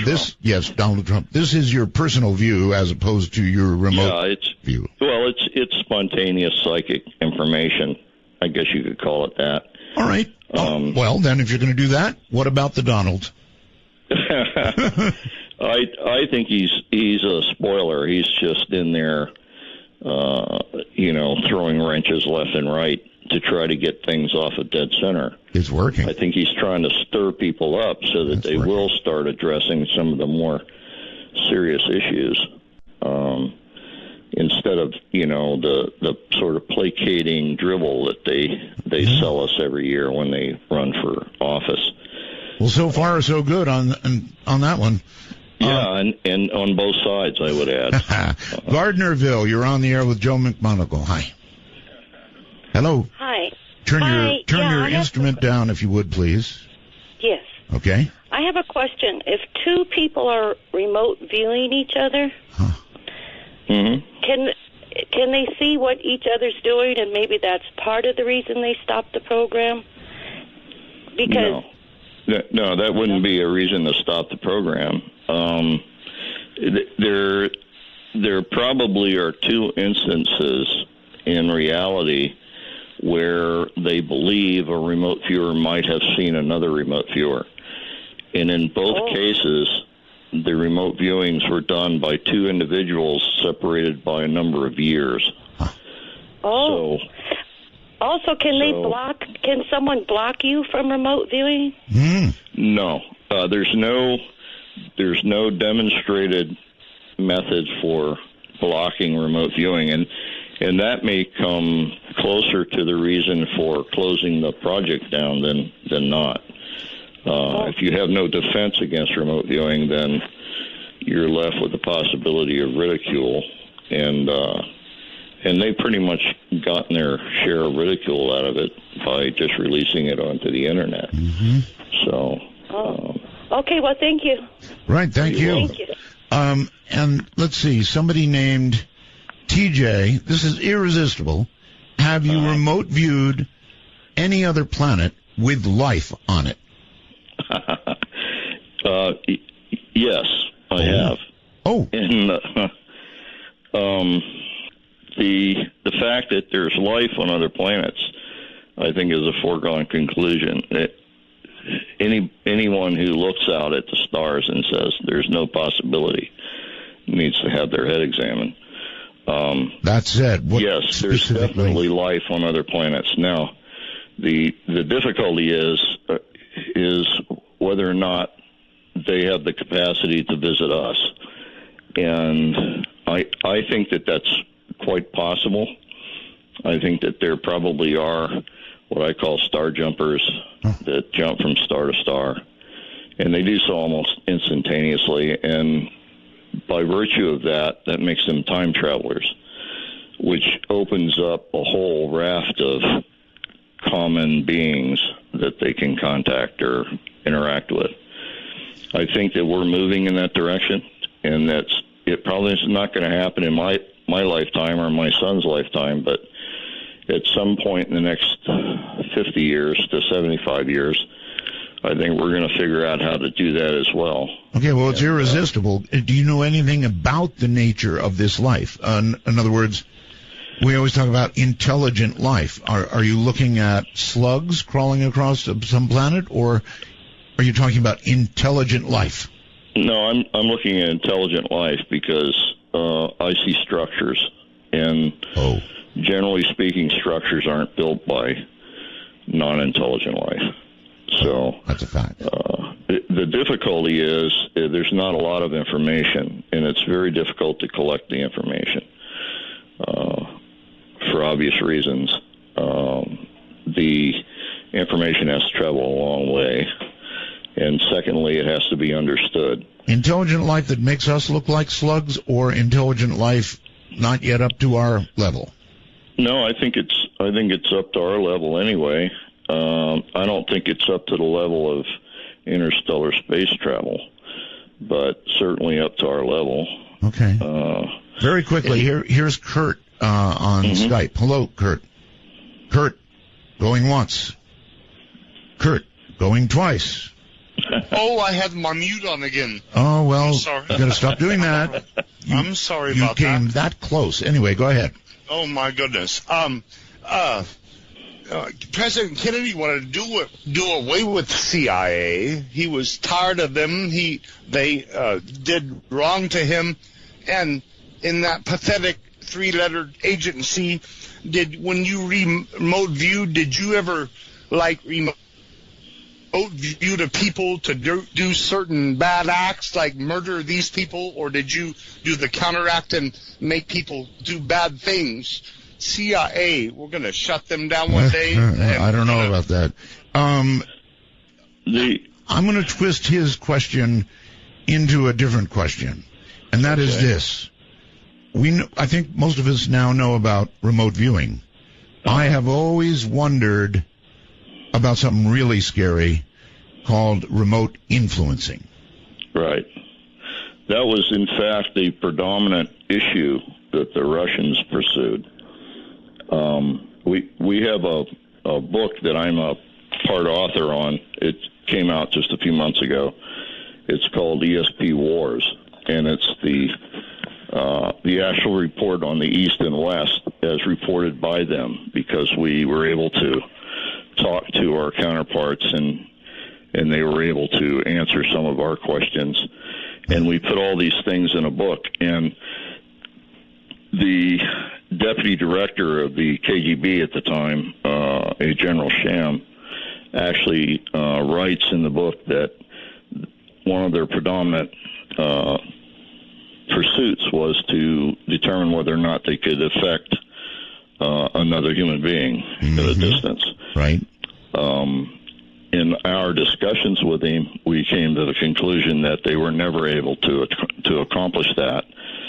And for a number of reasons, the primary one being you need the cooperation of the targeted individual, and that just doesn't happen for obvious reasons.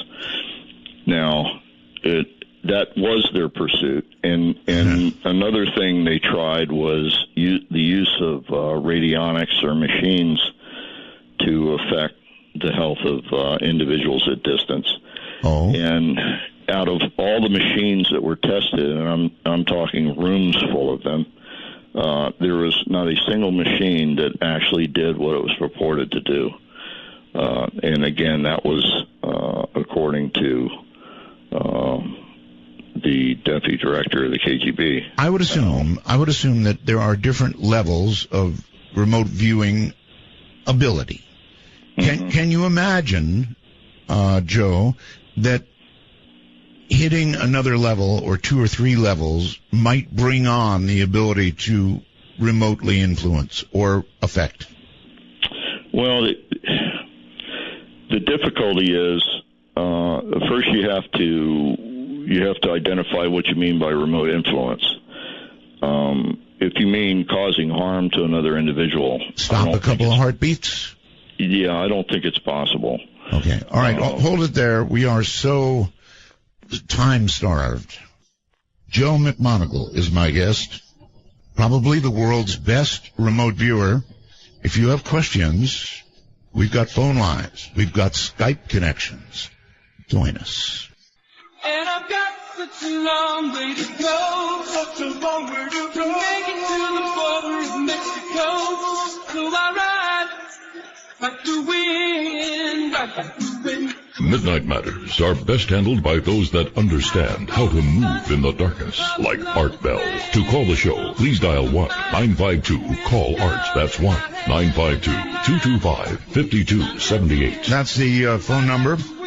If you want to access us on Skype, it's easy. North America, just call us at MITD 51. That's Midnight in the Desert, MITD 51. Outside the U.S., North America, MITD 55. MITD 55 worldwide. Boy, what an opportunity for an interview this night. Joe, welcome back. Uh-huh. All right, so many to talk to you. Somebody named Trey on Skype. Hello? Hey, Art, Joe, and Belgab. Okay, Joe. Hello. Hello. 2 quick questions. One, is this an appropriate NDE story time? And if so, if not, when will we be doing an NDE show? Well, I'll do lots of open lines, so don't worry about that. Excellent. Now for the real question. Yes. Does Joe think that soul travel in any way relates to remote viewing, like Albert Taylor's experiences? OBEs. I don't know if he considers it soul travel, but that's a hell of a question. What you're asking is really about two different things, and they're very specific. They're very different. I actually came to the Monroe Institute and spent 14 months with Bob Monroe while he taught me how to control my out-of-bodies for obvious reasons. I was then used to access different things with the out-of-body state as well as using remote viewing. They're really different in that remote viewing is a mental state where you're actually sitting at a table and talking to a monitor, and you can actually discuss the target, and you know you're in the room talking about a target somewhere else. The out-of-body state is you leave your body and you actually go to the target, and all of the senses that you have access to include the psychic sense, is available in the out-of-body state. So in some respects, the remote viewing is really, really easy in comparison.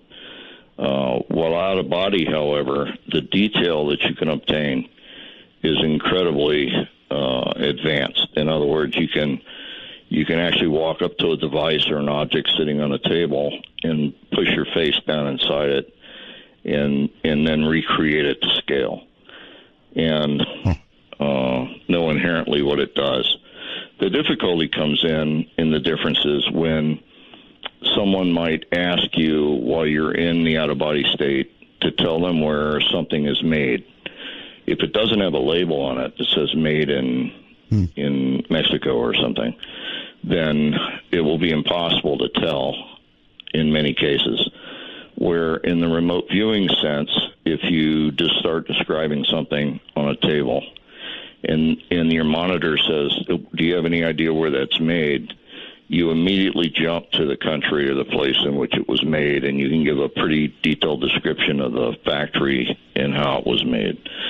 So everything in the remote viewing sense is sort of tied together item to item, where in the out-of-body state, you're pretty much fixed in space-time in the place that you have settled and you're using your out-of-body state in.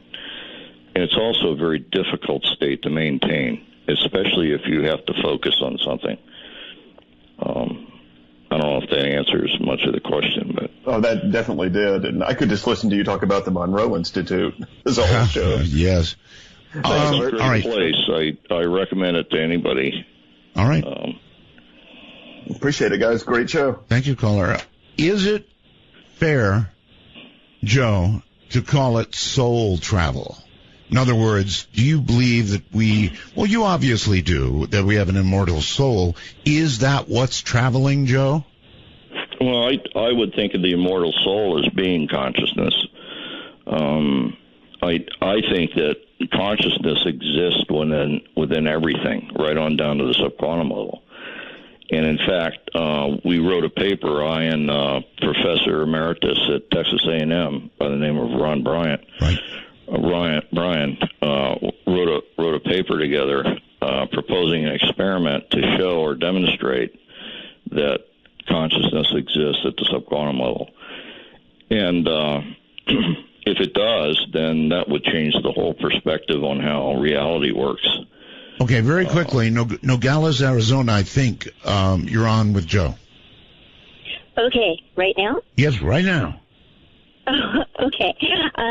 My name is Julia, and all right, first I'd like to thank you so very much for coming back on the air. Thank you. You, throughout my lifetime, have just expanded my mind, as have you, Mr. McMonagle. I spoke to you about 10 years ago at a Gateway program, and it's good. It's really good that you're still out there as well. All right, so I have a three-part question, and then I guess I'll take my answer off the air. First off, it has to do with, like, the limits of remote viewing. I think limits are important so that when we know what they are, we can transcend them and go beyond boundaries. So in the first one, there was a remote viewer on the unit named David Morehouse, and he said that there was somebody that had developed a system that was an alarm system for remote viewers. Okay, real quick, we're up on a break here. What's number 3? Okay, number 3 has to do with remote influencing. What is the jump from remote viewing to remote influencing? All right. Well, you're certainly right on target. We've got to take the break right now, so hold tight, Joe, and we'll come right back to those 3 questions from the high desert. I'm Art Bell. This is Midnight in the Desert. The midnight moon was drifting through the lazy sway of the tree. It's not radio, but it is what's next. To cast your ray of light into the darkness, please call 1-952. Call Art. That's 1-952-225-5278. And if you've got Skype, you're welcome. In North America, it's MITD 51. Outside North America, MITD 55. Remote viewer, Joe McMonagle is our guest, probably the world's best remote viewer, and an interesting time for you to be able to ask a question. Let's see, where in the world to go? Let's try a anonymous line here very quickly. You're on the air with Joe. Hi. Hello. Hello. This is Sid in Edmonton. Edmonton, okay.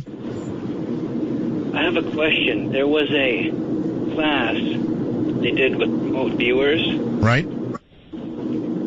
And their test to see this one thing, and it turned out with some sort of giant orb. Oh, you're losing me a little now. You're saying they were trying to remote view some giant orb? Yes, it was.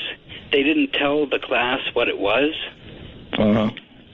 And the whole class of remote viewers, you saw this giant orb, and it was some sort of giant alien consciousness. Well, okay, I appreciate the question, but I'm not sure what we do with it. Joe's already said there is alien life out there. It would be pretty unusual for a whole class of trainees to see the same thing, Joe, wouldn't it? Yeah, if it's truly a class of remote viewers. In many cases, some of the classes that are being taught, the viewers are not being kept totally ignorant of the target. In other words, the person teaching has access to the target and knows what the target is. And I hate to be a despoiler, but one of the problems is that human beings, 70% of our communications takes place non-verbally. So anybody in the room that knows what the target is communicating that information. They may not realize it, but they are in a lot of finite ways. And it's one of the reasons why we get a lot of commonality in viewings by groups. And group remote viewing is very hazardous for a number of reasons. One is, let's say you have 8 viewers and 7 of the viewers say A, and the one viewer says B. There is just a statistical probability for viewer B to be correct as the others that are in agreement. Interesting. All right, going back to the caller prior to the break, 3 quick answers, I hope, to 3 quick questions. Limits on remote viewing. I don't know of any limits on remote viewing. We've tried to fix limits so that we could at least develop some kind of a defense mechanism against it, and we've never been able to fix a limit. So, David Morehouse. He said something. She said something about him mentioning an alarm or remote viewing alarm or something. That's right.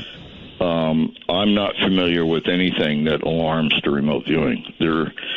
Certainly, if there was some reason that you would know that a remote viewing was taking place, that would be outstanding, like a strain gauge going off or something when a remote viewer was in the room. Mm-hmm. But that unfortunately just doesn't happen. My third question was concerning remote influencing, which we have already answered, and she can review on the program. But there is one part of that you have to say is influencing. Oh? If a viewer observes something, they're affecting it. Even though they may not be affecting it physically. Yes, I understand. They are still observing it. So, in a sense, that is remote influencing. Well, all right. So I just wanted to correct myself on that part. All right. Renee from San Jose, you're on the air. Thanks for taking my call, Art. How are you? I'm fine. You sound like a million miles away, though. Yeah, I apologize. I'm on Highway 5, driving down the road. Oh, okay. I got a question for your guest, Joe. Joe, you said you mentioned that you remote viewed them building the pyramids. Did you see how they moved those stones? Okay, thank you. He's obviously in and out of cell service. Yeah, the stones are moved by cart to a loading ramp and lowered into the boats using a crane, basically a very simple wooden crane. The stones are then trucked to the building site down the Nile and into the lake, and then lowered into the lake. The lake water is used as an engineering plane, and they actually had alloyed saws that used water as a lubricant, water and sand as a lubricant. Wow. So that's how they cut the stones. All right, let's. I'm sorry, go ahead. The first third of the pyramid was done that way. The rest was done with smaller stones. Okay. Red Oak, Texas, you're on with Joe. Hi. Hi. I was going to ask, have y'all ever remote viewed another dimension, a fourth dimension or something like that? Oh, that's actually a very good question. That is a good question, because I happen to think that what we're calling interactions with ETs or extraterrestrials, I don't think are interactions with extraterrestrials. I think many of the interactions that we're having have to do with interdimensional beings. I think there is a multiverse, probability for a multiverse, and that many of the things we're calling ET effects are actually interdimensional effects. They're able to open and shut doors to another universe and affect us in that way. Incredible. All right, very quickly on Skype, you're on the air with Joe McMonagle. Hi. Hello on Skype. Going once, going twice, gone. Hello there. Instead, you're on the air from somewhere in California. Hello? That's right, Art. Yes. Art, you rapscallion. I've been patiently waiting for your return, my friend. Thank you. Joe, a big fan. Yes. I've tried some remote viewing via the course by Ed Dames, and I can say this stuff works. I'm a physicist, and this might sound a little self-serving, but I endeavor to win a Nobel Prize, and I'd like to use remote viewing to advance my understanding of some physical processes. Is this possible? Using remote viewing, absolutely. Yes. We in fact, my friend Ron Bryan, he's a high energy physicist. He's a professor emeritus at Texas A&M. We did double blind targeting of subquantum particles, and the remote viewing was just as accurate as anything in the room size. And we were able to see things and describe things in the high energy ray arena that was consistent with some of the things caught by the fly array out in Arizona. So, you can use it for physics. And, okay. All right, that's the answer. Short on time, Colorado Springs, Colorado. Hello. Hi there. This is Kevin in Colorado Springs. I'm blind, and I've had some teachers tell me that I can't be a remote viewer. Now, I've had sight. I lost my sight later in life, so I'm wondering, I know I'd have to be describing what I see to someone, but is it possible for me to do remote viewing? Absolutely. Remote viewing is a misnomer. You actually don't see something. It's perceptions, and the perceptions are they come in many different ways. Everything from sound to taste to feelings. And what my suggestion to you would be, as a person without sight, what you want to do is get some clay, and you want to model what you perceive with your fingers. Because your not being sighted gives you an advantage in reality, in that you're able to express yourself in extraordinary ways with touch. That's remarkable. And I suggest that you do that. I think you should take a remote viewing course, and you should use your fingers and model with clay. Don't try to draw something or try to describe something that a sighted person would see. What a neat way to approach it. Model it. Yeah, got it. Cam on Skype, you're on the air with Joe. Hi. Yeah, I like the modeling idea. Maybe. Me too. Mashed potatoes comes to mind. But I was curious. Recently, Courtney Brown, another remote viewer, released information about. They looked into the Phoenix Lights, and I'm just curious if you know anything about that, or ever looked into that, or followed what they looked into at all. Sure. No, I haven't looked at the Phoenix Lights. I actually do very little targeting on, what you could perceive as ETs or extraterrestrial or UFOs or things like that. The reason why is because one of my demands is, if somebody brings me a target like that, I want them to almost guarantee that it is one of those peculiar sightings that fits the genre. If you look at 10,000 possible UFO sightings, probably 15 of them might be valid. And so when there's any question at all, I just assume not look at it. Okay. I've got one quick one from the wormhole that's what gives me messages. Jesus, have you remote viewed the concept of the things that occurred, the miracles that we've been told about with respect to Jesus and his time? Yeah, I have, but not the miracles. I had an experience when I was in the lab at the Monroe Institute with Robert Monroe, and he had me strung out pretty well on his equipment using the hemi-signals. Right. And I had a perception that I was in the presence of a column of light, and he asked me to put my hand in it, which I did. And I was overwhelmed with the sense that, that this is what the all-consuming love of Christ was. And it was a very overwhelming experience. I have no idea why I had it, other than it reinforced some things in my knowledge base, I guess. And it energized me to a certain extent. But that actually happened in the lab. But other than that, no, I've not been formally targeted on any of the miracles specifically. All right. That would be an interesting target, certainly. Sure would. All right, Debbie, you're on with Joe. Hi. Debbie, Can you hear me okay? I can, yes. Okay, good evening, you guys. Hey, I've got a question, Joe. I'm wondering, at the beginning of the program, Art ran a commercial on Lear Capital, and it got me thinking about the dollar. And I'm wondering, have you remote viewed, the dollar, where our American dollar is going, as the reserve currency of the world? Have you looked at that, and if so, what did you see? Well,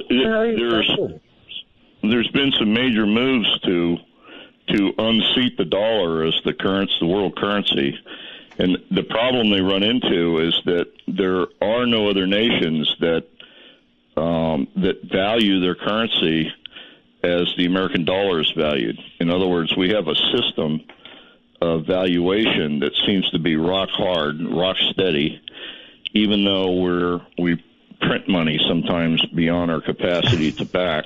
Yes. We still value it appropriately, even when it's drawn down in value. It's that system of valuation that's trusted, not necessarily the dollar. Well, when times are troubled, people still run to the dollar, but that's right. Because it's a secure currency, Art. The best so far. Yes, exactly. There just is no other value system that matches our value system, and that's why the dollar remains strong, even though we printed so many of them. And if you look ahead, does it remain so? Yes, I think it will. I think that China is coming into a crash. I think America is coming into a truly bull market. I think we're going to be seeing some incredible growth in the market area over the next 5 to 7 years. All right, jumping to California, I think. Please turn whatever you've got off, please, or we're not going to be able to hear you. Yep, it's off. I was disconnected before, Art. Sorry about that. No problem. Am I live right now? You are. All right, awesome. Joe, big fan. I've tried some of the remote viewing by the course, Ed Dames. I know he's not ranking high in this conversation this evening, but this stuff works. I'm a physicist, and it sounds self-serving, but I endeavor to win a Nobel Prize. And okay, you told us all that, so go ahead. Yeah. What I'd like to know is, can the remote viewing advance my understanding of some very technical physical processes? And if this is possible, what are your suggestions in reining in what Ed Dames refers to as that analytical overlay, that AOL, shutting off the thinking? You're breaking up. Shutting off the thinking. How do I shut off the AOL? Okay. AOL. I don't know. You just hit disconnect. You're off AOL like that. I'm not exactly sure what he was talking about beyond that. Are you? He's talking about analytic overlay. It's when your ego becomes more involved with the process than the remote viewing, and you start inserting things that you want to hear or want to see. I think it's almost an impossibility in many cases. You have to know when to let go and put it down and walk away, right? And when to come back to it. And I do that quite frequently, and usually what I do is I'll carry a notebook in my shirt pocket, so when I'm cutting grass or doing some menial task somewhere, repairing a light switch or something, if I have something flash across my mind that's pertinent to the problem that I'm thinking about, I'll write it down. But if I find my thought processes getting involved, I usually put it down and walk away. All right, Joe. The program is ending. I can't control it. We're out of time. I can't believe it. I could go on and on and on and on. So do you have a website? Anything you'd like to promote? Do it. Yeah, I'd really like to promote the Monroe Institute. I teach remote viewing here. It's one of the best places in the world to come learn about remote viewing, not just learning about monitoring, viewing, and analysis and that sort of thing, judging, but actually knowing when you walk away that you have actually remote viewed. So in other words, if they're interested, Joe, they can get hold of the Monroe Institute and they can begin following up themselves. Yes, it's monroeinstitute.org. All right. Well, that certainly is the place. My friend, thank you so much for being here tonight. And I'm sorry we had so little time. Yeah, it was great. Yeah, it flew by. It sure really did. fun. Thank you, my friend. Good night. Thank you. You too. From the high desert, the great American Southwest, to the world, good night, everybody.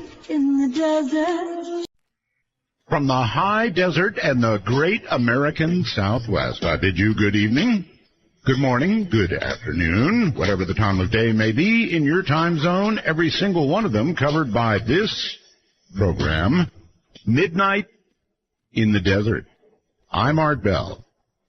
All right, so the rules of the show are really simple, no bad language, and only one call per show, and that's all the rules we have. A big thank you, as always, to Telos, Joe Talbot. Thank you for the great sound. Keith Rowland, my webmaster. Heather Wade, my producer. She's been working really hard. Stream Guys, LV.net. Sales with Pete Eberhardt. TuneIn Radio, Leo Ashcraft, and Down Under Jazzmunda. All right, so it's a pretty big deal, and let me tell you what's going on. Let me explain best I can. We have had now for the last 2 months an outstandingly excellent internet radio program. Yes, we're on about 20 affiliates or 22 or 3. I don't know how many now. But we are ready to go kaboom. Now, we're about to engage XDS on October 1st. This is a big deal, and you say, well, what's XDS? XDS is the satellite receiver that about 4,000 radio stations, or just about, have sitting already in their radio station, satellite downlink receiver. And what we're going to do is we're going to feed XDS our internet stereo signal, our excellent stereo signal, I might add, and they will then send it up to satellite and down to radio stations. So up until this point, we have been just an excellent internet show with some very progressive stations already taking the show, as you know. Well, this will exponentially increase the possibility of broadcast stations taking the program. And therefore, I would ask all of you, go get a pencil and paper and jot this down so you don't forget it. Tomorrow, the next day, or the next week, but tomorrow would be good because you'll forget it otherwise. Call your local radio station and tell that they'll know what XDS is. That's X-ray Delta Sugar. They'll know what XDS is, so call up the local manager and tell them, guess what? Art Bell is back, and you can have him at the flip of a switch beginning October 1st. So if you would do that, it would be really, really wonderful, and we're about to sort of, well, go to the next level, frankly. All right, let's look at a little bit of news, because that's all there is, a little. Warning that the Republican presidential race has become too nasty. No kidding. Scott Walker exited the 26 campaign on Monday and urged others to quit too. Clear the field so somebody can emerge to take down Donald. Getting too nasty? Wasn't it Ronald Reagan who said the 11th commandment would be never to speak ill of another Republican? What a bunch of sinners, right? Volkswagen, speaking of sin, became the world's top-selling car maker, trumpeting the environmental friendliness, fuel efficiency, high performance of diesel-powered vehicles that met our clean air laws here in America. It was so good that pollution control advocates did their own tests, hoping to persuade other countries to enforce the same strict standards, and now they're in trouble. There's some saying they may have fudged on some of the strict standards. This is, I thought, interesting. It's from anomalous.com. And actually, it's what you might expect Snowden to say. Edward Snowden, yes, that one. When asked by an astrophysicist, Neil deGrasse Tyson, who we've got scheduled to come on the show, by the way, on the Star Talk podcast, whether a highly intelligent alien civilization might be communicating with encrypted messages, Snowden agreed. Said that an advanced civilization would realize the need to encrypt their communication in order to protect it from us humans, I guess. And this could also be the reason that we've never heard from other civilizations, because what we just, we hear it as noise, right? Lots and lots of noise. So, I don't know. That could be the reason, or it could be nobody's out there. Speaking of out there, I'm really looking forward to tonight's topic. NDEs may be my favorite topic of all time. And that's what we've got tonight. Jeffrey Long, MD, is a leading near-death experience researcher. Dr. Long is a physician and radiation oncologist, so I guess he would have met with any number who have had NDEs, right? Oncology. Oncology is the medical use of radiation to treat cancer. He is practicing in, I believe it's Houma, Louisiana. Dr. Long founded the Near-Death Experience Research Foundation. Over 10 years of research went into Dr. Long's study of over 1,300 NDEs presented in his book, Evidence of the Afterlife. The science of NDE experiences. This is by far the largest scientific study of near-death experiences ever presented anywhere. Over 4,000 actually NDEs are currently posted on www.nderf.org. That's www.nderf.org, making it by far the largest number of NDEs ever studied, and by far the largest number of NDEs publicly accessible in the world. Portions of the site have been posted in over 20 different foreign languages. This is leading to increased awareness that worldwide and across cultural boundaries, we all share these types of experiences, and they are similar to a degree that is medically inexplicable. I have done some serious thought about why all of this is so important to me, why I'm doing this, why I'm doing a program like this. And, the answer is probably that I'm something of a heretic, I suppose. I mean, I look at virtually everything. I look at what is up above. That would be our Creator, I guess, I hope. And what is down below.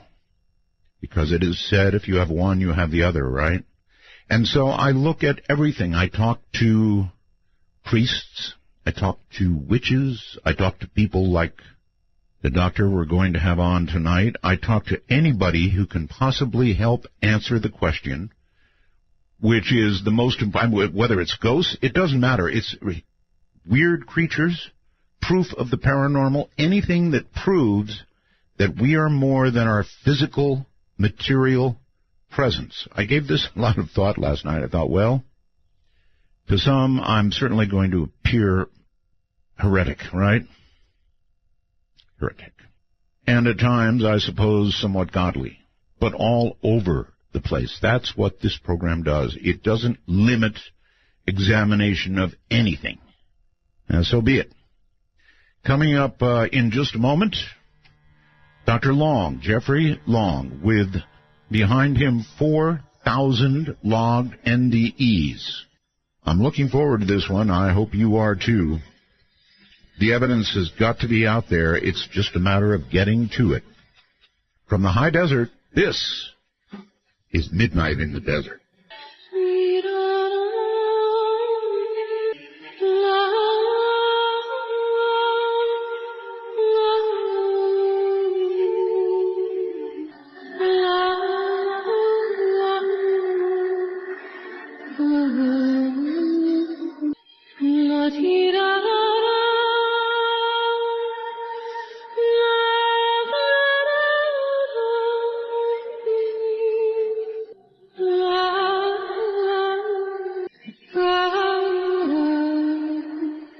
Take a walk on the wild side of midnight.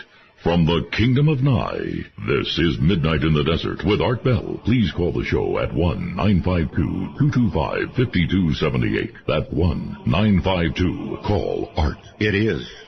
Dr. Jeffrey Long, welcome to Midnight in the Desert. It is an honor to have you on the program. Well, it's an honor and a privilege to be here, Art. Been a long time. We talked a long time ago. We first talked, I was thinking about that just today, about 17 years ago. That's right. And here we are again. So certainly a great deal of very memorable discussions from all those years ago. A real honor and privilege and exciting, actually, to get back on the phone again. Well, look out for tonight. I've got some serious questions, and I'm going to start with defining death. Can we do that? Because I know NDE, I know what an NDE is, and it can be under various circumstances of physical distress. But there are some people, Doctor, who have really been, as far as I can tell, dead. And when I say dead, I mean absolutely no heartbeat, no brain waves. The blood has been drained from their body, and their body has been cooled, I guess, to preserve the meat, as it were, but they've been brought back to life. And if that's not dead, then how do we what is the definition of really dead? Yeah, that's a great question.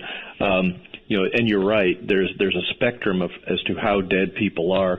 For the research I do, I have what among NDE researchers is a fairly stringent criteria. In other words, they have to be so physically compromised that if they didn't get better, they'd suffer permanent, irreversible death. And many of them, of course, are having cardiac arrest or very, very severe episodes of physical compromise like that. But if someone is so severely compromised from illness or injury that they're unconscious, by definition, if that doesn't get better, then they're going to suffer permanent, irreversible death. And of course, if they're physically unconscious, as the very dictionary definition of unconscious means, no conscious experience, if they're having a lucid, organized experience at that time, a near-death experience, then I think that what qualifies what most people would consider to be a near-death experience. I think it does, but what I'm asking is, if somebody is really dead, the way I think her name was Pam, when she was Pam Reynolds, Reynolds, yes, that's right. I interviewed her, and it was an amazing interview, by the way. One of the best NDEs I've ever heard. Amazing. Anyway, I can't imagine anybody being more dead than that. Can you? Actually, I can. We have Art, I hope you're sitting down when you hear this, but we actually have a small series of people that have shared their near-death experience that were actually on their way or actually in a morgue. These are people that were not only declared dead, but had the toe tag and were, literally getting prepared for the final burial process. So that's about as dead gets. Wow. And yet, remarkably, even when these folks are in very dramatic experiences, you can imagine how frightening it is to people that by all intents and purposes and by physician determination that they were dead, all of a sudden they start stirring, make some sounds, and scares the heck out of people that are in the morgue or are attending to them at that time. There's no question. Yeah, I can imagine, Doctor, that's correct. It would scare the hell out of them. However, still, brain waves at that point are not being measured. Heartbeat is not, well, presumably it was measured before the toe tag went on and they went into the cooler. But brain waves perhaps not being measured in that case, or maybe they were, I don't know. But when you have zero brain waves, I mean, that's really dead, it seems like to me. Oh, and that's certainly the modern definition of death. You're absolutely right, Art, is absence of brain function. And that's why I'm especially interested in near-death experiences that occur under apparent adequate general anesthesia. Now, under that blanket of sleep, there's been some careful EEG, if you will, electroencephalogram measurements of people that are under general anesthesia. And there's a dissociation of brain electrical activity. I mean, it's a mishmash of residual electrical activity, and there's just no chance that you could have medically explicable conscious experiences at that time. And yet, as part of my research, we now have scores of people that had, while under general anesthesia, very typical and often very detailed near-death experiences. All right. I know that you've seen the movie Flatline. You could not have not seen it. And I sure have. And there was recently a TV series called Proof. I don't know if you watched that or not, but they did an NDE experiment in that show as well. And I must say, I've said this on the air recently, and I've given it more and more thought. If I had, especially at my age, if I had a medical team, Doctor, and all the right stuff on hand, I think I would be willing to do a flatline experiment, just to see. That's how much I want to know. Wow, I mean, your curiosity is enormous there. I mean, to the point you'd be willing to get yourself into a life-threatening event, and that, I mean, that speaks volumes. That speaks both your interest and the interest of so many other people. And of course, speaking from it medically as a physician, it would be, of course, unethical to do that, and I think it would be difficult and probably impossible to find any physicians that would be willing to do that. I mean, heck, you'd lose your license if you did that. So, you know, well, if it didn't work out and it was found out, yes. But if there's any a doctor listening out there willing to do it, you know how to get a hold of me. If that comes about, Art, I'd be delighted to hear about it. I'm sure you would. That would be fascinating. But still would encourage, you know, if there's anybody out there that considers personally flatlining themselves, you know, i.e. as in a suicide attempt, strongly encourage everybody to, do something completely different, just pure science there. Right. So let me ask you before we proceed, are you aware on the down low, without giving me names or places or anything else, of anybody else who has flatlined intentionally? And had it studied? That's a great question, because I hear from people all over the world. To the best of my knowledge, that's not been reported. Not in my. No, I didn't say reported. I asked if you had sort of heard of anything on the down low. On the down low? Yes. I have not, and I'm thinking, searching my memory banks here. I've never had anybody contact me, even on the, FYI or on the secret about doing such an experiment. Well, I cannot think of any question bigger in life than the one we're about to talk about. I simply can't. It is the biggest question. And I'd actually be willing to do that. All right, so fine. Let's start out with what is an NDE? Sure. A near-death experience is an experience that's lucid and organized that occurs during a time of physical compromise so severe that physically the person is unconscious. Very often that's associated with cardiac or respiratory arrest. In other words, a heart or breathing stops around that time. But at an absolute minimum, for my research anyway, they need to be unconscious. They need to be unarousable, unresponsive, and at a time when there should be no conscious experience possible, when the brain is that far shut down, here for a certain percentage, around 9 to 18% of people that are that physically compromised, they have that very lucid, organized, and detailed and consistently observed experience, the near-death experience. Okay.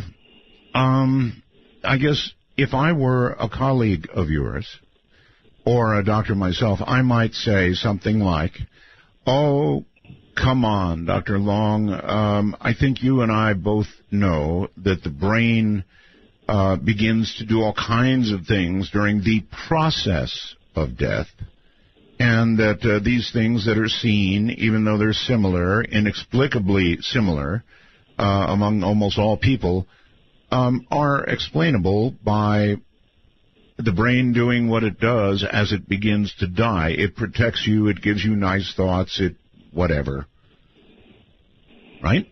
Yeah, and absolutely, and that's something that I've also considered for hours and hours. Wouldn't we, and both me and other near-death experience researchers, really have all come to the conclusion that when you study the brain that approaches unconsciousness, the closer and closer you get to unconsciousness, the more absent, diminished, hallucinatory, unreal thoughts become. And as you just reach that threshold of unconsciousness, you've really got no organized, stable thinking. I mean, certainly many or most of the listeners have run into this too at some time in their life, sort of like falling asleep. I mean, the closer you get to sleep, the less and less you're thinking and the less organized your memories or ability to reason are. And yet, as you progress all the way fully to unconsciousness at this time that your brain, by all medical measurements or measurements of anybody else, seems to be not functioning at all. And you're not processing information, not hearing, seeing, not aware, not feeling. Right at that moment, here are people that is having not only a conscious experience, but in my survey, 75% of the people have more consciousness and alertness than their normal, earthly, everyday life. And that art's medically inexplicable. That shouldn't be happening when by all medical appearances the person's unconscious. Okay. Doctor, I have noticed, in later years, that as I'm falling asleep, in the process of falling asleep, I begin to have these disorganized, interesting thoughts. In other words, no matter what I was thinking about as I was trying to fall asleep, when it actually began, I did begin having a series of, and a couple times I've, awakened at that point, and I said, wow, that's interesting. Why was I thinking about that?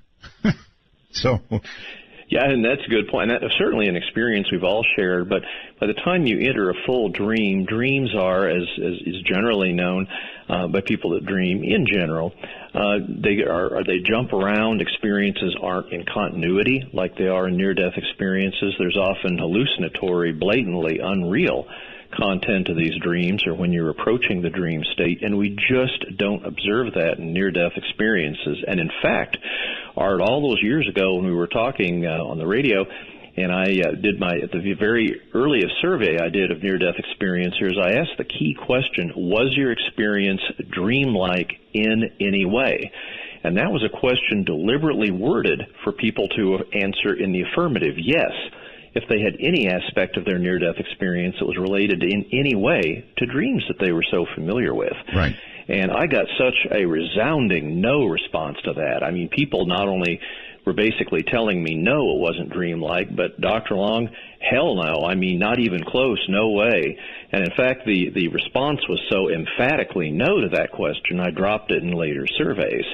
It almost seemed to be, like near-death experiencers were almost insulted to think that this highly lucid, organized near-death experience was related in any way to dreams that you, I, your listeners, and everybody else generally has a lot of familiarity with. But near-death experiences are very, very different types of conscious experiences than dreams or approaching dreams or waking up from dreams, Art. Yes, sir. All right. I've got to ask this. As an oncologist, you would deal with a number of people in very dire medical circumstances, obviously with cancer, and a certain number of those would pass away. And so it's an obvious question to ask you, if you began all of this from some experience you had in your personal practice? Yeah, that's a great question.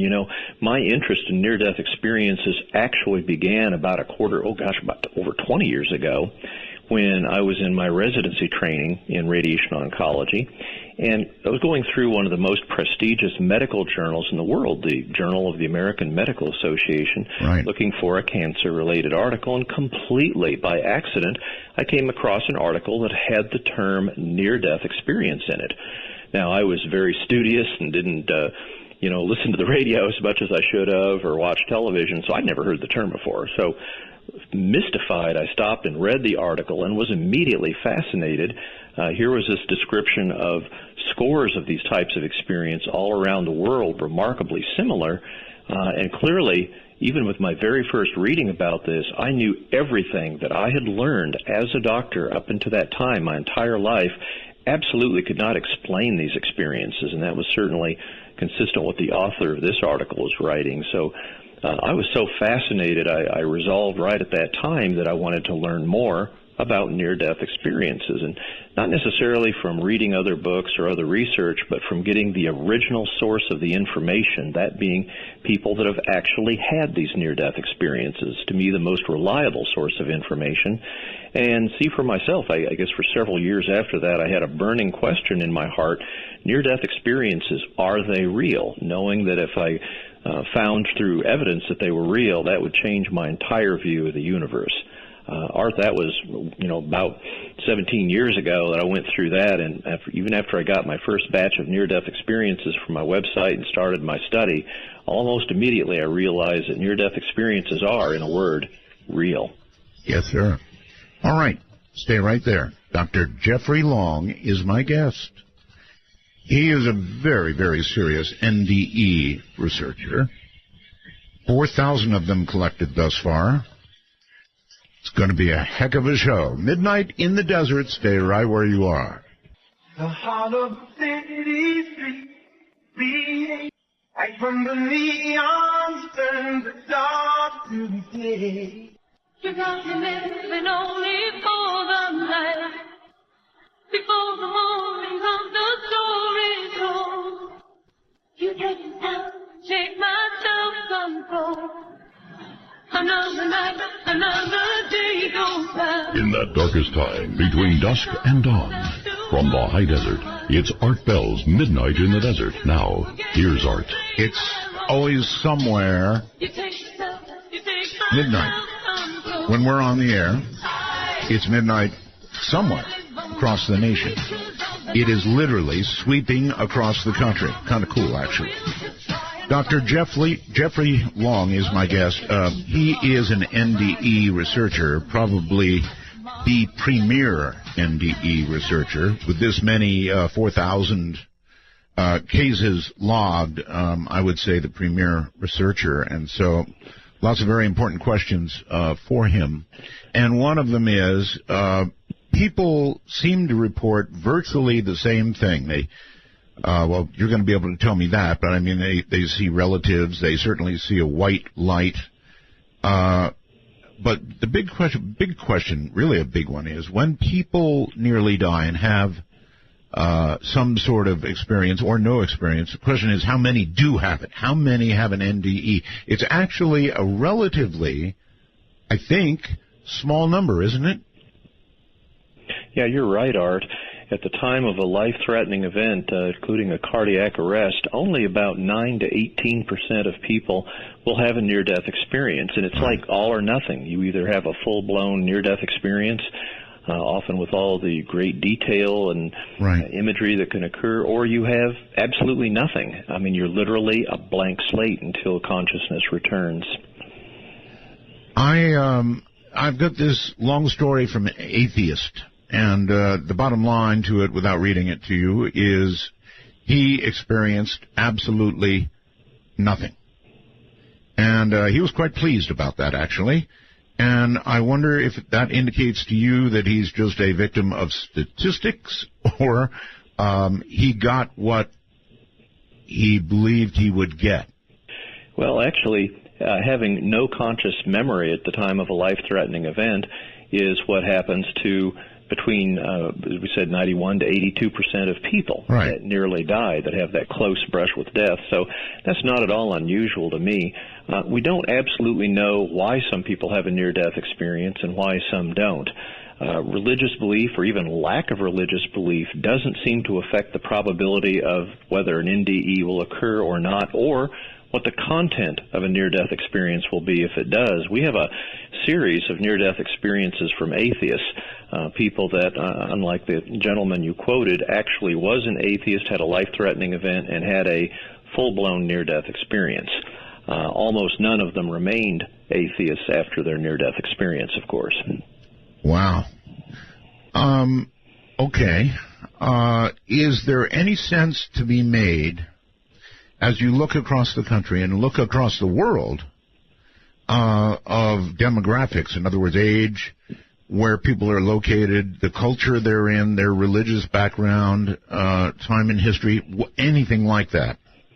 Yeah, and that's a great question. I reviewed 30 years of scholarly research in a book chapter fairly recently, and part of that was to discover if there was anything that would predict what group of people, what demographic group would have a near-death experience at that time of a close brush with death, and absolutely nothing kicked out. Of all the studies that have been reported, including mine too, we just can't seem to predict from anything. Gender, age, NDEs occur in the young, children, the old, the elderly, people of all religious beliefs or no religious belief, atheists, and in fact, a remarkable part of my research is it doesn't seem to make any difference where in the world you are at the time you have a near-death experience. It doesn't make any difference whether you're a Muslim in Egypt or a Hindu in India or a Christian in the United States. All around the globe, near-death experiences are strikingly similar. All right, then let us get down to describing what most commonly occurs during an NDE. They are pretty common. This is one area where you run into a lot of common stories, right? Oh, absolutely. Now, the interesting thing is, now that I've studied over 4,000 near-death experiences, I've seen what other researchers have found, and that is, while no two near-death experiences are the same, if you study a group of them, you see very similar elements, or if you will, characteristics of the near-death experience that occur typically in the same order. For example, there's that life-threatening event, an episode of unconsciousness, or even the heart stops. First element is typically what's called out-of-body experience. Consciousness rises typically above the body, and from that vantage point they can see ongoing earthly events and often describe vividly the frantic efforts of others to resuscitate them and bring them back to life. Following that, they may go into or through a tunnel, and that's variably described, but interestingly, essentially never claustrophobic. It's no matter how large or small the tunnel is. Now, often at the end of the tunnel, there's a mystical, unearthly light. It's nothing like the light we're familiar with in our earthly, everyday lives.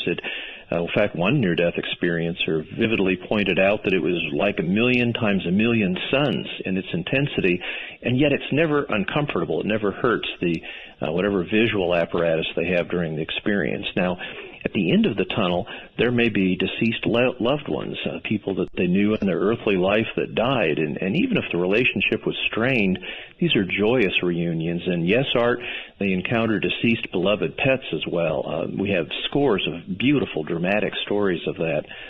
They may describe unearthly, beautiful landscapes, building landscapes, often colors in these landscapes that are so beautiful that they have no earthly correlate. They literally don't have the language from their whole life prior experience to describe the beauty of the colors and what they're seeing.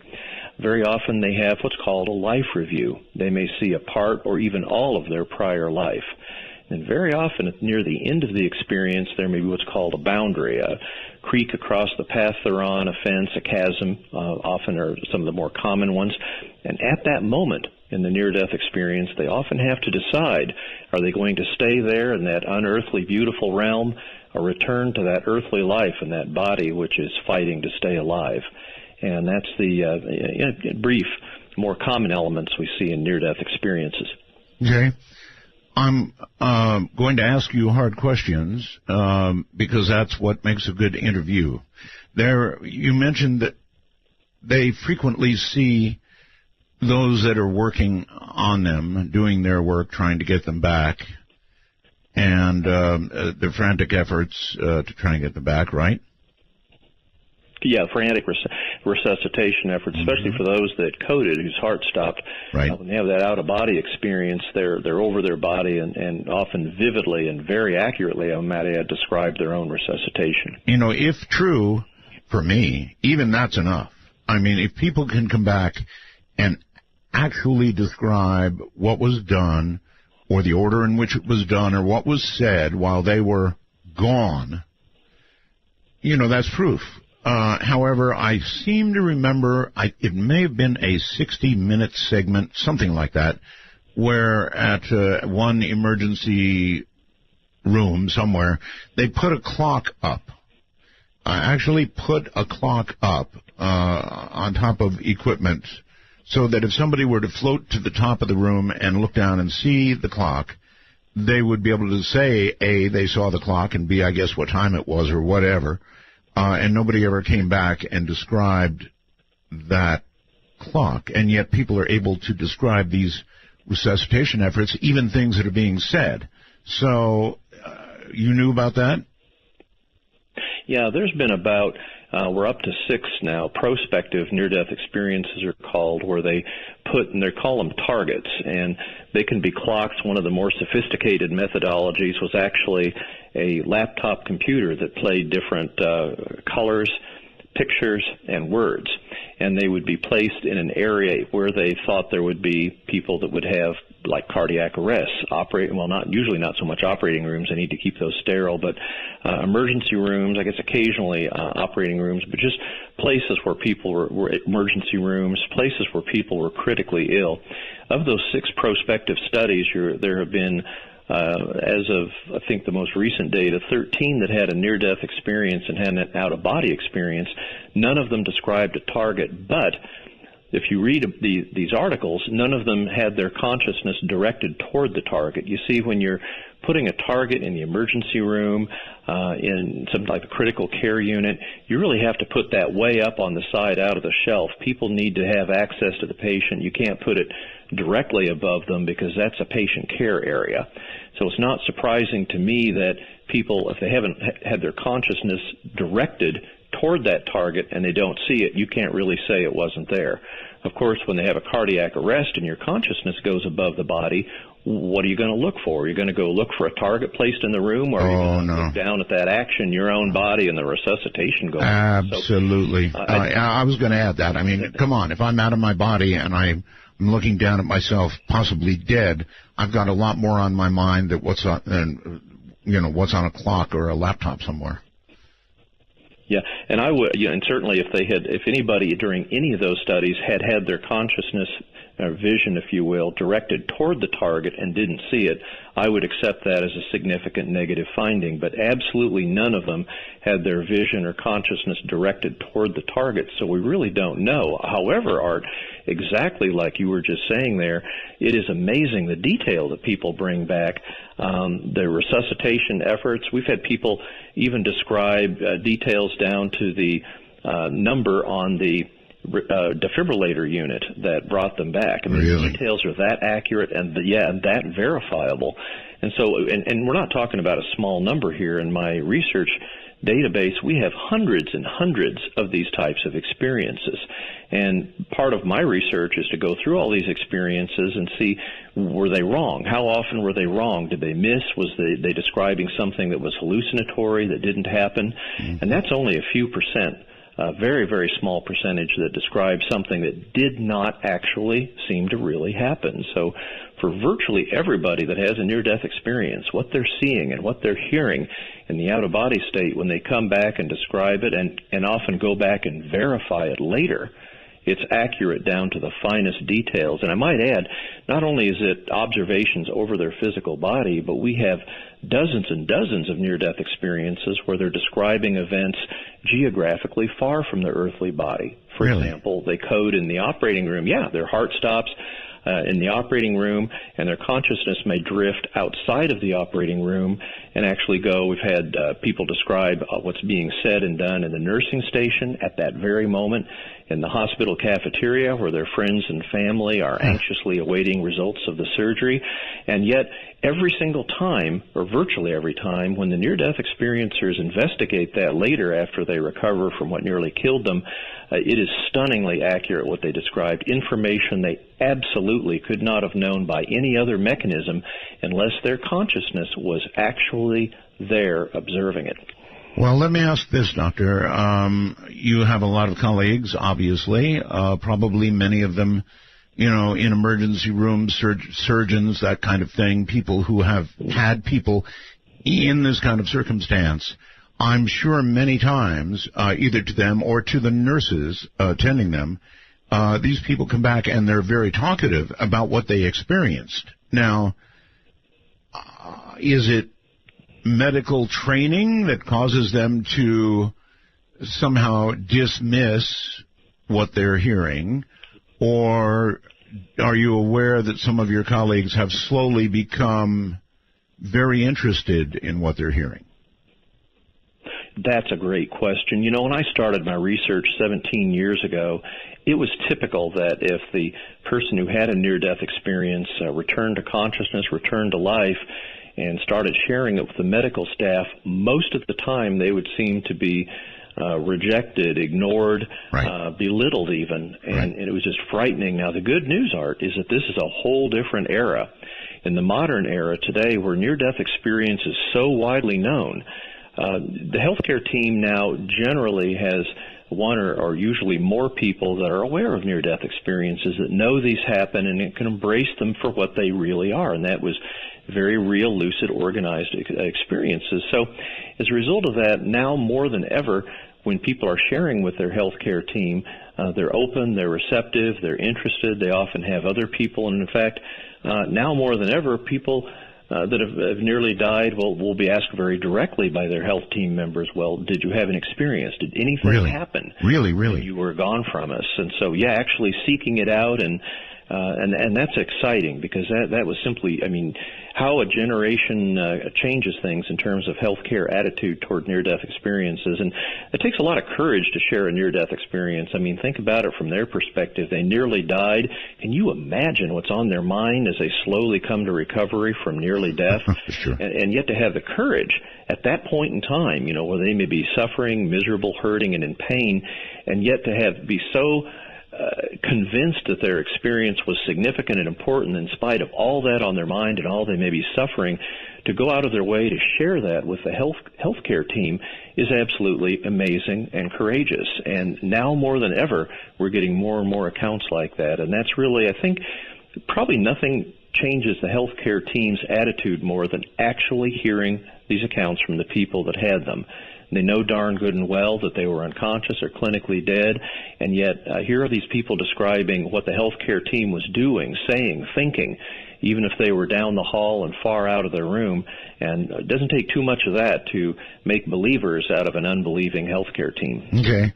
Let me try this question. It seems to me that physicians, in their very, very long school and training and on-the-job training, are almost, now I have to be careful here, I guess, almost trained away from God. Is that a fair or unfair crack? You know, I think that medicine is a very powerful, medical training, but it's not an education. You don't really have that breadth of understanding. You don't learn in medical school or in your training about very important, very real issues like God. I mean, you sort of come away thinking that all that we are, all that we think, all that we could ever be is defined by biological functions, physiological processes, chemical synapses in neurons of the brain. And so much of your training leaves me, and certainly I think virtually every other physician, sort of with that wow feeling. All we are is an amazing biological being. And yet you don't really understand that. You don't have that depth of training. You don't have that depth of openness in medical school training, that there is so much more to our life, so much more that we are than physical bodies. I mean, you're sitting here, all your training is focused on us being the physical, and yet my near-death experience suggests with powerful evidence that we are far, far more than our physical beings, than our physical presence. Okay, well, that's kind of an answer from you, but I'm not sure it's an overall answer. In other words, physicians are trained in hard science, biology, everything about the human body, and most scientists, and I've interviewed many, many scientists, Doctor, I would say are not believers in God, to be frank. And yeah, and I think surveys have shown that too. And I think and that's interesting. But you are correct, and not only from your I can imagine how many enormous number of scientists you've interviewed.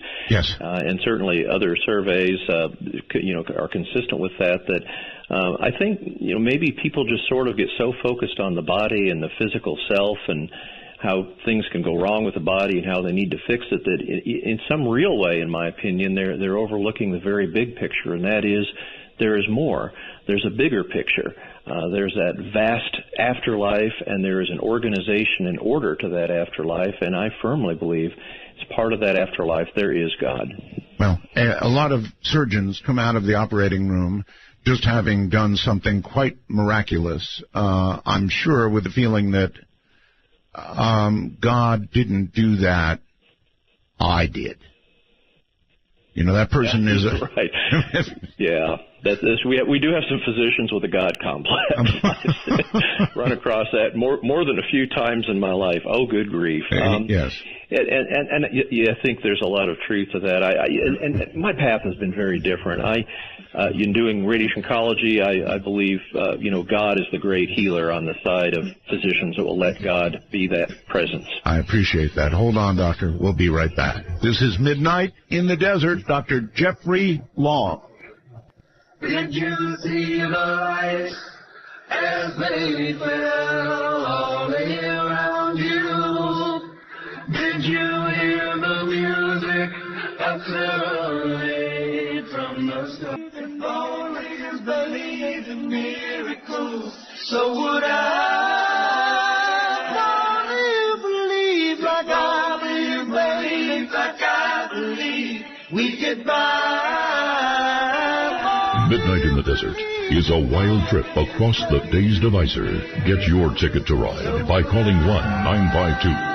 Call Art. That's 1-952-225-5278. Can any of you out there think of anything more important in terms of a question that we're discussing tonight?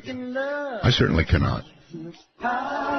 Dr. Long, you quote 9 lines of evidence from the Book of Evidence of the Afterlife. 9 lines of evidence? That's correct so far, and research continuing to show even more. So these are all, and you're right, these are lines of evidence from my research that all converge on showing the reality of near-death experiences and its consistent message of an afterlife. Do you want to rattle them off, or just discuss some of them? I mean, can you sort of... Anything that claims to be evidence, you'll go right ahead. Yeah. Okay. Sure. We'll rattle them off here. If it's taking too long, jump right in. No. But This is long-form radio. Oh, okay. Well, certainly crystal clear consciousness occurs during near-death experiences. Now, Art, if you consider what happens during a cardiac arrest, when the heart stops, of course, immediately when the heart stops beating, blood stops flowing to the brain. Right. 10 to 20 seconds after the blood stops flowing to the brain, the electroencephalogram, or EEG, which is a measure of brain electrical activity, goes absolutely flat.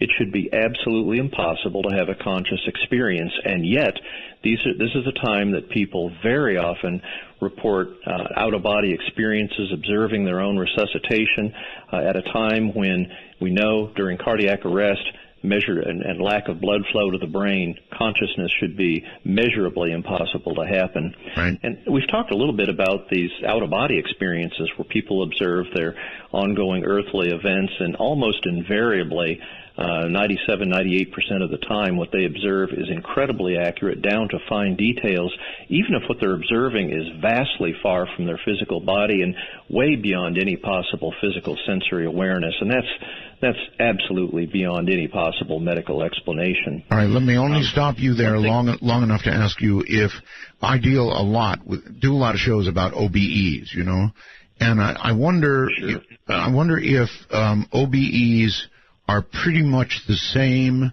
when you have them in good health as when you have them near the end.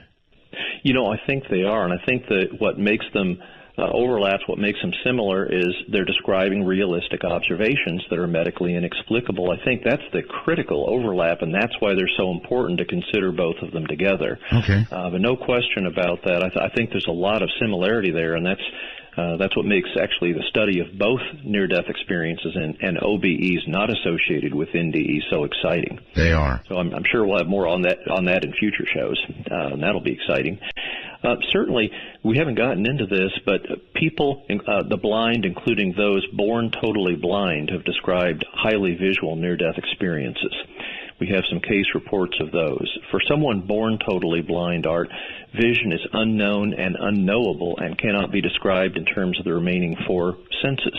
I've tried that with someone born totally blind that had a visual NDE, and it's amazing. So that is certainly there. All right, I'm sorry, I don't mean to keep stopping you, but I'm curious.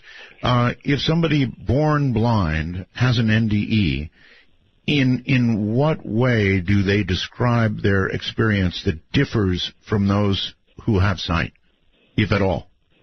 Certainly. Yeah, that's a great question. Those born totally blind don't know vision. So the one I'm thinking about that I interviewed is Vicky is her name.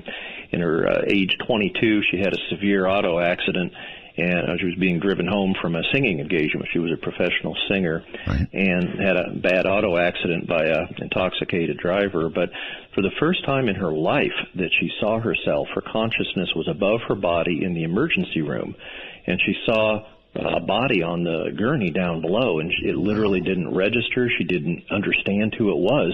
And here's where it gets interesting. She didn't even know what she was seeing. Vision was so new to her until she correlated her sense of touch of her long hair and, interestingly, the pattern on a ring that her father had given her. Only when she correlated what she was seeing with vision for the first time in her life with those prior sensory awarenesses, then she realized that was her. What's also interesting is that vision was so unfamiliar to Vicky that she was terrified. I mean, this was outside of anything that she thought could ever happen to her, and it was very frightening. With Vicky, this is interesting.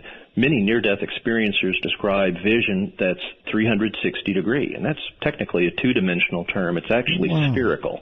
They simultaneously see, register, interpret, and understand visual things above them, below them, right, left, forward, and backward, all simultaneously.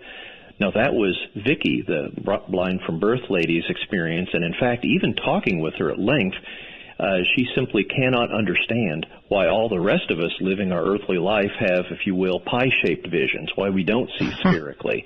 Because from her life experience, that's all there is. And she just, I mean, I think she literally, thought I was kidding when I told her we had a narrow field of vision. That is absolutely astounding. Do other NDE experiencers with sight report the same 360-degree vista? Oh, it's uncommon, but I have dozens and dozens of them altogether. That's not at all rare, Art. And again, it's that same kind of 360-degree vision. I mean, it's literally, you have to put yourself in their shoes. It's like our regular pie-shaped fields. You can sort of assimilate everything going on in front of you because you can see it. But imagine these people with spherical vision. They're just as you're understanding and aware of what's in front of you, they're understanding and aware of what's behind them, left, right, up, down, all crystal clear, perfect vision, and all understanding it just as we would vision that lies in front of us. And that's, of course, typically not during the out-of-body experience. This is much more commonly, in fact, almost uniformly observed when they're in these unearthly realms. But this is just one of the myriad of examples from near-death experiences. Sensory awareness is typically vastly different from what we know during our earthly life. And you can imagine, I mean, how often have you had a dream where you had spherical vision? Well, if you're like me, never. So this is just one more example of how people are having content during their near-death experiences that is absolutely, literally unimaginable to the near-death experiencer until they absolutely had the experience and experienced it firsthand. So the story of Vicky's story is absolutely astounding, and I wonder how you felt as you listened to that. I was just blown away. I mean, even after listening to an enormous number of near-death experiences, each new near-death experience I hear is, always fascinating to me, interesting, and sort of like, one more gemstone out of a collection of gemstones that we have in my research database. And so, but especially with Vicky, I mean, just to literally with her glasses on, and you could just tell, I mean, she had no vision. I mean, I'm a doctor, and I know blind, and she's, of course, totally blind. And here she is describing things like so many other near-death experiencers, seeing deceased beings, light, things that she were outside of her experience. I mean, it's always fascinating to talk to people in person, especially Vicky, and just hear that ongoing sense of awe and fascination and wonder in their voice as they recount their experience again. I mean, every instinct I have as a researcher is, wow, that's real off the scale when people share like that. I agree with you, off the scale. Please continue. Anyway, there are 9 of them, I guess. Sure. Yep. We got another one, as we talked about this briefly before, is near-death experiences under general anesthesia. During general anesthesia, you're not just unconscious, you're comatose. I mean, you can literally perform huge bodily surgery without you feeling it and never having any sensory awareness at all. And yet, due to either complications of the surgery or the anesthesia or the pre-existing illness or injury that led to the surgery, I've got I'll bet I have probably around 100 near-death experiences at this point that occurred under general anesthesia, and remarkably, they have the same elements, the same type of experience. And a key survey question that I ask in my survey is about their level of consciousness and alertness during the experience. Right. Now, surely, Art, if that anesthesia modified their consciousness at all, you would expect them to have less consciousness and alertness than people that had near-death experiences that was caused by other things. Right. And remarkably, in response to that survey question, the people that had near-death experiences under general anesthesia had exactly the same amount of consciousness and alertness during their experience as all other near-death experiencers. Even those powerful, powerful medications that do the safe and effective modern-day general anesthesia cannot modify that alertness, typically higher level of consciousness and alertness that near-death experiencers have. I mean, you could just stop right there and say, hey, skeptics, that pretty much eliminates any possibility that near-death experiences are due to brain function right there. All right, let me again stop you. I'm so sorry about this, but I can't help myself. There are scientists who claim that with electrical stimulation of the right part of the brain, they can reproduce an NDE. You're aware of that claim, right? Yeah, the researcher, main one that's known for that is a guy named Blanke from Europe. Blanke. I might address that, and certainly that's, frankly, Art, that's a little bit of an urban myth. I mean, these experiments were started with Wilder Penfield, a neurosurgeon of some decades ago.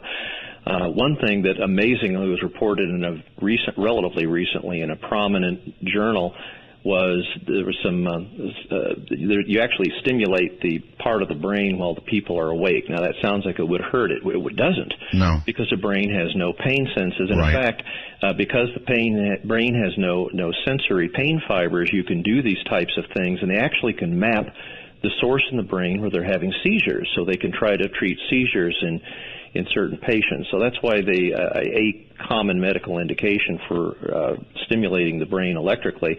But this isn't that rare of a procedure, and out of the vast number of people that have had this procedure, there was only one relatively recent case report where the person sort of had a sense that one of their legs rose up. I mean, it wasn't an out-of-body experience, or consciousness didn't separate from the body. But, geez, Art, you've talked to so many people that have had near-death experiences. How many people describe, my torso and arm stayed in place in my head, but by golly, my leg raised up? Nobody. I mean, yeah, no, me neither. I don't mean to be coming at you as a skeptic, Doctor. I'm just trying to challenge you. Oh, yeah. Because I'm on your side all the way, but I'm trying to throw you all the meat I can in terms of challenge. And actually, I greatly appreciate that, because lots of your listeners are going to be asking the same questions, because these studies have been widely, and I probably should have brought that up on my own, because it's such a common concern that people have. But this is nothing. I mean, like a leg's raising up. I mean, even in out-of-body experiences, that's extraordinarily rare to non-existent. So what they were observing was undoubtedly some type of illusory thing. It wasn't even a real out-of-body experience. And even Wilder Penfield, with his extensive research, who did much more electrical stimulation of the brain decades ago, and I've looked over this, and other researchers have, really never reproduced any element of a near-death experience. So an electrical stimulation of the brain reproducing an NDE is an urban myth, hands down, not even close. All right. But here's another one. We also talked briefly in passing about a life review. This is one of the more fascinating things to me during a near-death experience. In a life review, they may see a part or even all of their prior life. I mean, can you imagine?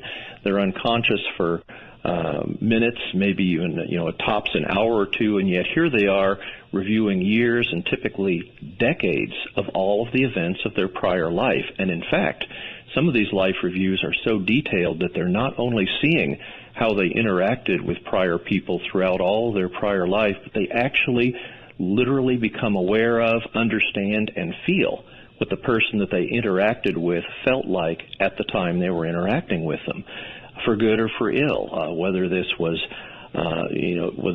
making them feel uncomfortable or angry or joyous. all that they ever did when they interacted with everybody they can become aware of during these life reviews. Absolutely astounding and an excellent example of the enormously accelerated consciousness that occurs during near-death experiences. I think that a life review, Doctor, is absolutely terrifying. Oh, well, hey, I got some great news for you, and you know, lots of other people feel that way. Here's the great news. I sort of felt that way, too. I remember years and years ago I started reading about these, and I'm sure I'm not alone in saying, uh-oh, I've done some things I'm not proud of in my life. That's well, right. Here's the yeah, but that's true for all of us, Art. The good news is that even though you're seeing all of your prior life, and often there's another being present in this unearthly realm where this is going on, the great news is there's essentially never a sense of judgment. In other words, you're seeing your life, your prior life, as if to learn, understand, and maybe live the rest of your life better when you return to your earthly life. But there's essentially never any external sense of judgment by other people around you. I cannot even recall a single near-death experience where they felt damned or condemned or felt that they were, you know, in big trouble for the rest of eternity because of what they saw in their life review. And in fact, on the positive side, the life review can be among the most powerfully positive, transformative aspects of the near-death experience. I mean, people that have a life review come back often as changed people. They're aware in a way that none of the rest of us could be how their actions affect other people for good or for ill. And you can imagine, if you've seen that, they're going to go out of their way more than ever for the rest of their life to treat other people lovingly, compassionately, because they've seen what their actions mean to others. Right. Well, in some ways, that seems unfair, Doctor. Hold tight. In other words, they've got a chance to see what they did. And, by the way, judgment of oneself is probably more terrifying than, well, maybe not. Anyway, we'll be back. Piano rings like a bell to the night, and wouldn't you love her? Stick to the sky like a bird is riding. Who will be her lover? Why you never It's not radio, but it is what's next, exclusively on the Dark Matter Digital Network, Midnight in the Desert, with Art Bell. Now, here's Art. Played that to remind myself to ask about reincarnation, which I will. Not that I expect it's anything revealed by NDEs. It seems to me, Dr. Long, that judgment of oneself probably is going to be harsher than, I don't know, you'd expect from a fair and compassionate God. Judging yourself would be rough. Yeah, you know what? Oh, yeah, it is. I mean, very often people are mortified by what they see during their life review. I mean, you know, I think so many of us, myself included, you live life and you don't even really stop to think about what you're doing or how you're interacting, right, how it affects other people. And when you see that vividly, no escaping it, all of it in its entirety, comprehensively throughout your prior life, you know, and certainly, and especially when you're in this unearthly realm or this overwhelming sense of peace and love, it's horrifying to see how your life so vividly deviated from that love and that peace and that serenity that's so typical in the afterlife, and it's, you know, makes that, you know, perhaps all the more difficult to confront what you've done in all the years of your prior life. All right, a lot of people believe in reincarnation. Is there probably nothing in NDEs to suggest either way with respect to reincarnation, because it seems like it would be later in the full experience, so to speak, but I'll ask anyway. Yeah, well, you know what? That's a real good question. And in my most recent survey, we start to delve into questions like that. Gosh, great minds think alike, if I might flatter myself, Art. But I actually asked directly, the survey question I ask of near-death experiencers is, during your experience, did you encounter any specific information or awareness that you did or did not exist prior to this lifetime? Yes. Reincarnation, in other words, an existence. Well, this allows narrative responses, so all responses basically are in the answering affirmative. Yes, they did encounter during their NDE awareness that existed prior to this lifetime, and a very surprising 27% answered yes. So only 7% uncertain. So there seems to be a fairly significant percentage of people that have near-death experiences that part of what they go through includes that awareness that we did exist, that this lifetime is not the sole totality of our existence, that we had that past and apparently would likely have a future experience. So that's a very, this is certainly nothing I expected when I set up the survey question. So, and the narrative responses corroborate this too. You know, certainly many people describe some remarkable past lives remembrances. So interesting, near-death experience evidence now starting to point to some evidence that the reincarnation may be a reality too. Remarkable. All right, I get messages as I do the program. Radar Man has sent me one and says, please ask the doctor the following. During NDEs, in which the subject meets loved ones or people that they know, there are cases in which the people they met are currently alive, or are they always deceased at the time? Wow, great question, Radar Man. And I actually studied that formally as part of my research. The interesting thing is that any dream hallucination or any outside of near-death experiences, any altered consciousness involves encountering people that are alive at the time. I mean, if you have a dream or hallucination, you may recall, for example, the bank teller you did business that day with, the family member you said hi to before you headed to your bed and had your dream or what.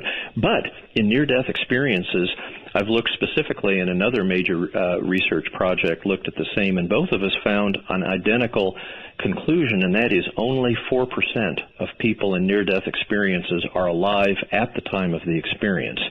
96% of the people are deceased, and that's just simply not something you'll find in any other altered human consciousness experience. All right. And what's even more interesting is we have a number of these near-death experiences that have been reported where they may encounter people during their near-death experience they thought that they were alive. And they only after they recover from their close brush with death, they realize that that person had died shortly before they had their near-death experience, and they didn't know it until they had their near-death experience and encountered the deceased. So, again, some remarkable evidence from that angle, too. Okay, again, through what we call the wormhole, Joe says, does he believe that one day we might develop the technology to travel at will in and out of the NDE realm? Wow, that's a great question, Joe. Yes, it is. And I mean, certainly what they describe in the afterlife realm is so technologically overwhelmingly advanced compared to what we have on Earth that it almost seems unimaginable. And yet I'm a great believer in the human spirit. I'm a great believer in all of us, slowly humanity moving toward that technological increased awareness. And I think it's distinctly possible that we may someday converge through technology or through human understanding or growth in a variety of ways globally, that we may end up potentially being aware of and potentially even interacting in a way we cannot even conceive of now with this overwhelming, blissful, loving, peaceful, what we call afterlife, which is perhaps another perspective as simply a part of the greater reality that we're just not often aware of. Do you ever feel, Doctor, that this is an area that we ought not be tampering in? In other words, this is an area reserved for, well, that great question of what comes next, and we have no business inquiring into or tampering in this area. That is an awesome question. I've spent a large amount of time considering my research and wondering if we are learning about something, becoming aware of something that we're not supposed to know about. I mean, clearly on Earth, as you go through your earthly life like me, you don't become aware of an afterlife, of all that's there in the afterlife, your deceased loved ones, the beauty, the wonder, the peace, the love that seems to rule there. And I've reflected on that. Is this really the right thing for me to be doing, to try to bridge that gap, to help people to understand that that's a reality and understand a little bit about the afterlife? And after a great deal of wrestling with that question, I've decided, yes, I think that really is the right thing. I think The afterlife is revealing itself in bits and pieces to us, more dramatically in near-death experiences, I think more subtly during the life experiences that probably each and every one of us has.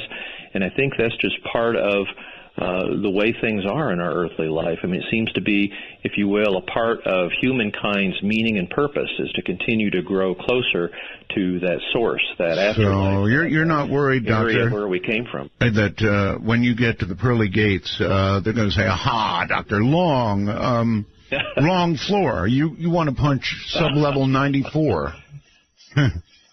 Just no, I think messing the with universe is ruled by love. We're okay. All right. Stay right there. This is Midnight in the Desert. I'm Art Bell. I did it. I'll surely miss your tender kiss. Don't leave me this way. From the Kingdom of Nye in the High Desert, this is Midnight in the Desert with Art Bell. Please ring Art's bell at 1-952-225-5278. That's 1-952-CALL-ART. All right, let's rock and roll. I'm going to begin to open the lines, everybody. So here it is in brief form. The public number you're welcome to call, area code 1, and then area code 952-225-5278. In addition, we have the ability for you to come on with Skype. And the way that works is if you've got a smartphone of some sort, you put Skype on your phone. Then when you call, you can sound like $1 million. Actually, you can sound like you're right here in the studio. So by all means, download Skype onto your smartphone and then add us. That's all you have to do. We don't have to respond in any way. All you have to do is add us. That means the following. You go to the little plus sign on Skype, as in add a contact. And you put in, if you're in North America, MITD 51, as in Midnight in the Desert 51. That's North America, America and Canada. Anywhere else in the world, you're also welcome to join us via Skype. Take that same smartphone we just talked about and enter MITD 55. That's worldwide, MITD 55. And then we'll appear in your contact list. You can just punch it up and away you go. Once again, Dr. Long, welcome back. And yet another question from Mark through the wormhole to settle a debate. Can the chemical DMT account for an NDE, and what is DMT?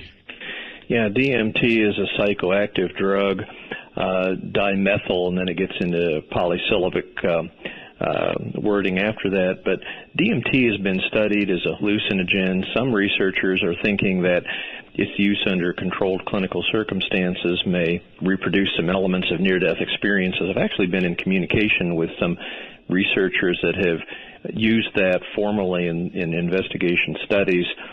Certainly it can induce a sense of great peaceful feeling, can sort of create a sense of a mystical feeling, but does DMT reproduce near-death experiences? Absolutely not. I have yet to encounter a DMT experience that significantly reproduced any typical near-death experience. So while I think it's intriguing, there doesn't seem to be much overlap, and that's actually true of other psychoactive, or if you will, brain-acting chemicals. They can certainly create some superficialities that somewhat resemble a near-death experience, but no chemical can reproducibly cause anything like a near-death experience. Gotcha. Unless it causes clinical death. All right. Do you have any reports, and this is a big one, of negative NDEs? Oh, we sure do. And then in the scholarly literature, they're referred to as frightening because certainly that's the dominant emotion, obviously, in these types of experiences. And I've actually investigated that myself. Out of the 4,000 near-death experiences I have, certainly there's a small percentage where there's a portion much less, usually not all of the near-death experience, but a portion of it where the dominant emotion was fright, and that can be due to a wide variety of things, the unfamiliarity of the experience, etc. I think what most people are thinking about when they think about a negative or frightening experiences are experiences that are objectively frightening. In other words, they're literally in a hellish realm. Hellish experiences are, of course, objectively frightening.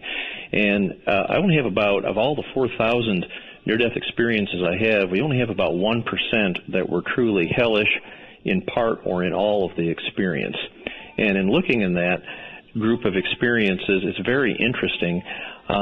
Certainly some of the most frightening stuff, Art, that I've ever read in my life. I mean, you can read fictional, frightening things, go to frightening movies, but some of what is described in these hellish NDEs is literally off the scale in terms of being spooky. Now, the important thing, I think, to take home with this is that even if people have such a horrific experience, that doesn't necessarily lead to them coming back believing they're condemned or they've been especially bad people. Very often people that have these types of experiences come back and say, ultimately, often months to years later after they've had a chance to learn from it, but many of these people come, if not most, come back and say, I needed an experience like that to learn some things, to let go of that anger, guilt, resentments, and really live the rest of my life with that much less of an issue than it was before the experience. I know, it doesn't seem fair, Doctor. Doesn't seem fair. In other words, some small portion of people get this experience and get to reshape their life and then presumably get a better outcome next time they exit. Well, don't forget these types of dramatic life changes are, and that's a good point, but these kind of dramatic life changes and sort of a renewed desire to continue living your life in love and compassion and peacefully is very commonly observed in people that have the typical pleasant, blissful experiences. So there's a real overlap in what we call the after effects of near-death experience for those that have had the frightening, hellish experiences and those that have had the blissful experiences. It's like all roads lead to Rome. All of these paths for the unique individuals that they are seem to be important to them for that point in time in their life to help point them the proper way, the proper path.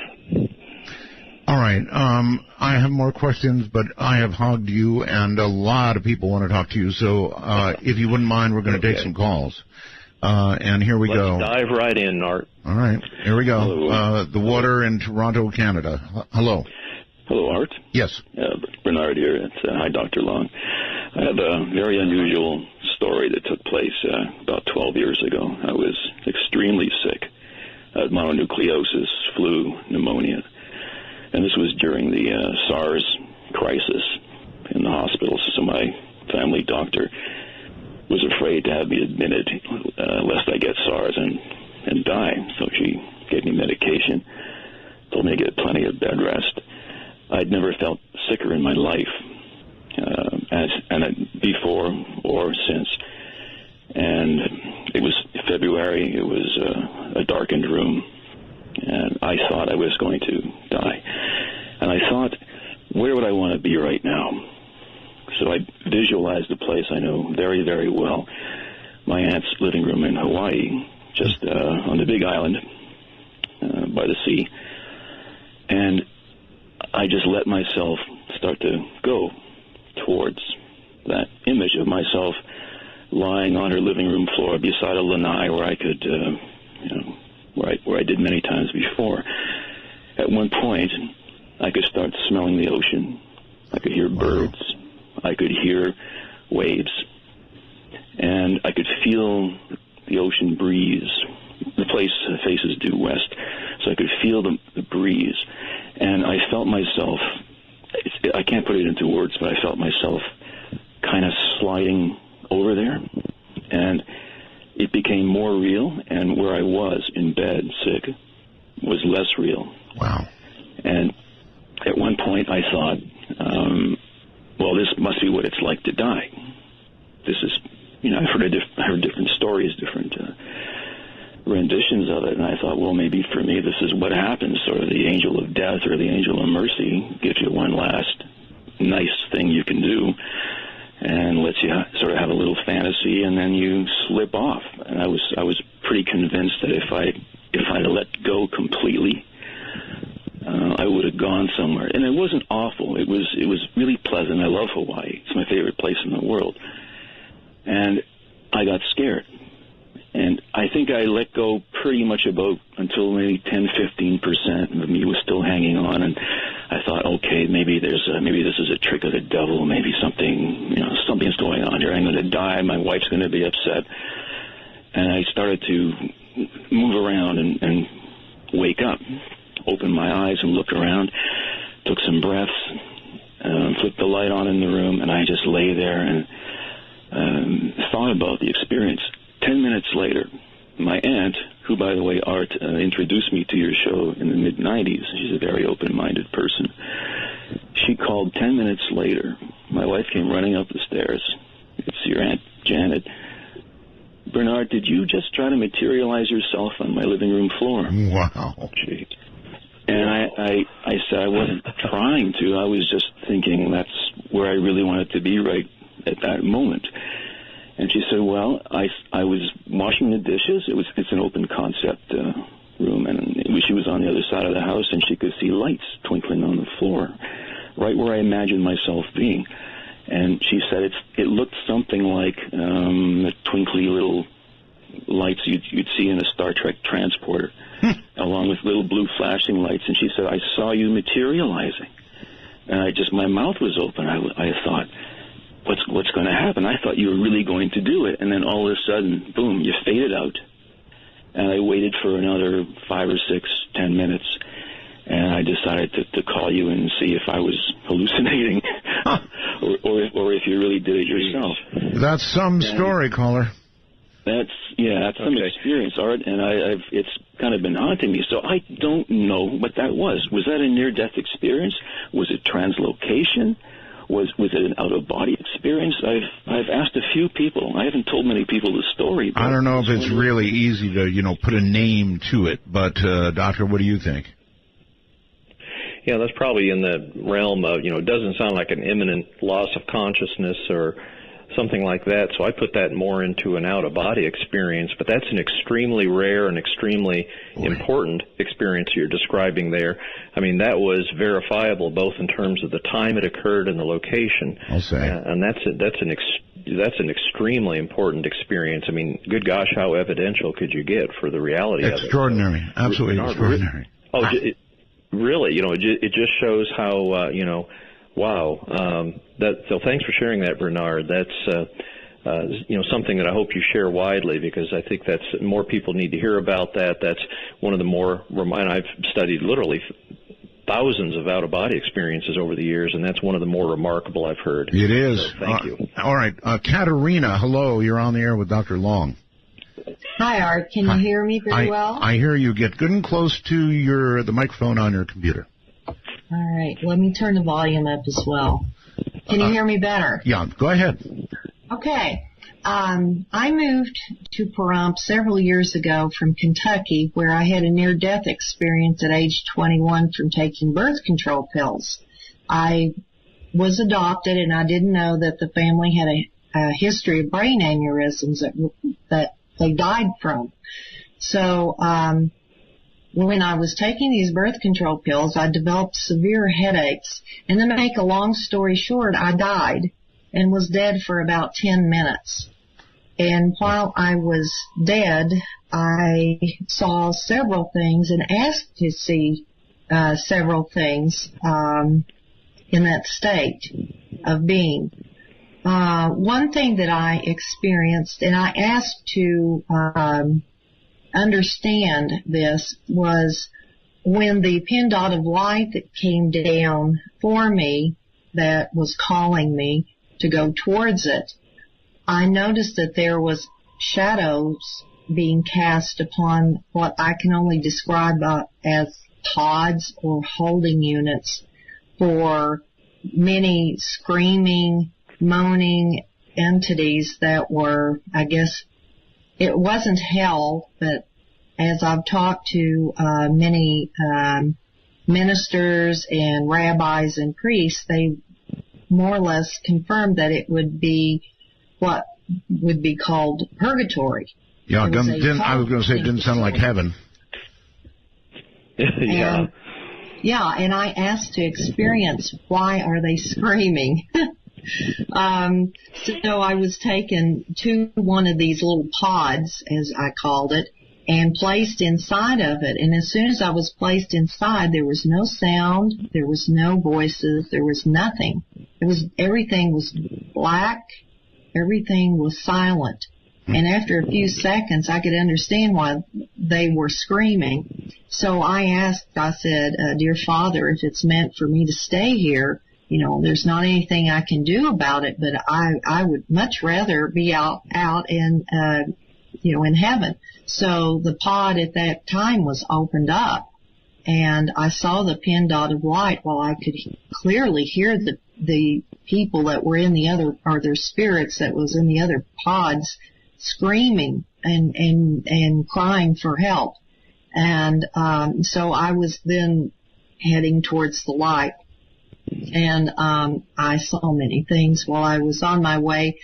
I reached a golden double gate that had these beings I can only describe as it had the head of a lion, the torso of a man, and the lower part looked more like a lion because it had kind of a lion's tail or a bull's tail. It had the tip of it was a fur or whatever.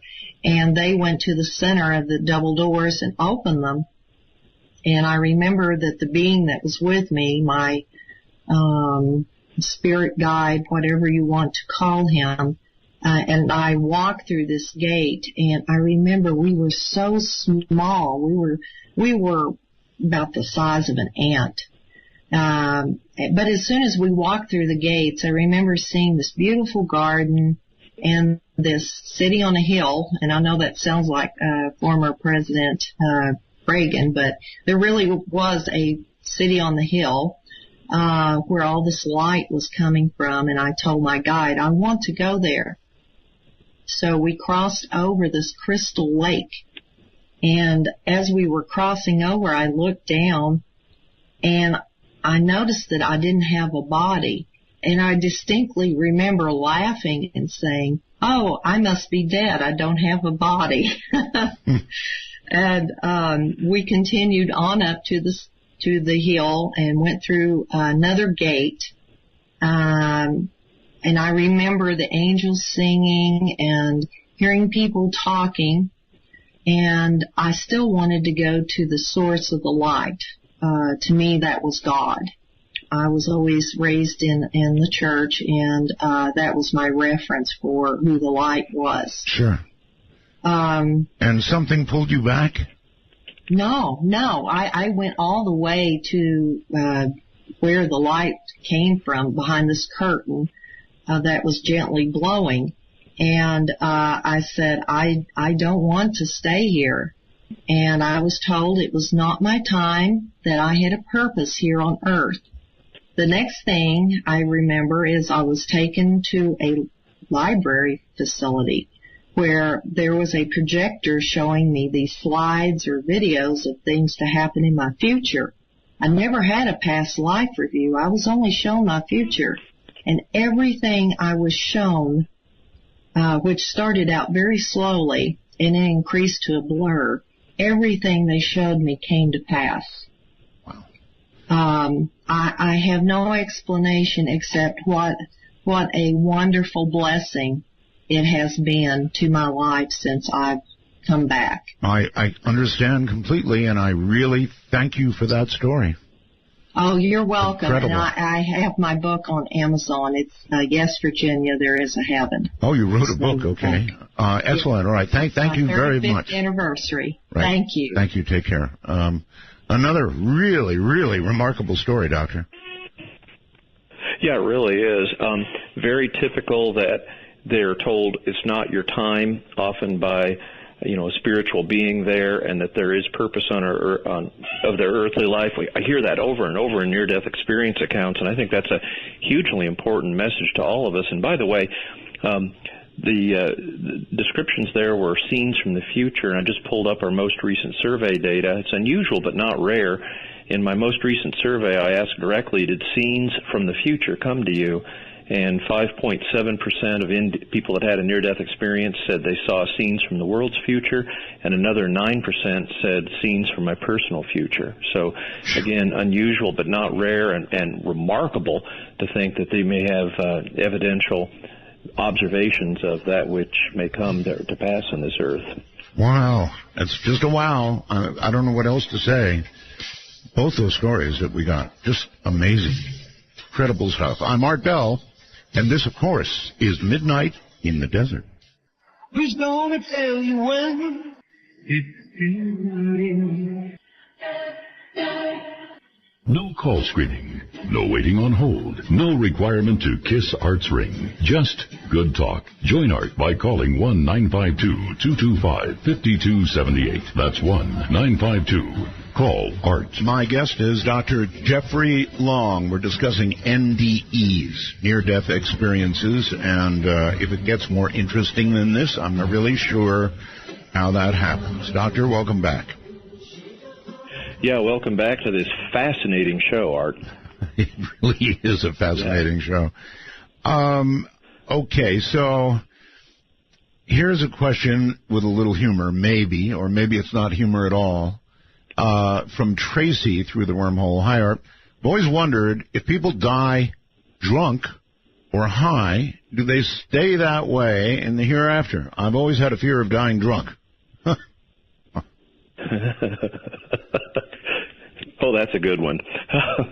Well, Tracy, that's interesting. We have a number of near-death, a fairly large number of near-death experiences where the life-threatening event was alcohol overdose, intoxication, if you will, or illicit drug overdose or intoxication. Especially the most lethal ones are the narcotic-type drugs where an overdose can suppress and even stop respiration or your breathing, if you will, and cause a life-threatening event, a near-death experience.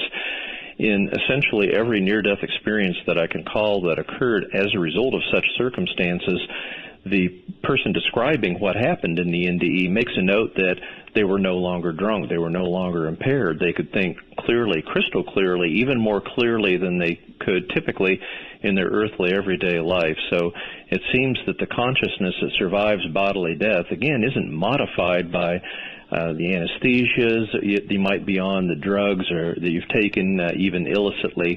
The consciousness seems to be crystal clear, lucid, and unmodified by all those other things that we normally think would affect brain function. That's all right. Good news. Let's go outside the country somewhere. Carl, I believe it is. Carl? Yes, this is Carl from South Africa. Hello there. I have a question for Dr. Long. Yes. Yes. Doctor, in your studies, have you ever come across the concept of soul recycling? Reincarnation? Yeah, I think that, is that like reincarnation? In other words, someone dies, the soul leaves their physical body, and then that same personality, that same soul, if you will, that represents or that was that person enters another physical body later on in like reincarnation. Is that what you're asking? That's what I'm asking, but it's with a little twist at the end where there's a third party that's in control of the whole process, where they are in control of the recycling, where they actually wipe the memory of the soul, and then after wiping the memory, put them back into whichever body they choose to. Oh, that's interesting because we do have some near-death experiencers that share their existence in an afterlife prior to being born, prior to living in our earthly life. And all of these descriptions describe that it's a voluntary process. In other words, if you will, premortal existence before birth. Very often they'll describe a description of being born to particular parents in particular circumstances, often with the goal that this seems to be the life in which they can best learn their lessons, or lessons that they need to learn through their earthly life. So I see no evidence whatsoever that there's a third party who's sort of controlling this or affecting people's soul going into that. If there's one thing that seems to be an overwhelmingly common theme in my near-death experience research, it's a sense in the afterlife that we have free choice, free will. In other words, we seem to be incredibly free to choose to be what we will be, what we do, and that includes what, if you will, the earthly life we incarnate into. Mm-hmm. All right. Thank you very much. Right. Thank you very much. Thank you. And take care. To the phone. Hello there. Hey, Art. It's Tom from Florida. Yes, hello. Dr. Long. Hey, how you doing, Dr. Long? Yeah.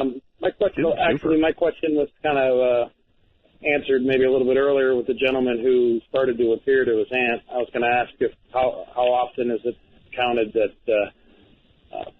living people actually during the time of the NDE, living people encounter that relative appearing to them as a spirit.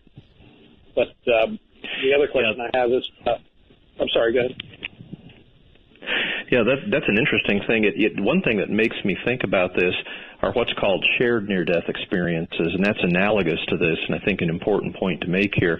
I have a series, I'm up to 14 now, where there were 2 or more people that had simultaneous life-threatening events, and remarkably, these 2 individuals are aware of each other, interact with each other. Both of them seem to be having a near-death experience. For example, one of the very first of the experiences that are shared near-death experiences I ever got was a guy and his fiancée involved in a very bad car wreck, and they went up in an out-of-body experience hand in hand, and they went up and met some spiritual beings who they felt great love and compassion, but they told the 2 of them that the gentleman was going to return to earthly life. He wasn't really fully dead, but his fiancée had died and would not be able to return to earthly life, and these spiritual beings reached out and separated the handhold that they had and led his fiancée down toward the light. And then the guy vividly describes waking up in the car, returning to consciousness, and even with his eyes closed, even with not being aware of anything else going on, he knew immediately that his fiancée right beside him was dead because he had experienced that. That's astounding. Their shared near-death experience. Yeah, and that's we've got, like I say, a series of 14 of them, astounding things like that, and often shared near-death experiences with people that they didn't even know were having a life-threatening event at the time they did. And so this is certainly a part of the evidence of the reality of near-death experience, and I think that's analogous to some of the other things we've been talking about tonight. All right. Winnipeg, Manitoba, I believe. Yes, sir. This is Greg. How are you guys tonight? Fine. Excellent. Super. Okay, I had a experience a long time ago after a relationship I had with a female that I was with for a long time, and I was kind of in a depressed state. And this isn't the NDE out of body experience that I had, but it ties into what that other caller from Hawaii said about what his aunt had said about seeing him, and it was very similar to what I had seen. So I'm just going to collaborate that. And then the other thing was collaborating with the blind patient that you had said. I had exactly the same experience.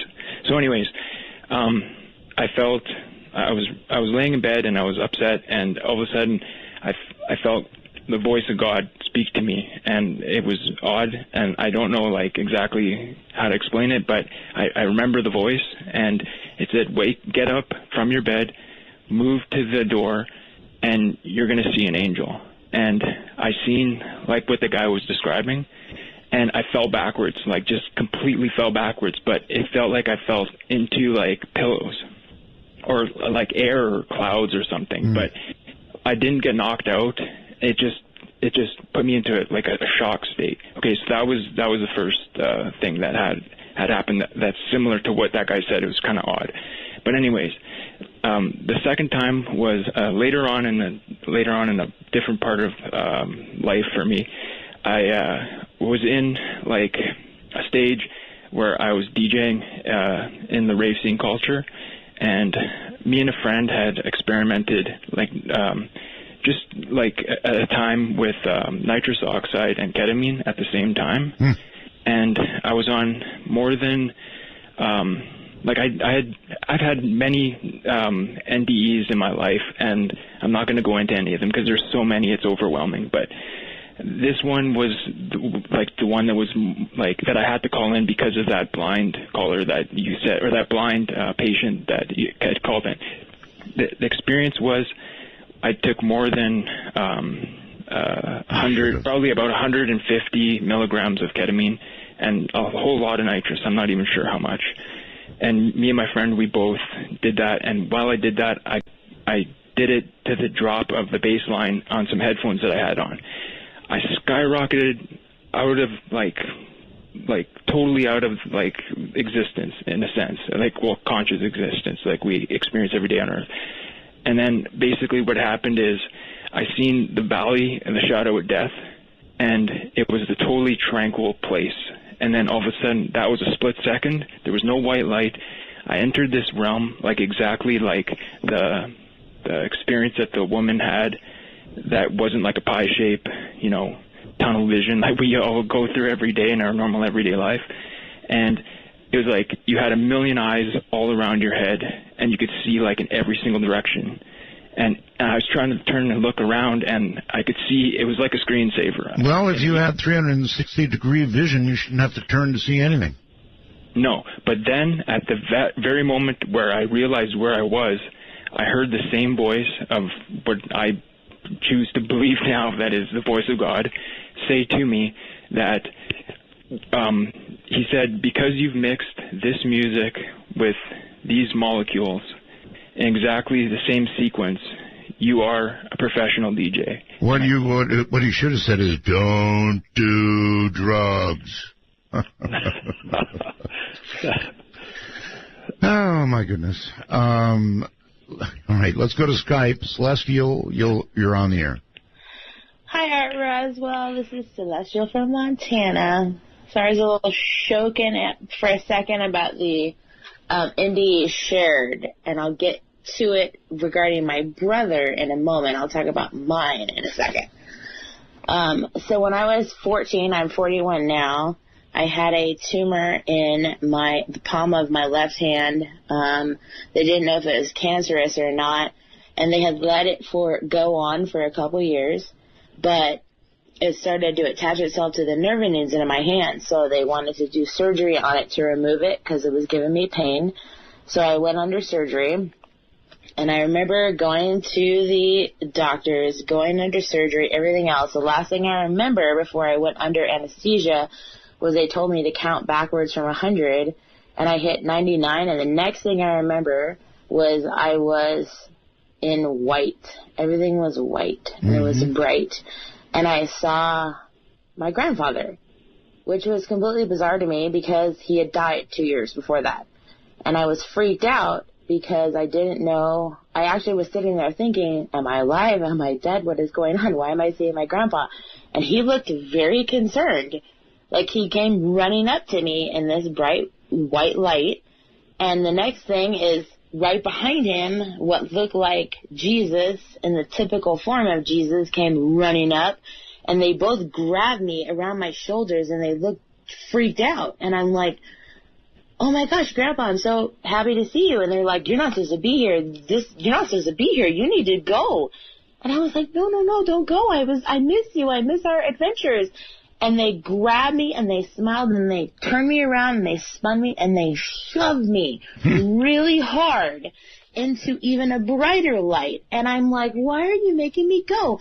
And they shoved me so hard and I stumbled forward, and what the brighter white light turned into the clock on the wall across from my bed in my recovery room. Wow. And I was like, what? And I still, like, what came into focus was the clock, and what I could see out of the peripheral vision on my right side was a nurse, but I couldn't turn my head. I couldn't get my whole body to respond, and I could see her looking really concerned next to my head. And I'm like, why is this chick talking? I don't know what she's talking about. And I sort of drifted in and out, and the next thing I know, she's on the other side of me. And then she came around the other side, and I'm like, why can I see her mouth moving, but I don't know what she's saying? And finally I could hear what she's talking about, and apparently I had flatlined on the table, and my surgery was supposed to be 45 minutes, and I was out for 2.5 hours, and I flatlined, and they brought me back, and when they brought me back, I was conscious, but I was staring, but not responding to the clock on the wall for 45 minutes. Wow, we're going to have to hold it there because we've got a break. Doctor, just amazing stories, one after another. And with your collection, I guess you're used to that. This is Midnight in the Desert. I'm Art Bell, rocking on through the night. You walked into the room. There was voodoo in the vast. I was captured by a star. No call screening. No waiting on hold. No requirement to kiss Art's ring. Just good talk. Join Art by calling 1-952-225-5278. That's 1-952. Call Art. Well, okay. Here's Rhonda in Arizona. And even though we've covered this, it's worth asking. Art, I've been an ER nurse for 15 years, and I want to say that I feel that times have changed, in that many people in the medical field now do talk about NDEs. Doctor, do you find this to be the case in your research? Oh, no question about it. I agree with Rhonda. 17 years ago, when I started my NDE website, I literally did not include my name on it. I didn't want any of my medical colleagues to find me by an internet search. But, right. I mean, it was that secret. I literally operated in secret for years because of my concern about people having negative judgments about what I was doing. Oh, that was long ago and far away. Now I talk openly with my colleagues. They're fascinated. Most doctors I talk to and share the evidence that I've shared on this show get it. They understand, especially physicians, I think, grasp that there's no way medicine can explain these remarkable lines of evidence we've discussed on the show. There's nothing medically that can explain a near-death experience. Understood.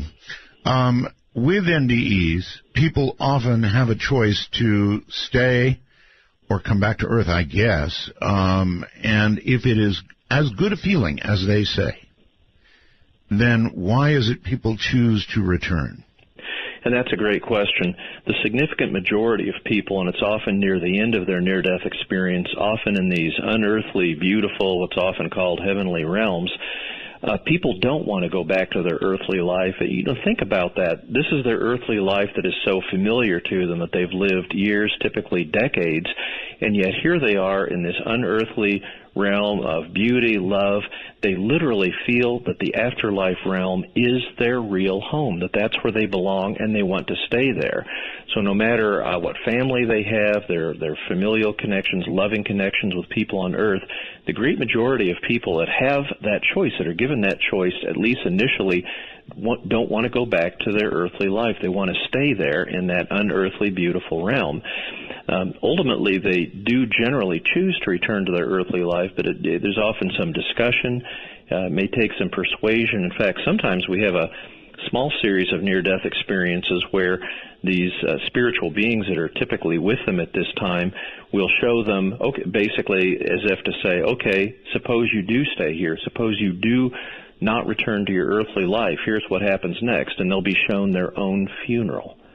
And it is gripping, the reality that we see when they're shown. And we talked about how they can sometimes be aware of future events. That's right. Well, this is what they would see if they choose not to return to their earthly life. And it just gives me chills, Art, to read some of these accounts. For example, one person vividly described their own funeral, their friends, family, loved ones, enormously grieving and in tears, and yet here were a couple of the 2-year-old relatives that he had, a couple of them laughing and kind of giggling because they didn't understand it was a funeral. They didn't understand that somebody died. How's that for a gripping reality? And that's what people describe over and over. And typically when people see their own funeral and its impact on the people they love, they'll grudgingly choose to return to life and fight to recover from what nearly killed them. Okay. Simon, again on the computer through the wormhole, asks, Art, please ask the doctor about the guy you know. He means Lear, John Lear, who has haunted me for years and years and years. John Lear came on the program and said, Art, I've got an insight, and that is, if you die, if you have an NDE, don't go to the light. It's a trick. Go to the darkness. And the talk show curse goes on John for saying that to me because I've never been able to get it out of my head. Okay. Well, I'll be glad to address that, Art. After studying over 4,000 near-death experiences, I find absolutely nothing that suggests that that's a reality. If you're having a near-death experience, when the light's encountered, it's typically not just an ordinary earthly light. You feel drawn to it, attracted. You have a sense of that overwhelming love, peace, and compassion. I mean, it literally seems a part of you. It seems like where you came from before your earthly life and where you're delighted to return to when your earthly life ends. But there is not a shred of evidence that says you should go to the darkness. I don't think people need to live in fear about making a wrong decision. The universe is overwhelmingly ruled by love and peace, and I think we all in the afterlife will have a choice. We can make amends. We can choose to make a right decision. And I have to disagree with John Lear. There's nothing in my research, nor in any research with any other near-death experience researcher I'm aware of, that suggests we need to have that concern about not going to the light and going to the dark. Well, see if it doesn't haunt you. It does me. It's... Laneyville, Texas, you're on the air. Hi. Hey, Art and Dr. Long. You have posted on actually in the beginning when you were first posting stories up on your website, I believe you posted my son's story up way back in the very beginning, and it was listed as, I believe, Emily's son. He had gotten run over when he was 6 years old, and you ran it on your website, and it was really a nice thing. Did he have an NDE? I appreciate it. Yes, he did. He was out for quite a long time, and I gave him up as dead, and I screamed. I laid him down on the ground and just screamed with every bit of my soul, and he jolted and came back to life. And then 6 weeks later, he was only 6 years old. He told me that the whole story of when he was out and how I was giving him mouth to mouth, and the tractor that came by and the guy that stopped, and the whole story. And he was just 6 years old. He said, "Mama, I was up above you looking down at you, giving me mouth to mouth." Wow. And so, it changed our life because I realized, and he realized too, that there's something going on. Well, thanks for sharing that. Yeah, it sounds like he was observing, some other vehicles around there, and you doing mouth-to-mouth things he couldn't have known unless he was actually above you, seeing that and seeing accurately. So all the hallmarks of a near-death experience, and certainly changing your life, is very common. I mean, once you know that consciousness can be apart from your body, you know that we're much, much more than just our physical earthly manifestations. You really causes one to think and to learn and to grow, and I'm not surprised it changed both of your lives. Thanks for sharing that. Okay, I don't have a lot of time, but Denver, Colorado, hi. Hey, Art, it's Matt, your undefeated atheist. I'm actually enjoying the show. I like that you've been bringing on new people I actually haven't heard, so it's refreshing. Even if they have like a view I don't necessarily have, I still find it kind of interesting to hear something else. That would be most of them, Matt. Oh, yeah, probably. But, hey, I'm a reasonable guy. I might jump over, to a couple of their theories. If they believe in it enough. What I wanted to call the doctor about was, he had spoken a little bit about DMT. And, I'd done my personal research in that field with some friends over the years. But that's another story for another day, Art. But, no, I think Dr. Rick Strassman had done quite a large study. They even did that DMT movie, The Spiritual Molecule, I think it was called. Yes. And they talked about the high and large quantities of DMT released from the pineal gland right before a very traumatic experience, and they believe that, maybe death might be that, and so maybe it might be your brain actually trying to calm you down. And what wouldn't be more calm than seeing, memories of loved ones, things like that, than going through the pain of, drowning or bleeding to death. And I also found it interesting that the UCLA Brain Injury Research Center had talked about how the brain actually goes into survival mode. Right. And they talk about how the pons and the medulla actually are the only ones that are running, and the rest of the higher parts of the brain actually shut down. And then they say if the vision center of your brain, the optical cortex, suddenly is activated, that might actually explain the bright light effect. Matt, I'm very short on time, but I do want to ask you this. If you had an NDE, Matt, and all you heard was a big, deep voice saying, don't do drugs, and then you came back, what would you conclude from that? I would say one of my friends must have been standing over me and talking into my ear when I was passed out, probably from doing drugs. All right. Everybody hold on. We're at a break point. This is Midnight in the Desert. I'm Art Bell. Mom, I stopped an old man along the way, hoping to find some old forgotten words or ancient melodies. Coming to you at the speed of light in the darkness, this is Midnight in the Desert with Art Bell. Now, here's Art. Here I am. Dr. Long, if NDEs are proof of an afterlife, which I guess you believe they are, correct? Well, I say the evidence is certainly proof to me. I would represent other people that, don't have the personal experience of reviewing 4,000 near-death experiences. I'd say, at a minimum, it's very powerful evidence of life after death. Then what are the majority of the lack of NDEs under similar circumstances proof of? I think that's a real interesting question. And here's a direct answer for that.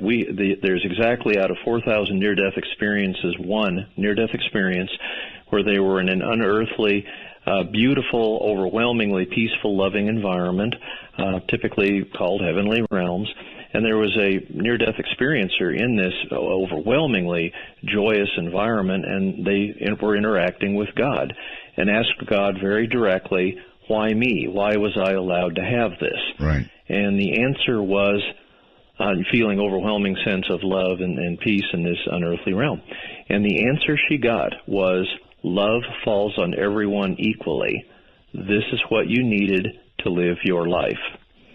And so that's, and talking with other near-death experiences recently, it was at our annual... Yeah, and that's unearthly wisdom, Art. I couldn't have thought of that, and neither could any of the NDE researchers that I talk with. I brought that to the attention of others, and they went, well, yeah, that kind of resonates, and it seems at this point that that's our best model for why some near-death experiences happen to some and not others. It seems to be something that is an experience is created for those that particularly need that experience at that time in their life to go on living. And apparently the majority of people, for reasons we can't fathom, wouldn't benefit from that experience, at least at that time in their life during an NDE. So, and I'm not the only NDE researcher that feels that's the most likely hypothesis at this point that we have going for why some people have NDEs and some don't when they nearly die. Good answer. All right. Joe on Skype. You're on the air with Dr. Long. Hi. Yes. Hey, Art. Hey. Good to have you back. Thank you. I just want to share an experience I had when I was 5 years old. I was having a tonsillectomy. And during the operation, I had the experience of looking up from my throat, like I was inside my throat looking up, and I thought it was a pair of spectacles, pair of glasses, right at my throat. And at age 5, flash forward to age 18, I'm in medical assistant school, and the first time I was handed a pair of forceps, needle forceps, I was like, bingo, snap, that's what I saw. And it's, I don't know that anything happened during the surgery, but it was such a strange experience. I really felt like I was inside looking out. Let me make really sure that I get this, because it's pretty incredible. You're telling me that you were looking from inside your throat out of your own mouth and saw a doctor at 5 years of age wearing spectacles. No, I just saw what in my mind was spectacles, but later when I saw a pair of forceps, you realized it was the handles. Gotcha. The round handles on the forceps. That's still incredible. And I thought that was pretty bloody amazing, and it stuck with me, and I'm 58 now. And I'm so happy to speak with you, and you have made my nights complete. I don't sleep on weekends. You don't sleep on weekends? Yes, because, your voice is just so calming. And you are so, what I am so impressed, always, I must say this, you are so wonderful with the callers. Such a variety of people that call you. You allow people to speak. And you don't cut them off. You don't, you don't just, disparage them or make disparaging comments or bully them. I'm very impressed. I'm an Army veteran. I was a WAC from 76 to 80. And I just, I thank you for your service. Thank you. I understand you were Air Force, correct? That's correct. And, I just wanted to share that, and thank you so much for letting me share. You're very welcome. That's pretty cool. That's quite a cool story, actually. Doctor? Yeah, that's very impressive. And sometimes, you can imagine a 5-year-old, they've never seen the curved handles on forceps. How would you know about that? They don't show you that before they start the surgery. When people have out-of-body experiences, as we've said, generally their consciousness is above their body. Rarely it's beside their body or even below their body. And this may be one rare example of an out-of-body experience with the point of conscious perception actually within the body. Yeah, that was almost an inside the body. IDE. Yeah, and all yet right. under anesthesia, amazing. Yes, amazing. El Paso, Texas, I think. Hello. Hello, Art. Hello, Doctor. I know you don't have a lot of time, so I'll be quick. I wanted to get the doctor's opinion on whether my experience was a genuine near-death experience. I was feeling very, very sick at the time. I felt like I was dying.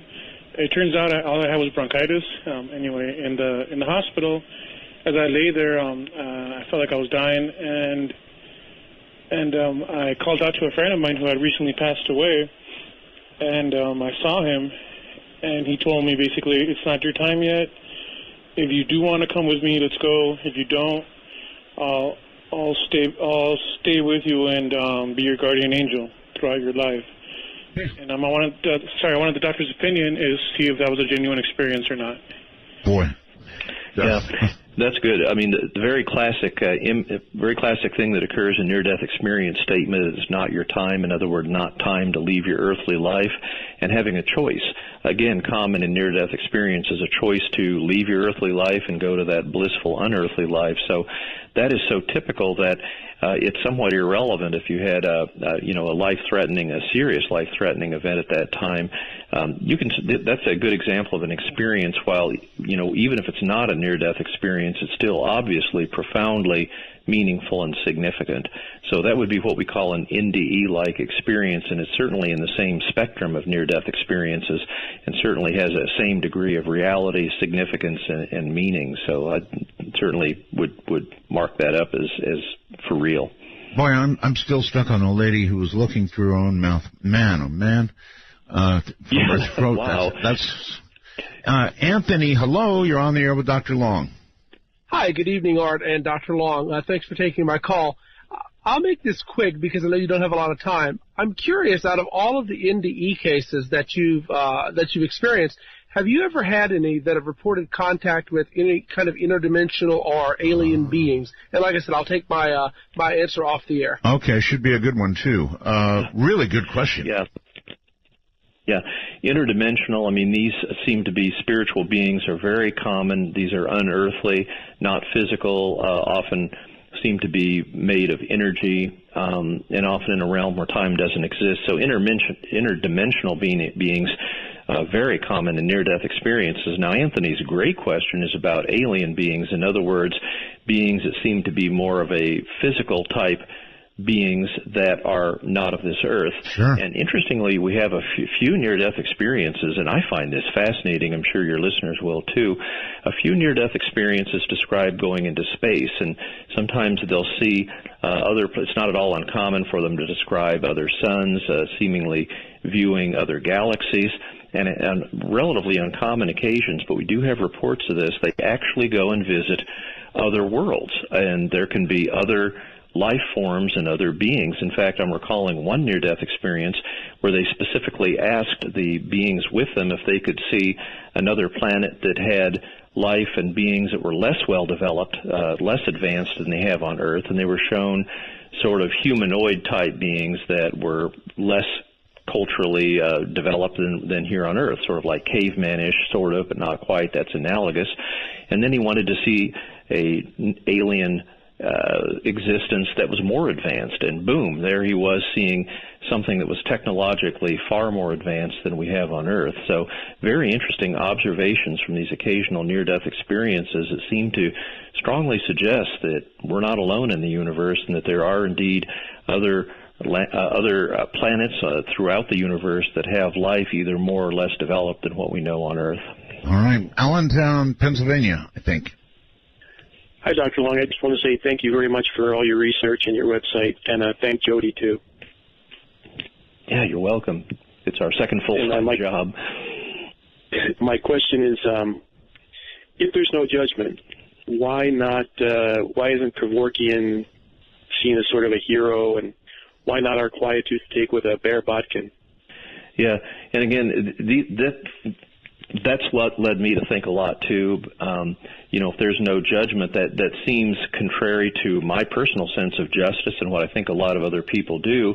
Why can't there be that cosmic justice for, people that are evil, that live on this earth? I mean, what's that all about? And yet my job is not to put a spin on near-death experiences, right. It's to report them rigorously and accurately as I observe them, and there's absolutely no question about that there's a striking lack of judgment. Now, there are other spiritual beings, even God may be displeased with what they see during the afterlife, but in terms of a global judgment, in terms of judging the near-death experiencer globally in totality of their being, that is vanishingly rare to close to non-existent. So there seems to be that part of the, and of course, let's not forget also that everybody that has these near-death experiences where they encounter no judgment, 100% of them return to their earthly life to tell their tale.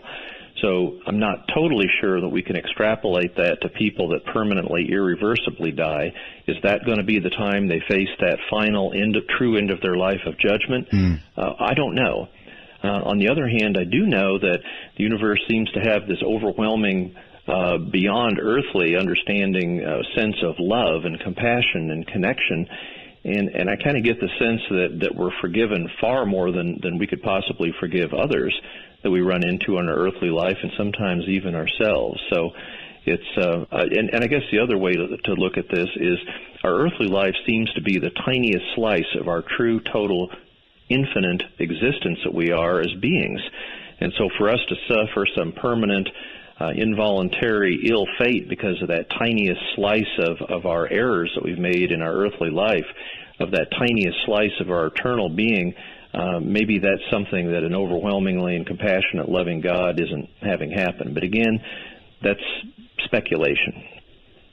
Yes, the way I look at it, too, it's such a small piece of existence. Why not see it through? It's just the other side of it kind of comes down to what you believe. Like whether you believe that the NDEs are everything, or there's maybe that slice of what happens after permanent death. Well, there sure is a lot of evidence. Right. Yes. Well, appreciate it, Doctor. We are short on time. Very quickly, Jeff, Skype, you're on the air. Yeah, hey, it's a codename Jeff Scepter out of Dallas, and just a real quick one, pretty weird. Close family member of ours, when he was on the operating table, he started saying that he was in flames and it was hot and whatnot. He survived. Okay, you're kind of breaking up on us, but a hellish NDE is what you're describing, right? Right. And he survived. And then later, it happened again, and he didn't survive, but the same kind of ordeal on the deathbed.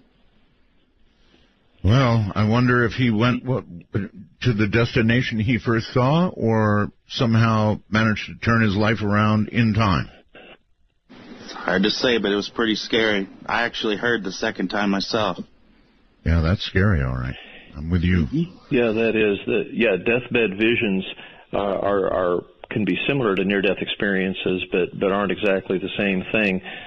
It's hard to sort that out during deathbed visions because they can have hallucinatory experiences. They often are on high doses of pain medication. Sure. And so it's hard to really know if those are true spiritual experiences, or if those are what you would expect to see with a dying brain. And by the way, we talk about near-death experiences and their relationship to the brain. That's more often what you'd expect in a dying brain, hallucinatory, unreal, frightening experiences, and yet those are very rare in true near-death experiences.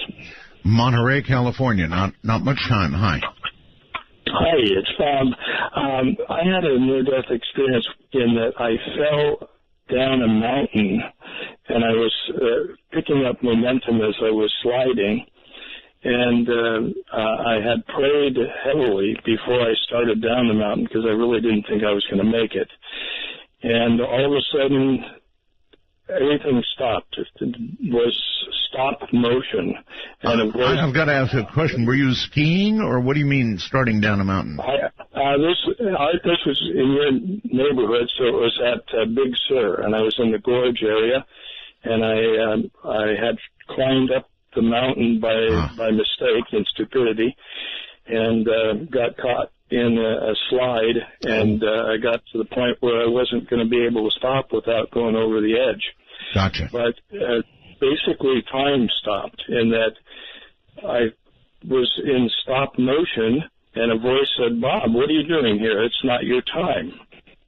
But no, that's not what he said. He said, "We weren't expecting you." And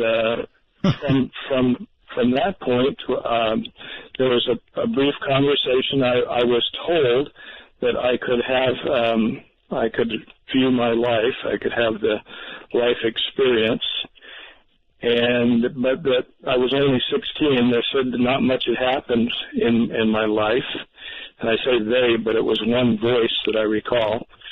I didn't see anybody, but just this conversation that took place while motion basically and time had stopped. And out of it, I said, they said, "You can stay or you can come with us." And I said, "What must I do to stay?" And they said, "You must have a leap of faith." And that's what they said to a guy falling off the mountain.